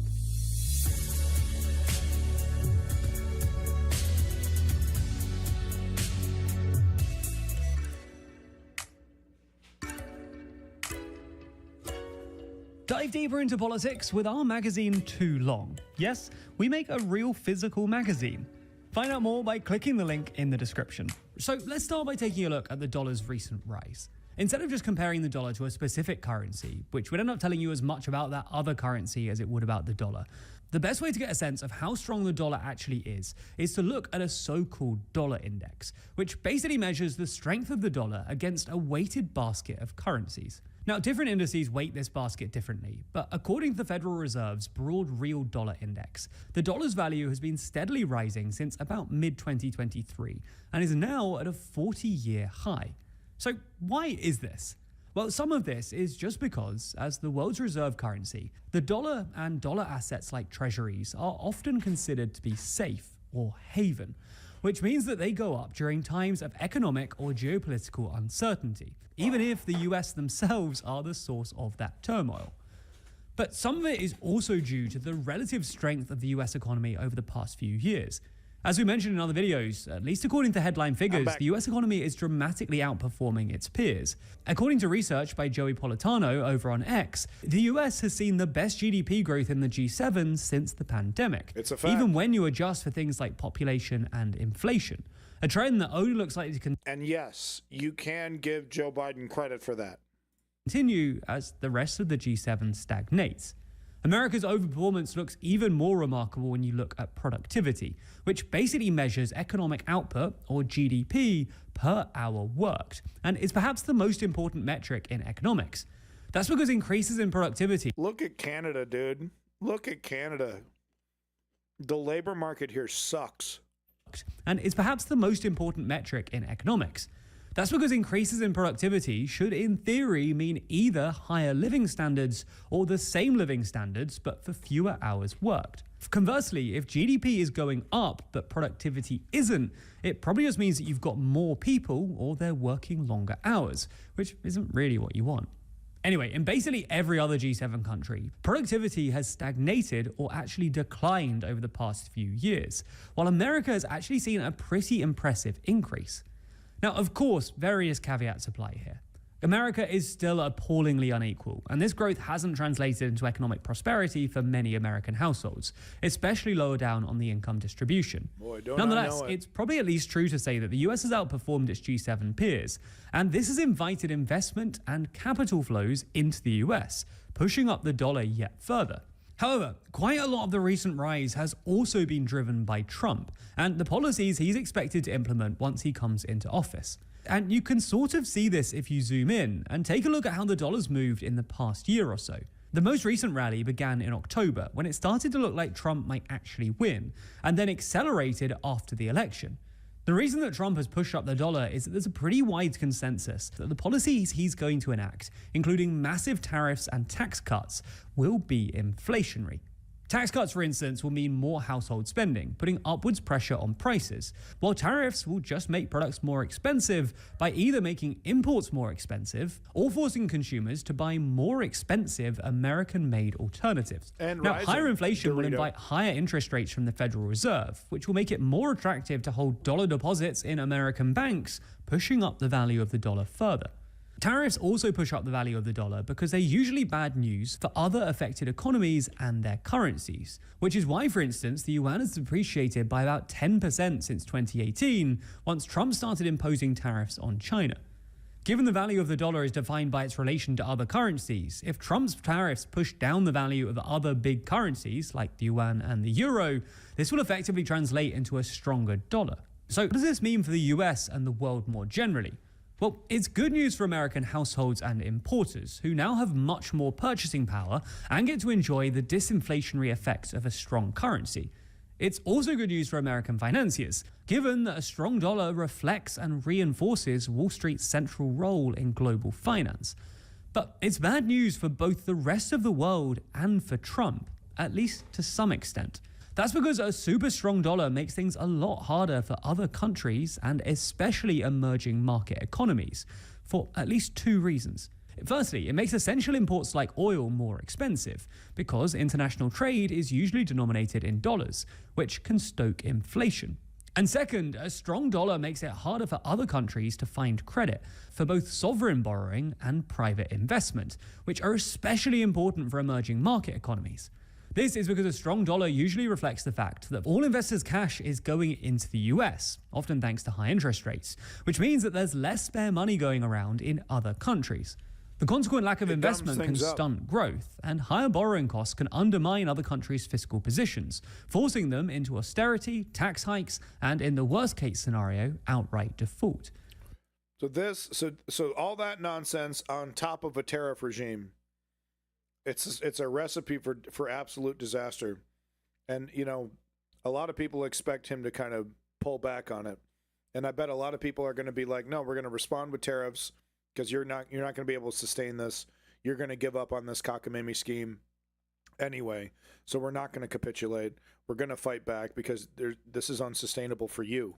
This is sort of what happened in the 80s, when a super strong dollar triggered debt crises around the world.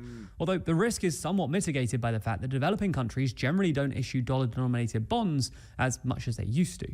Anyway, as well as being bad for other countries, especially emerging market economies, this is also sort of bad news for Trump. Both because it suggests that markets expect the Federal Reserve to resist his inflationary policies with interest rate hikes, which Trump really didn't like in his first term, but also because a strong dollar cuts against Trump's stated ambition of reviving American manufacturing.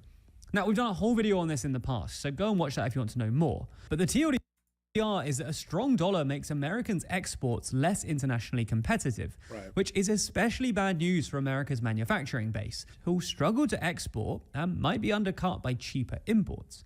And this speaks to a more general tension in Trump's dollar policy. And look, when you're trying to explain this shit to Trump, you lose him. You lose him. You know? You lose him on this. And he would prefer to listen to somebody that's like, 1 + 1 = 2, sir. If we do more tariffs, the countries capitulate, you get a better deal. That's how it works, sir. Oh, I like that. That's good. Let's do that. I don't know what this guy with the glasses is talking about. It's okay. You're fired. I just love saying that. Diet Coke. Diet Coke button. He apparently wants a cheaper dollar, but his policies and stated ambition to maintain the dollar's reserve status with this regime, Lenny, no. probably just end up pushing the dollar. No, Joe Biden had a regime that would help a lot of American manufacturing. Eventually, there was still, it does too. It's so terrible, but so it wasn't perfect. It still allowed for insane exploitation of the American worker, but it was heading in that's the direction you want to head in. That is not the direction that Trump is heading in. There's going to be factories closing all over America. In the other direction. There's a lot of difficult decisions necessary here, and making huge decisions. These guys they get their ad in perfectly. They get it in there perfectly. Anyway, that's TLDR. Great job. Make sure you're liking and subscribing, folks. They do amazing work. Like and subscribe on that TLDR. Get them in your algorithm. They do really good work.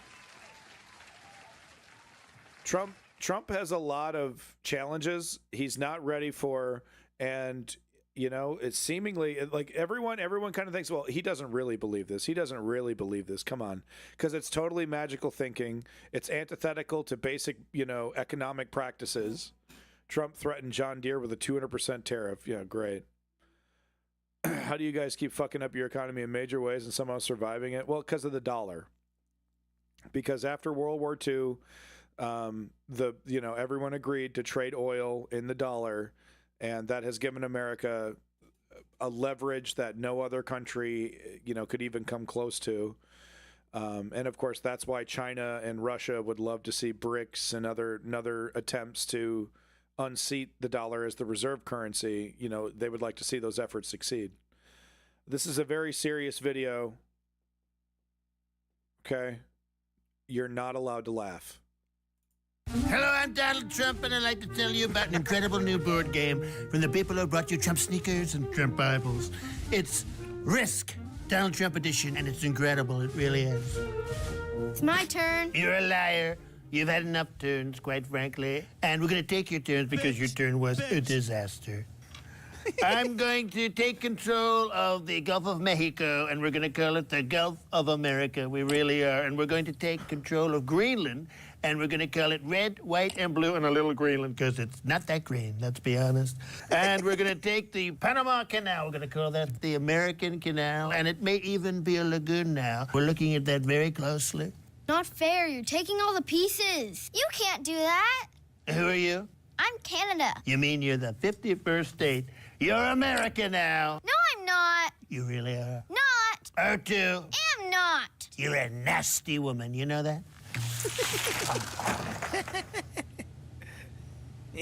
Risk Donald Trump edition. What could be riskier than having me as president again? Ages 7 to 78. There's no rules and everyone's a loser. Losers. I like the subtlety of the ending there. You see how the other countries are left to pick up the pieces from Trump's disastrous reign. Very funny stuff. Good stuff. This is who is the CBC, I think. They've been doing 22 minutes. Yeah, CBC. Yeah, Tuesday at 8 p.m. on CBC. Not bad. Trump was able to get away his whole first term. South Park and everybody just like preemptively like, oh, we don't want to. This is hard. This is hard to make fun of. And he's so clownish, but he's so dangerous, and he's so absurd, but he's so effective. And it's really hard to make fun of him. And hopefully that changes, right? With his overt fascistic tendencies. And his obvious disdain for democratic principles. Hopefully we'll see more satire, like we saw with George Bush. George Bush was, God, he was so, worthy of ridicule. And Trump is, of course, worthy of ridicule, but I don't know, there's Teflon Don is a real thing, right? Sometimes it does feel like it's impossible to actually hurt this guy, right? Image-wise, or go after him, in terms of like burning him. Speaking of somehow all of your crises happen at the beginning of a century. Well, we just have that many. Bush got hammered from SNL. Yeah. And many other, Comedy Central went crazy on Bush, right? They had all kinds of, shows and comedians. Not accounting for like 2/3 sudden panic here and there. The Daily Show was a big... Daily Show and late night TV got a lot of mileage off Bush and Clinton. Trump has frightening reaction to Supreme Court TikTok ruling. Donald Trump apparently thinks he can just ignore two branches of government. So, this is what I'm talking about, and I just wanted to show this, as to kind of back up what I'm saying. Trump is not going to govern. He's going to rule. And, there will be lawsuits, and there will be, attempts to use the old levers of power, the old ways. There will be attempts to use the old ways against Donald Trump, and he's just gonna whatever resistance that he runs into, executive order. That's it. That's what I think is going to happen. He's like, well, I'm not going to waste time. I'm going to die soon. I'm going to get everything that I want, and nobody's going to say no to me. Supreme Court says I'm a king, and I'm going to use those powers. I'm not a bitch like Biden. Here's evidence. Let's turn this down just a touch, but here's some evidence. The incoming 47th president does not seem to believe he needs to abide by the law when it comes to following through on banning TikTok. Right, so the Supreme Court, the law of the land, the court of the land, the highest court of the land, has said, yep, we're banning this. Donald Trump's like, we'll think about it. I've talked about this before, but the Supreme Court basically ruled to make them irrelevant. Right, because they ruled that Donald Trump can supersede even us, and unless there is some kind of impeachment process, he is allowed to do that. Potentially better than everyone moving to Red Note. We've already covered that, but welcome back, blessed up kid. Moments after the Supreme Court upheld Congress's ban Friday on the popular video sharing app, Trump claimed that he would make a decision regarding its future in the American market, potentially sidestepping two branches of the U.S. government. So, the president is not supposed to be above the law. The president is supposed to abide by the law. And here's Trump going, well, it's optional. It's like a stop. It's like, yellow light, red light. It's optional. Quote, listen to this. It ultimately goes up to me. No, it doesn't. So you're going to see what I'm going to do. Okay. That's irrelevant. Trump told CNN's Pamela Brown, Congress has given me the decision, so I'll be making the decision. Huh? Congress? What? The election? What do you mean? So this is what I'm talking about. Right? And so he's going to have, his the sycophants around him. Oh, sir, well, we put it up for a vote and it was voted down. And so we're not going to be able to do the thing that you wanted to do. Unacceptable. Okay, whose career do we need to destroy? First of all, let's get on that. We're going to destroy whoever's standing in my way, destroy their career, take them off the committees, hurt them however we can, go after their election. We're going to primary them, threaten them, do all that first of all. And then secondly, he's going to be like, why can't I just do an executive order? What's the problem here? Can't I just, and they're going to be like, well, technically, yes, you could do an executive order, but it would be wildly undemocratic, and it would break a bunch of norms, and it would actually go against the Supreme Court ruling, who technically is higher, higher than you on the hierarchy. Unacceptable. We don't have to. This is unacceptable. I'm already done listening. Fucking Diet Coke button. First of all, second of all, executive order. Here's the executive order. Do whatever the fuck I want. This is called being a leader.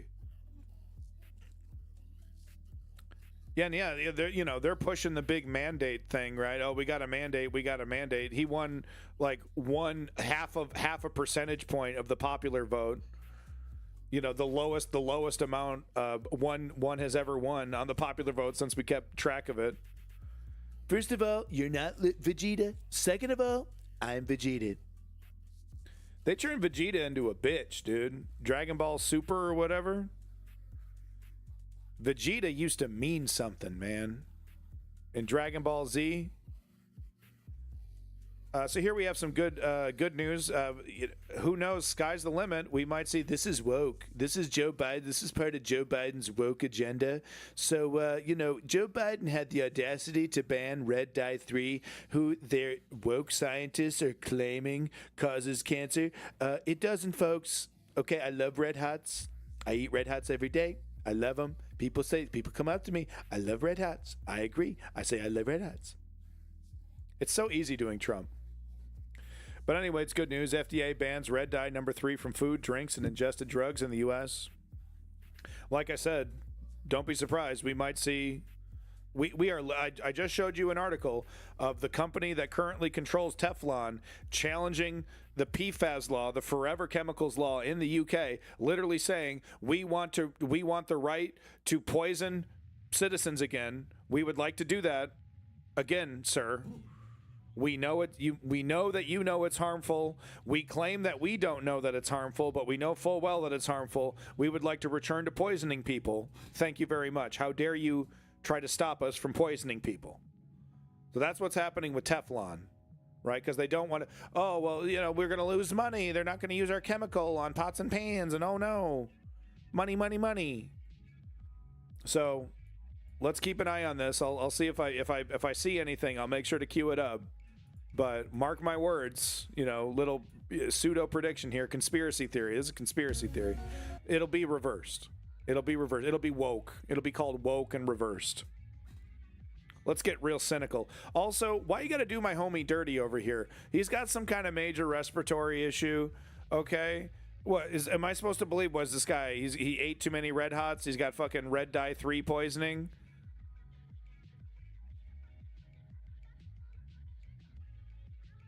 Man, what a crazy setup, man. This guy, he's in the bubble. He's lying in this like bubble thing, man. This is crazy.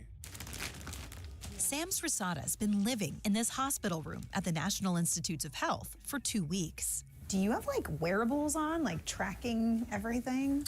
Yes, so I do have a couple of these sensors. He's not sick. He's a participant in a clinical trial, one of the first of its kind, measuring his movement, his blood, his gut microbiome, even the air he breathes, all to try to better understand how our health is affected by ultra-processed foods. Yeah, can I borrow one of those bags, for like a weekend? I just want to borrow one of these full body bags for a week, Look at that. It's got a bong hookup and everything. It's ready, dude. It's ready. I'm sorry. This is ready to be turned into a full body bong. I could do it in 5 minutes. Duct tape, little tin foil. I don't even like burning up tin foil, but I'll do it for this.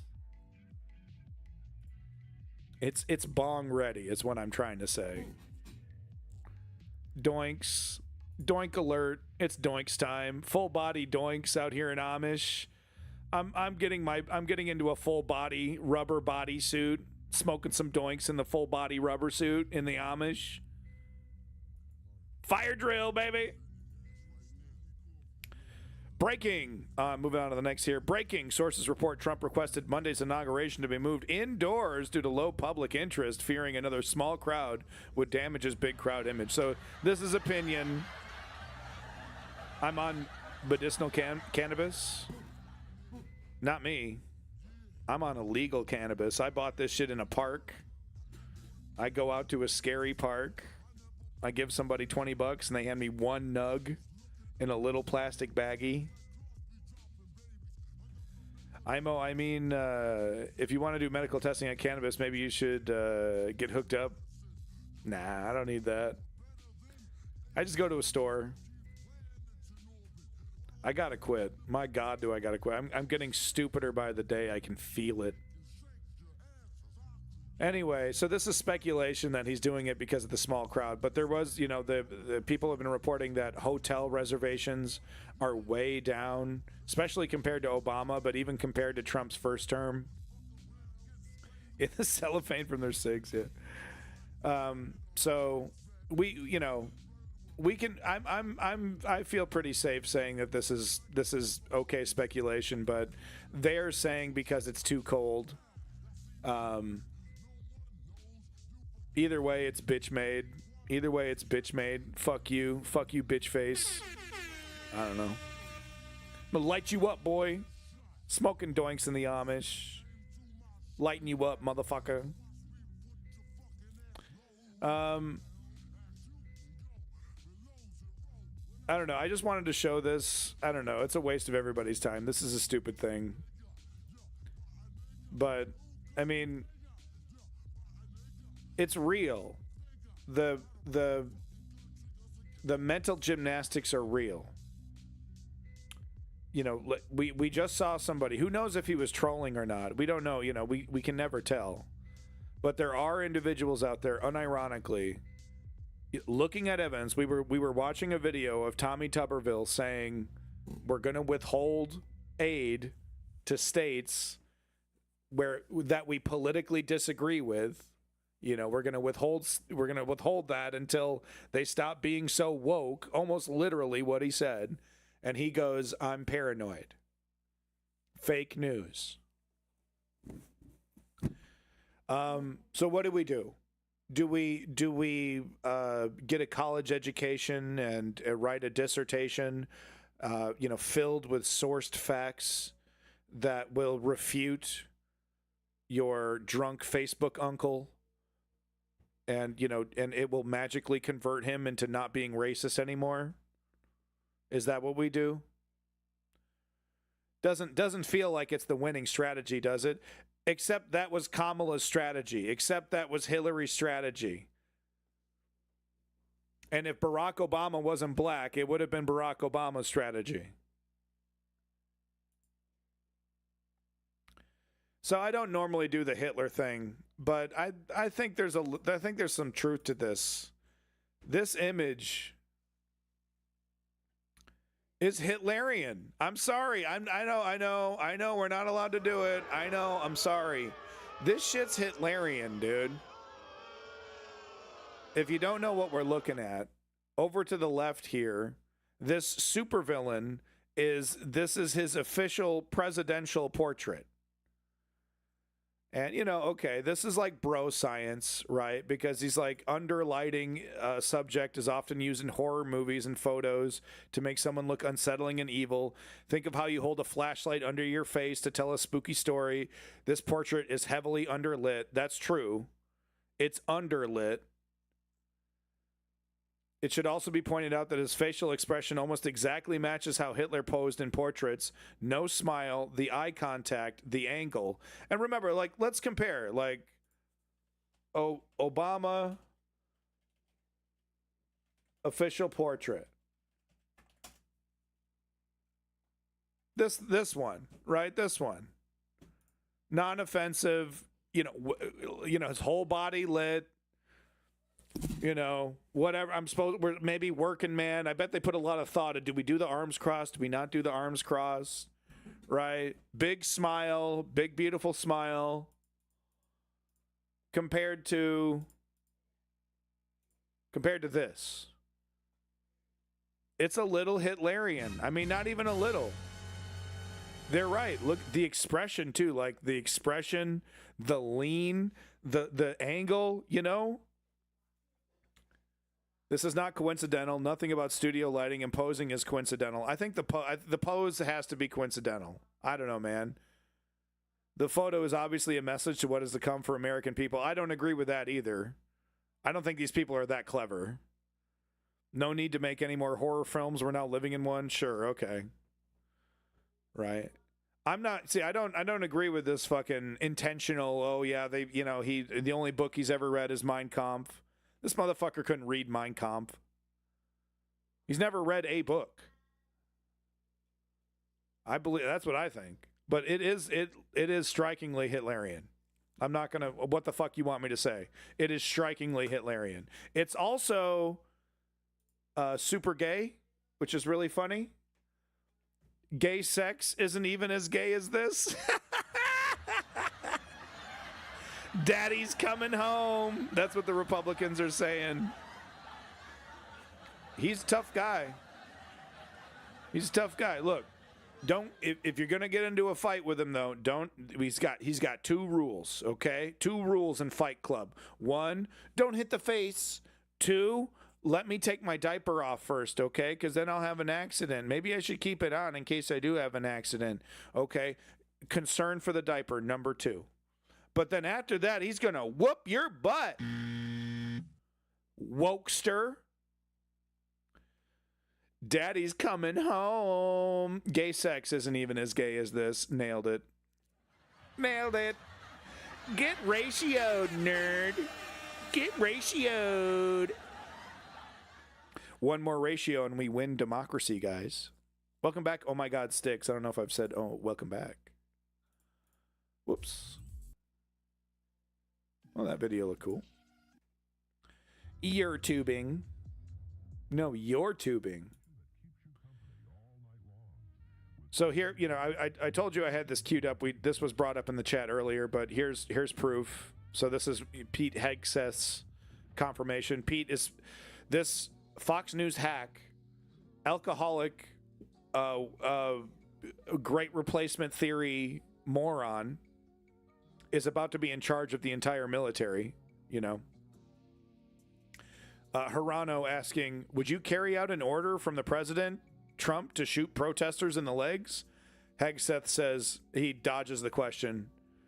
She asked the question again. That sounds to me like you would comply with such an order. You still shoot protesters in the legs?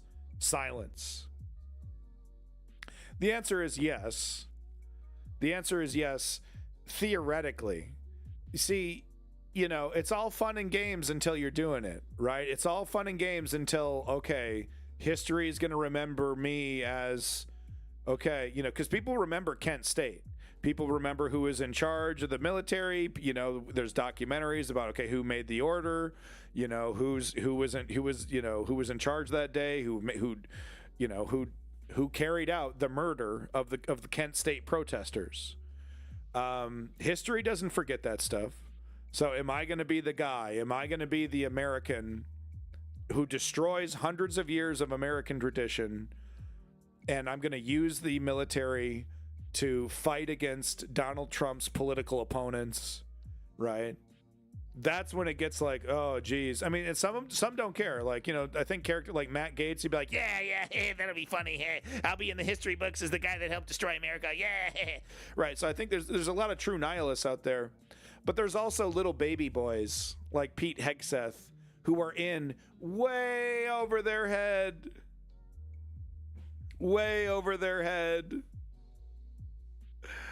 And it's just like, I just wanted to be on TV. I didn't want to be in charge of the world's most deadly military. I don't know what to do. We'll see. We'll see which way the dice rolls. You never know. You never know with these mediocrities.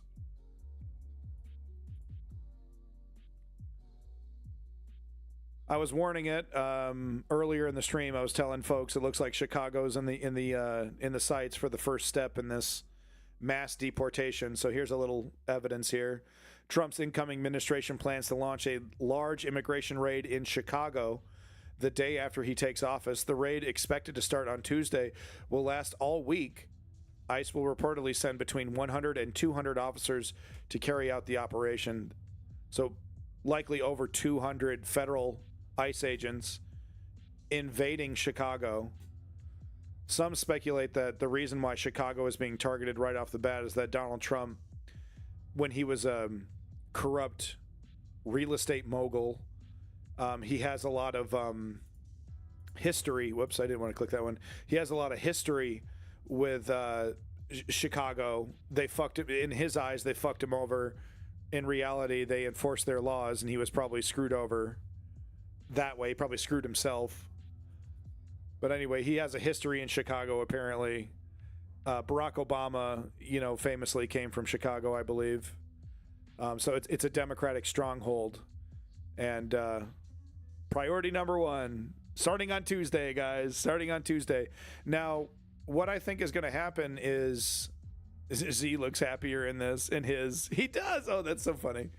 No, so what I think is going to happen here is that what people need to do is resist this day one, right? Get out there and, non-violently protest this, try to impede progress, try to slow them down. But they're not. We need to resist this day one. We're not gonna. We're gonna be watching the news shocked. And I think it's gonna have to happen 2 or 3 times before we start to see a real, actual resistance to this. Like I said, protesters, putting their bodies in front of these vans filled with federal agents, getting arrested en masse, hundreds of arrests at the same time. Getting arrested along with the migrants and illegal immigrants that are getting arrested, et cetera, et cetera. I don't think it's going to happen right away. I think it's going to have to take 2 or 3 times. But yeah, it looks like Tuesday, bring your popcorn. Is the military police ICE? It's the ICE, which is was created after 9/11, I believe. We already have immigration enforcement. We already have all that stuff, but this ICE was supposed to be no, it was after 9/11, right? It was after 9/11, I think. But it was supposed to be, or no, that was Homeland Security. What am I tripping on? Was this George Bush? I think it was George Bush who created ICE.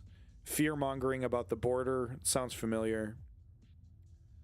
But anyway, it's a paramilitary federal agency that's basically allowed to hurt people even more than the immigration department is allowed to. About 300 of them.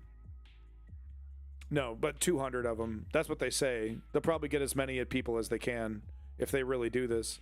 This is going to be unprecedented. ICE was part of Homeland Security. Okay. Thank you for that correction.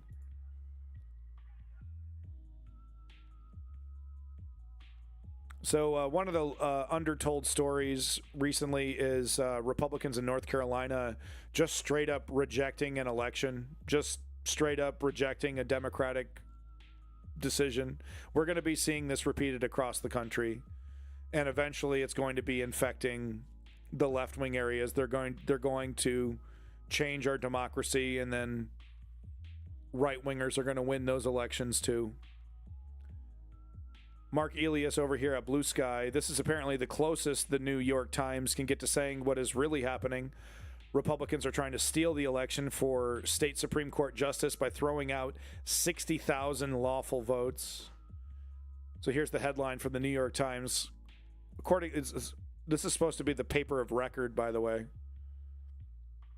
In North Carolina, Republicans try to reverse the Supreme Court election loss. An incumbent Democrat narrowly won re-election on the state's highest court, but the Republican-controlled court is considering an unusual protest from her challenger that could flip the result. So the challenge is that, 60,000 people voted illegally. We should purge them from the rolls. Once we purge them from the rolls, I won the election. And the Supreme Court is like, yep, Yep. Sorry. Yep. We're partisan activist judges. Don't you know which way the wind is blowing? Prick by prick. Stab by stab. America bleeds to death. These judges are the pricks, right? The little stabs, the little cuts, the little nicks, right? One or two, America can stand strong. Hundreds of them, thousands of little cuts, little nicks, little pricks. And there goes America's justice system. Bled to death by partisan activists.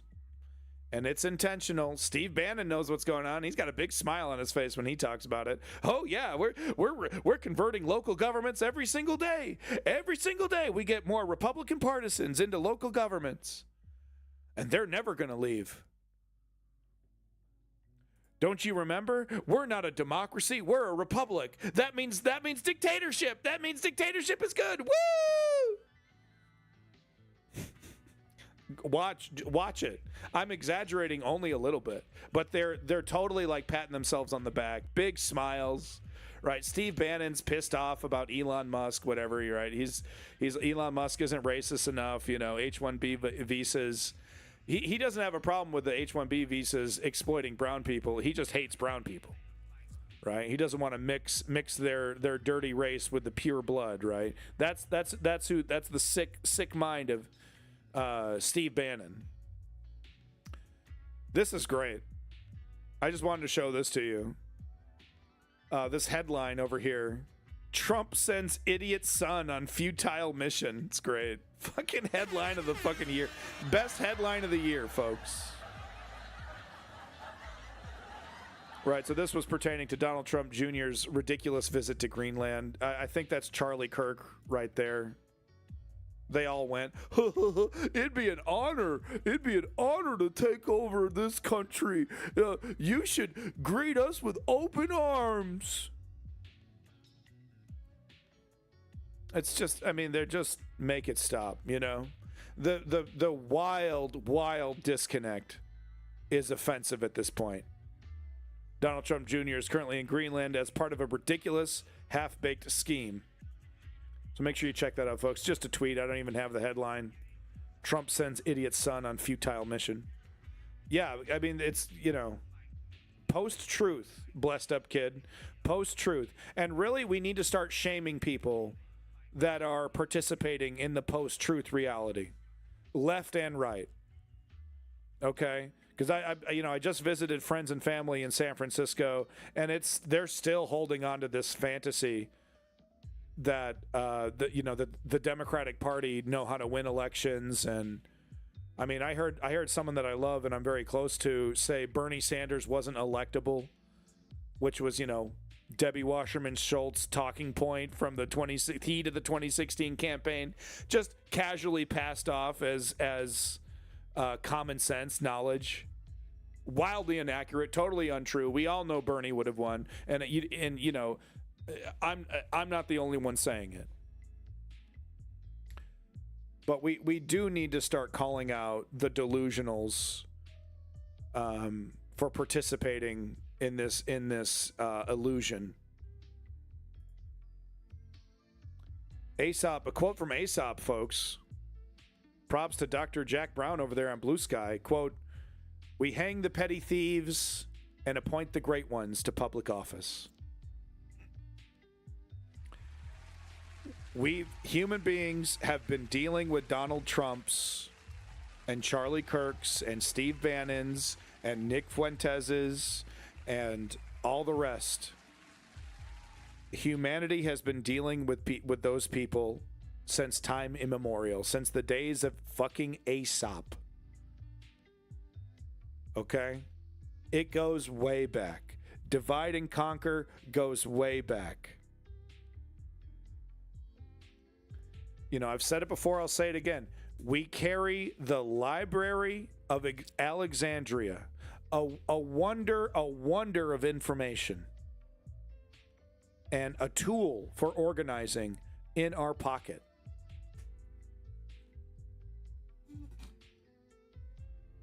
Put the excuses away, right? You know, oh, you're making me uncomfortable. Oh, you're so political.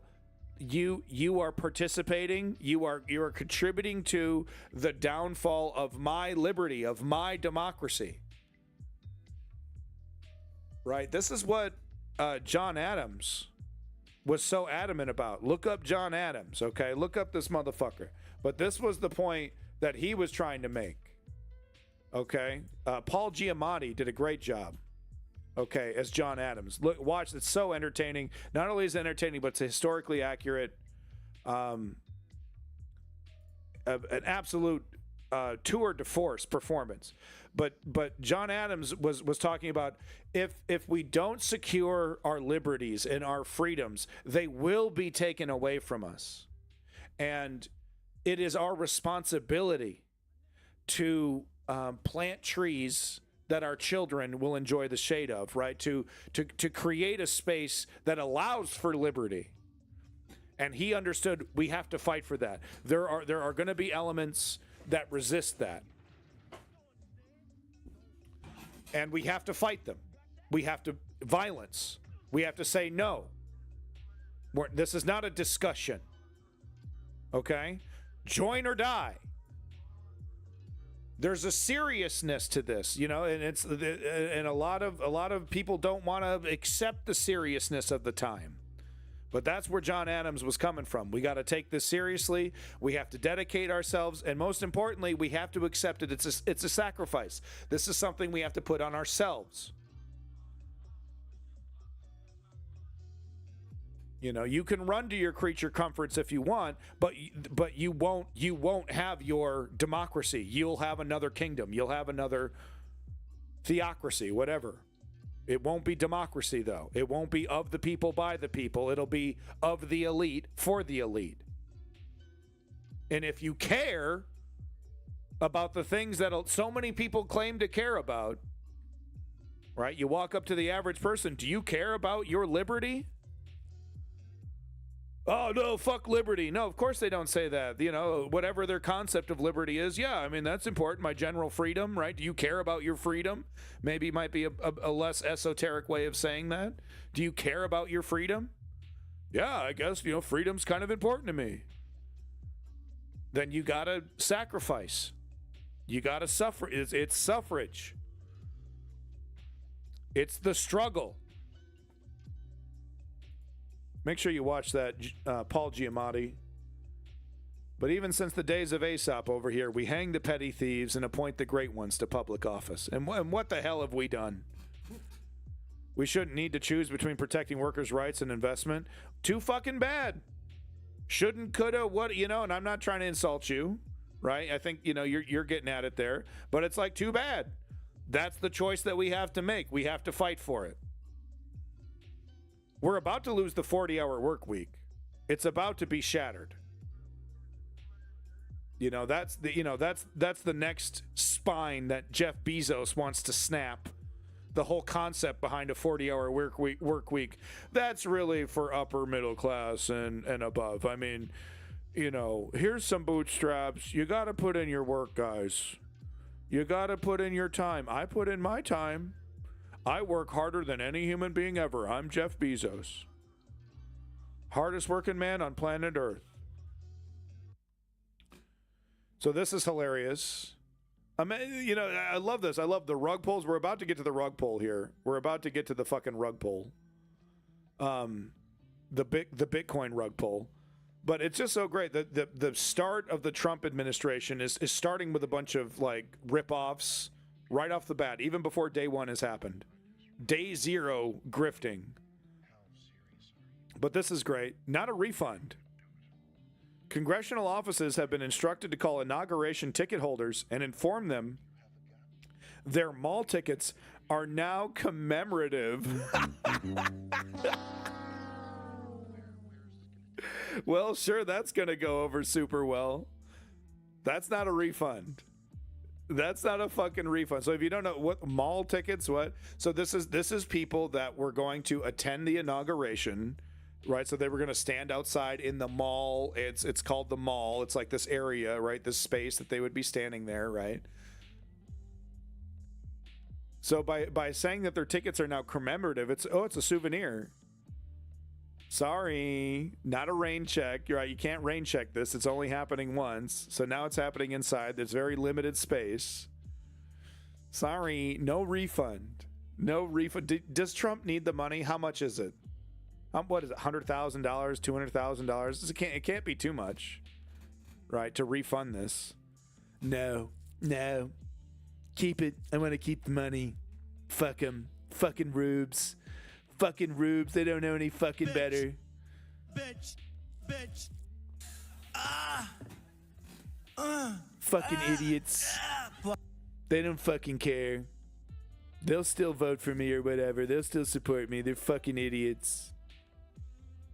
So I already showed this earlier at the stream. Does the RNC pay for the inauguration anyway? No. Well, they accept donations from millionaires and billionaires, which is what's happening to pay for it. The DNC does this as well, right? It would have been funded by different oligarchs if this was Kamala up there, but no, they accept blatant political donations to pay for the inauguration. And it's a simple rinky-dink event, and they get millions of dollars, right? Everyone that's participating has donated at least $1 million or more. Goes right into Trump's pocket, probably. I don't know where it goes. Fucking morons, fucking rubes. So I showed this at the beginning of the stream, but I just want to show it one more time. After Joe Biden's speech, we saw a massive spike in what is an oligarchy on Google. Things are as bad as I'm saying. We have a lot of work to do. And we're not gonna get to everybody. The goal should be like 15-20% of America. Okay, that's a effective political movement. Okay, you're not gonna change it. You know, people don't know what the hell's going on. Okay. Yeah, exactly, Lenny. I'm definitely done with Snoop Dogg for sure. I was basically already done with all those other assholes: Gibson, Voight, Stallone. Thank goodness Jean-Claude Van Damme isn't there. Thank God. Break my heart, see Jean-Claude Van Damme there. Not JCVD. Not your boy JCVD. Moving on to the next one here. Just wanted to give you a little sample. This is what they think they're going to get. Okay, so I was fooled. Last time I was fooled with a tweet that was satirical that I thought was from a Republican, but it was from a liberal, and I didn't read it. I didn't read it carefully enough. This is real. Okay, this is real. Lolicon loving MAGA Republican, because you know it. They love it. They love drawings of little girls. Look it up. It's a trend. But this is what he thinks is going to happen. Mass deportations would increase wages. Objectively not true. Decrease housing costs and rents. Probably not. Probably not. I don't see that happening. I could see how one might think that. Oh, there's going to be less people to rent. Do you think immigrants, fresh off the boat, broke as fuck, working under the table jobs, is taking housing away from Americans? That's the problem. Not true. Decrease road traffic. Shut up. Shut up. No, it's so lame. Massive increase in quality of life. Who wants to bet Mr. Lolicon loving acolyte isn't going to see a single thing? It's just things are going to get more expensive. Produce is going to get more expensive. Restaurants are going to get more expensive. And it doesn't necessarily like a raid in Chicago can absolutely affect the economy that depends on illegal immigration in other areas. Anyway, I've repeated it a million times. I've shown you lots of evidence. They're dead wrong, and this is what they think. This is what they think is going to happen. Their life is just going to get better. Less traffic, bro. We just got to kick brown people out of our country. Less traffic. Now, with that said, you know, capital crimes, rapists, murderers, you know, scam artists, you know, like really, nasty motherfuckers taking advantage or hurting Americans. Yeah, what are we talking about? Deport them. I honestly have zero problem with that. But they're not just stopping at that. They want to go big. If they're talking about historic. They're talking about historic. If they went after all just the criminals, it wouldn't be historic. Less regulation attracts speculation for sure, but that money will go straight to oligarchs. Exactly. Big scam for the workers, 100%. Yeah. Oh no, man, taxpayer, I'm gonna get money. They speak like they're gonna get some kind of check. Here's your Ukraine check. You voted against Ukraine. Here's the money we would have sent over there. So yeah, fuck Zelensky, but here you go. Couple bucks in your pocket there, bro. Oh, I knew that was the right decision. Drinks on me, boys. Here we go with the meme coin. With the motherfucking meme coin. Trump coin. Official Trump. They're calling it a meme coin. Official Trump meme. Trump, $ Trump. Holy shit, I assume this was more NFTs, but it's specifically a fungible asset, meaning he's selling his own crypto coin. On top of that, it has a crazy fucking disclaimer and all the hallmarks of a fucking rug pull. This is fucking nuts. So if you don't know what this is, the long and short of it is, you're a celebrity of any kind. We've seen a lot of the Huck Ta girl recently just did this whole thing. Jake Paul I think he's done it multiple times to his very young audience. But this is what you do. You're a popular personality. Some scam-arting grifters come up to you and they're like, hey, do you want to make a lot of money really fast? I think, when it comes to Huck Ta, she honestly feels like, it seems like she was lied to, because they say, oh yeah, we're going to make a coin and we're going to, it's going to help the community. And this is about like currency 2.0. And, we're going to disrupt the system and all your fans are going to make money.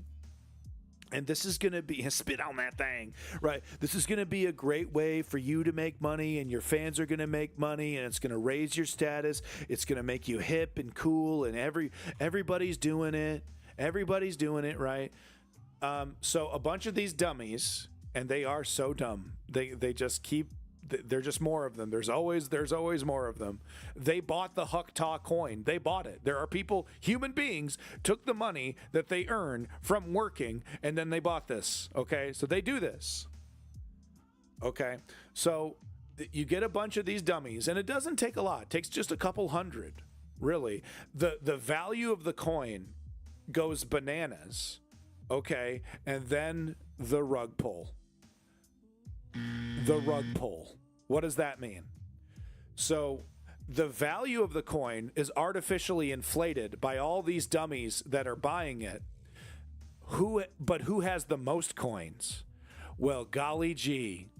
It turns out that the celebrity and the organization that created the coin, turns out they gave themselves, or they bought it because it's early release, right? They do like an early release thing, and they'll buy tens of thousands of their own coin.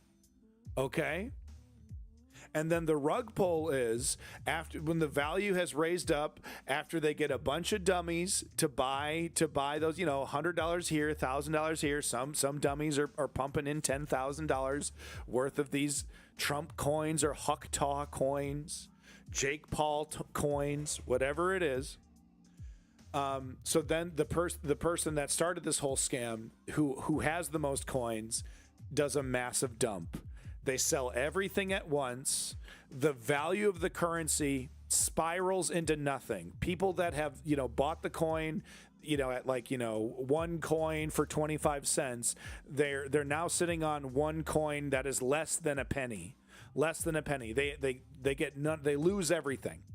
But the person who made the coin and the organization that helped them make it cash out like fucking bandits, dude. And it's totally unregulated.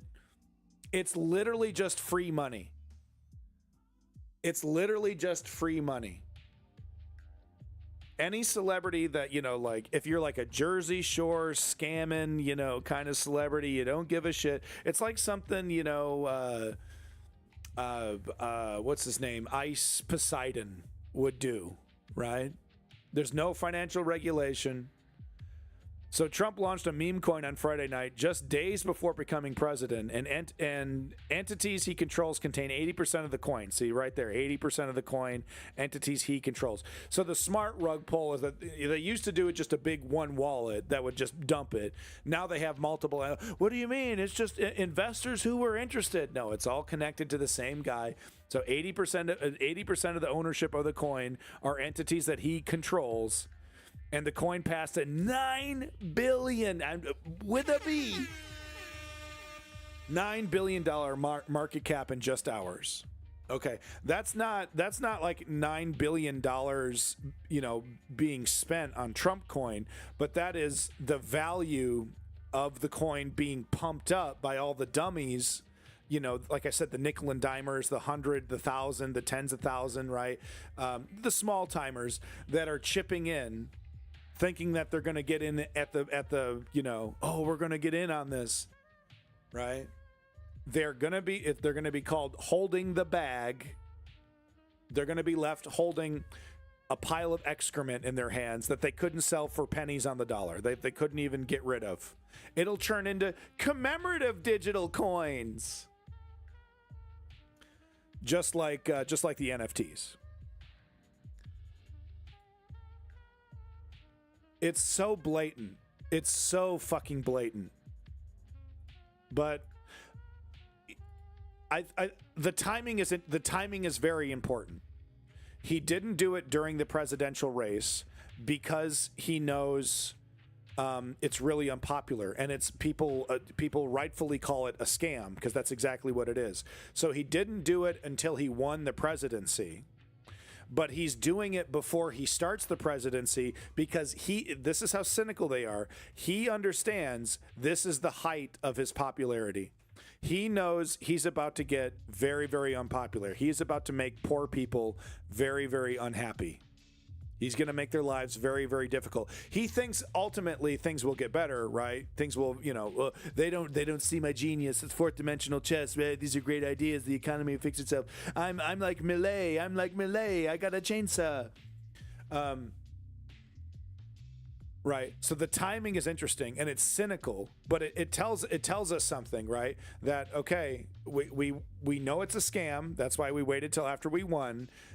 And we know that this is the apex of our popularity, and that after we start our regime, we're going to become very unpopular, but that's okay. We don't care. We're going to use the cops and the military to make up for that. You know, they just don't get it. You know, I really only care about real America. That's the real MAGA. The people who back me up to the end, they're real America. Everyone else can eat a fucking rifle. I don't fucking care.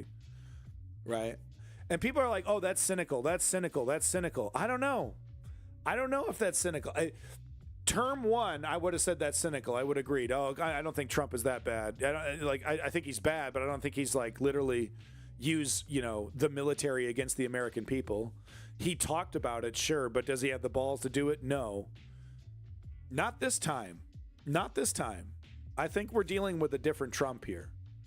Anyway, he's going to rip off. The dump is coming. Maybe watch the dump come day one. It's a day one dump. Watch this be a big priority for him. Oh, let's make a lot of. I want to put that money in my pocket. Melania was not going to have sex with me unless I give her $1 million. Come on, guys, give me. I need that crypto money. Let's rip those fuckers off right now. Day one dump. Let's see. Let's see when he does it. The dump is guaranteed. The only question is timing.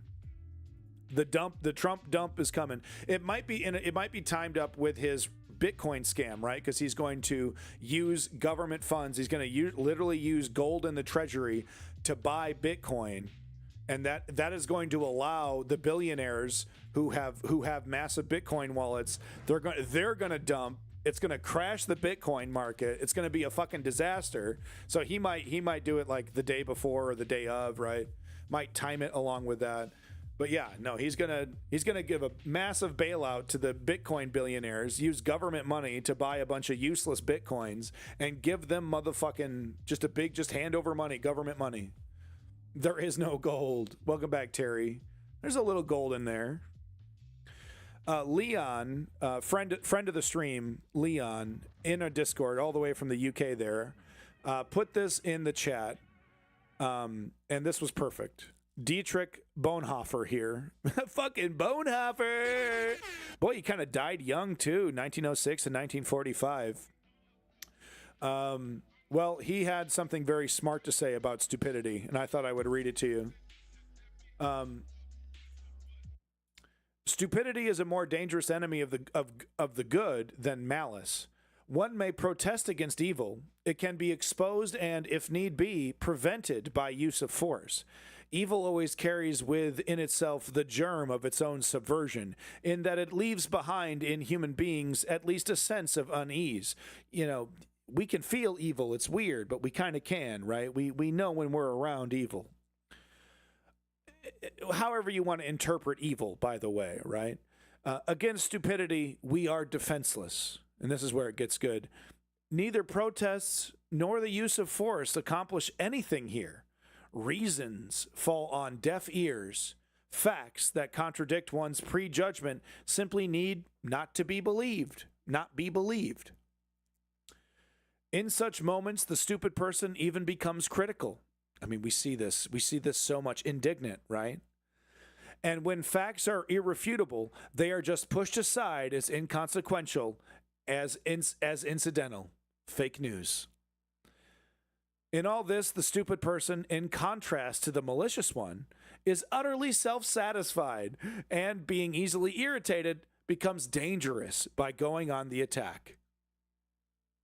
This is not new, folks. For that reason, greater caution is called for when dealing with a stupid person than with a malicious one. Never again will we try to persuade the stupid person with reasons, for it is senseless and dangerous. So this is brilliant, but this is not saying ignore them, like the Democrats do, right? Deplorables. It's saying don't try to persuade them, right? If they come along with you, if stupid people want to come along with you, if you can help stupid people, that's fine. But don't lean, don't have your strategy depend on them. And that's, and from my perspective, that's exactly what Kamala was doing. No, we're going to convert conservatives. We're going to show conservatives that, we can get their vote. She did it better than Hillary, right? People liked her more than Hillary, but ultimately people really didn't like her either. But we have to stop trying to convince stupid people. And by stupid people, it's not exactly like they're medically defined as stupid. It's willful ignorance, right? People who are stuck in their ways, they don't want to change. There's no amount of objective evidence that can change their mind. And they robotically vote against their self-interest as long as the politician says abortion or says God or whatever, fill in the blank. These people exist on the left as well. Right? Knee-jerk voting for anybody with a D. Oh, Nancy Pelosi says this person's great. Oh, I saw this person interviewed on Jen Psaki's show on MSNBC. She's great. No, corporate Democrat, right? Corporate Democrat supports privatizing healthcare, et cetera, et cetera, et cetera. So we have to challenge. We have to. I mean, the thing is, though, is that governing is that you can't just disregard them. Our only hope is just finding the people that are disengaged. These people will come along, right? If we some of these people will come along naturally, but we can't exert too much energy trying to, give these people facts, give these people information. They disregard it. Here's one dude spoke against the Nazis. Same shit applies today. Oh, is this why he died so young? Is it the Nazis got him? Letters and papers from prison? Oh, shit. Okay, I didn't see that.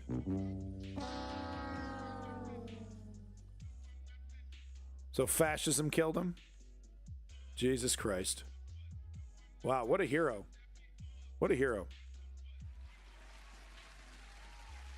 And here he was sitting in prison. He was sitting in prison, steaming, dude. Fucking, man, you know, this is what society is doing to us.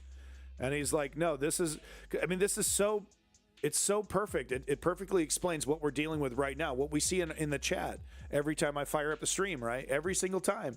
Oh, it's not real, fake news, Trump derangement. Same stuff. I could have spent 2-3 hours letting that person take over the stream, presenting fact, right? Just like Roseanne said, presenting all kinds of objective evidence. Wouldn't want to hear it, reject it, you're fake, it's all fake, you're paranoid. I literally had Fox News up and he's like, you're paranoid, you're fake. So you can't, you just have to fight it. You have to be shameless in your fighting of it. That's what you have to understand that you are morally correct, that you have to kind of be arrogant. You know, they don't know what they're doing. They don't know, they're dangerous, right? They don't know that they're voting against their own self-interests. So you have to take control of your democracy. You have to. If you want to play nice, they'll play dirty and they'll cheat and they'll justify it. Oh, this is morally correct. That's what they'll tell themselves. Wow. Amazing stuff. Amazing stuff. Well, we'll save this one for next time. Really fascinating stuff. There's been kind of an update to the Easter Island theory. So stay tuned for that at the next stream. Very interesting stuff about Easter Island. So I know this is kind of a long and boring stream. Sorry, folks. My streams suck. Ancient Aliens? No. I wish.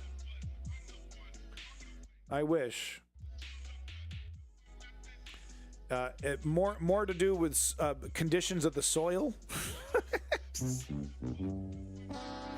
What do you mean? What do you mean? Easter Island's a perfect allegory for capitalism destroying itself. What do you mean? It was capitalism. Well, thank you, Lenny. Thank you, Sticks. No, I do appreciate the support. It's boring. I get it. People left. I'm sure they did. Let's take a look at the view count. 32 viewers! What? Wow. I don't even know what to say. Honestly, I don't deserve you folks. Thank you for being here. I hope you enjoyed it. I hope we learned something today.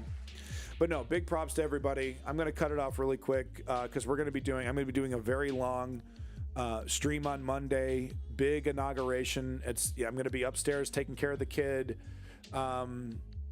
Big long stream. No, it's not really going to be a big long stream. What am I talking about?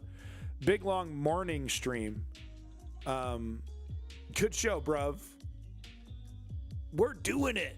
Gratuitous. Big props. You're tubing. Lenny. Oh my God, Sticks. Every single one of you viewers out there. Chem Goblin. Woke Patriot. Davey. Borderline Feline. Unix Cat. Linux Cat. You have a cool name. Sorry. Terry.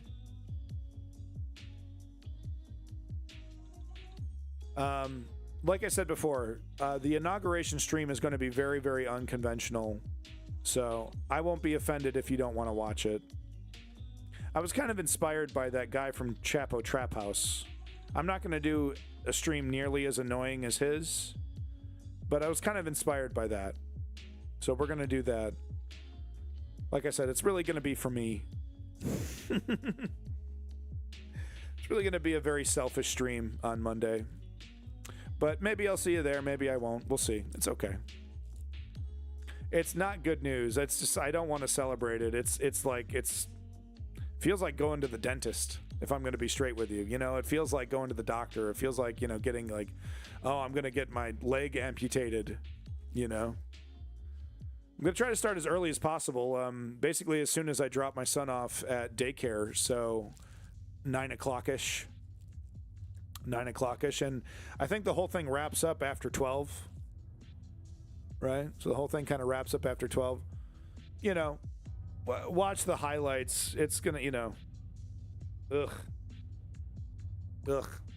Folks, you guys are amazing. Thank you so much for tuning into the News Underground. I'm Abandoned Nihilism. I'm here to remind you that to make political change, it's as simple as 1, 2, 3.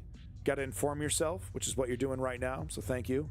Step 2, find an organization that you agree with, that you kind of like, that maybe you want to fuck with. Do a Google search. It takes 5 seconds. I've literally done it live on air. 15 seconds, I had an organization that I could have signed up for. Step 3, you got to put in the work. Donate your time, donate your energy, donate your money. But ask yourself once a week, once a month, if you must. But ask yourself, what am I doing to create change? What am I doing to fight the oligarchy? Hey, it's a term I've been using for years that people are finally getting their head around. It's real. They hate you. They hate your fucking guts. They're your political and economic enemy, soon to be your enemy. I'm Luigi, #1. Peace in that motherfucking Middle East. Thank you, The Dream, for coming in. You're tubing, gratuitous once again. Everybody in the chat. Peace in that motherfucking Middle East. And glory to the Ukrainian democracy. We'll be covering Ukraine very soon. Keep that fight up in there, boys. Thank you so much for fighting hard. We'll see what happens with Trump. It could go any direction with Trump. Who knows? Trump and Ukraine. Take care of yourself, y'all. Big props to JD Unknown Fusion Nights, Full Beat Tape. Take care of yourself. See you on Monday. It begins on Monday. Take the day off tomorrow, right? Take the day off. We got one more day of this. Take the day off tomorrow. Monday we get to work. Bye. Bye.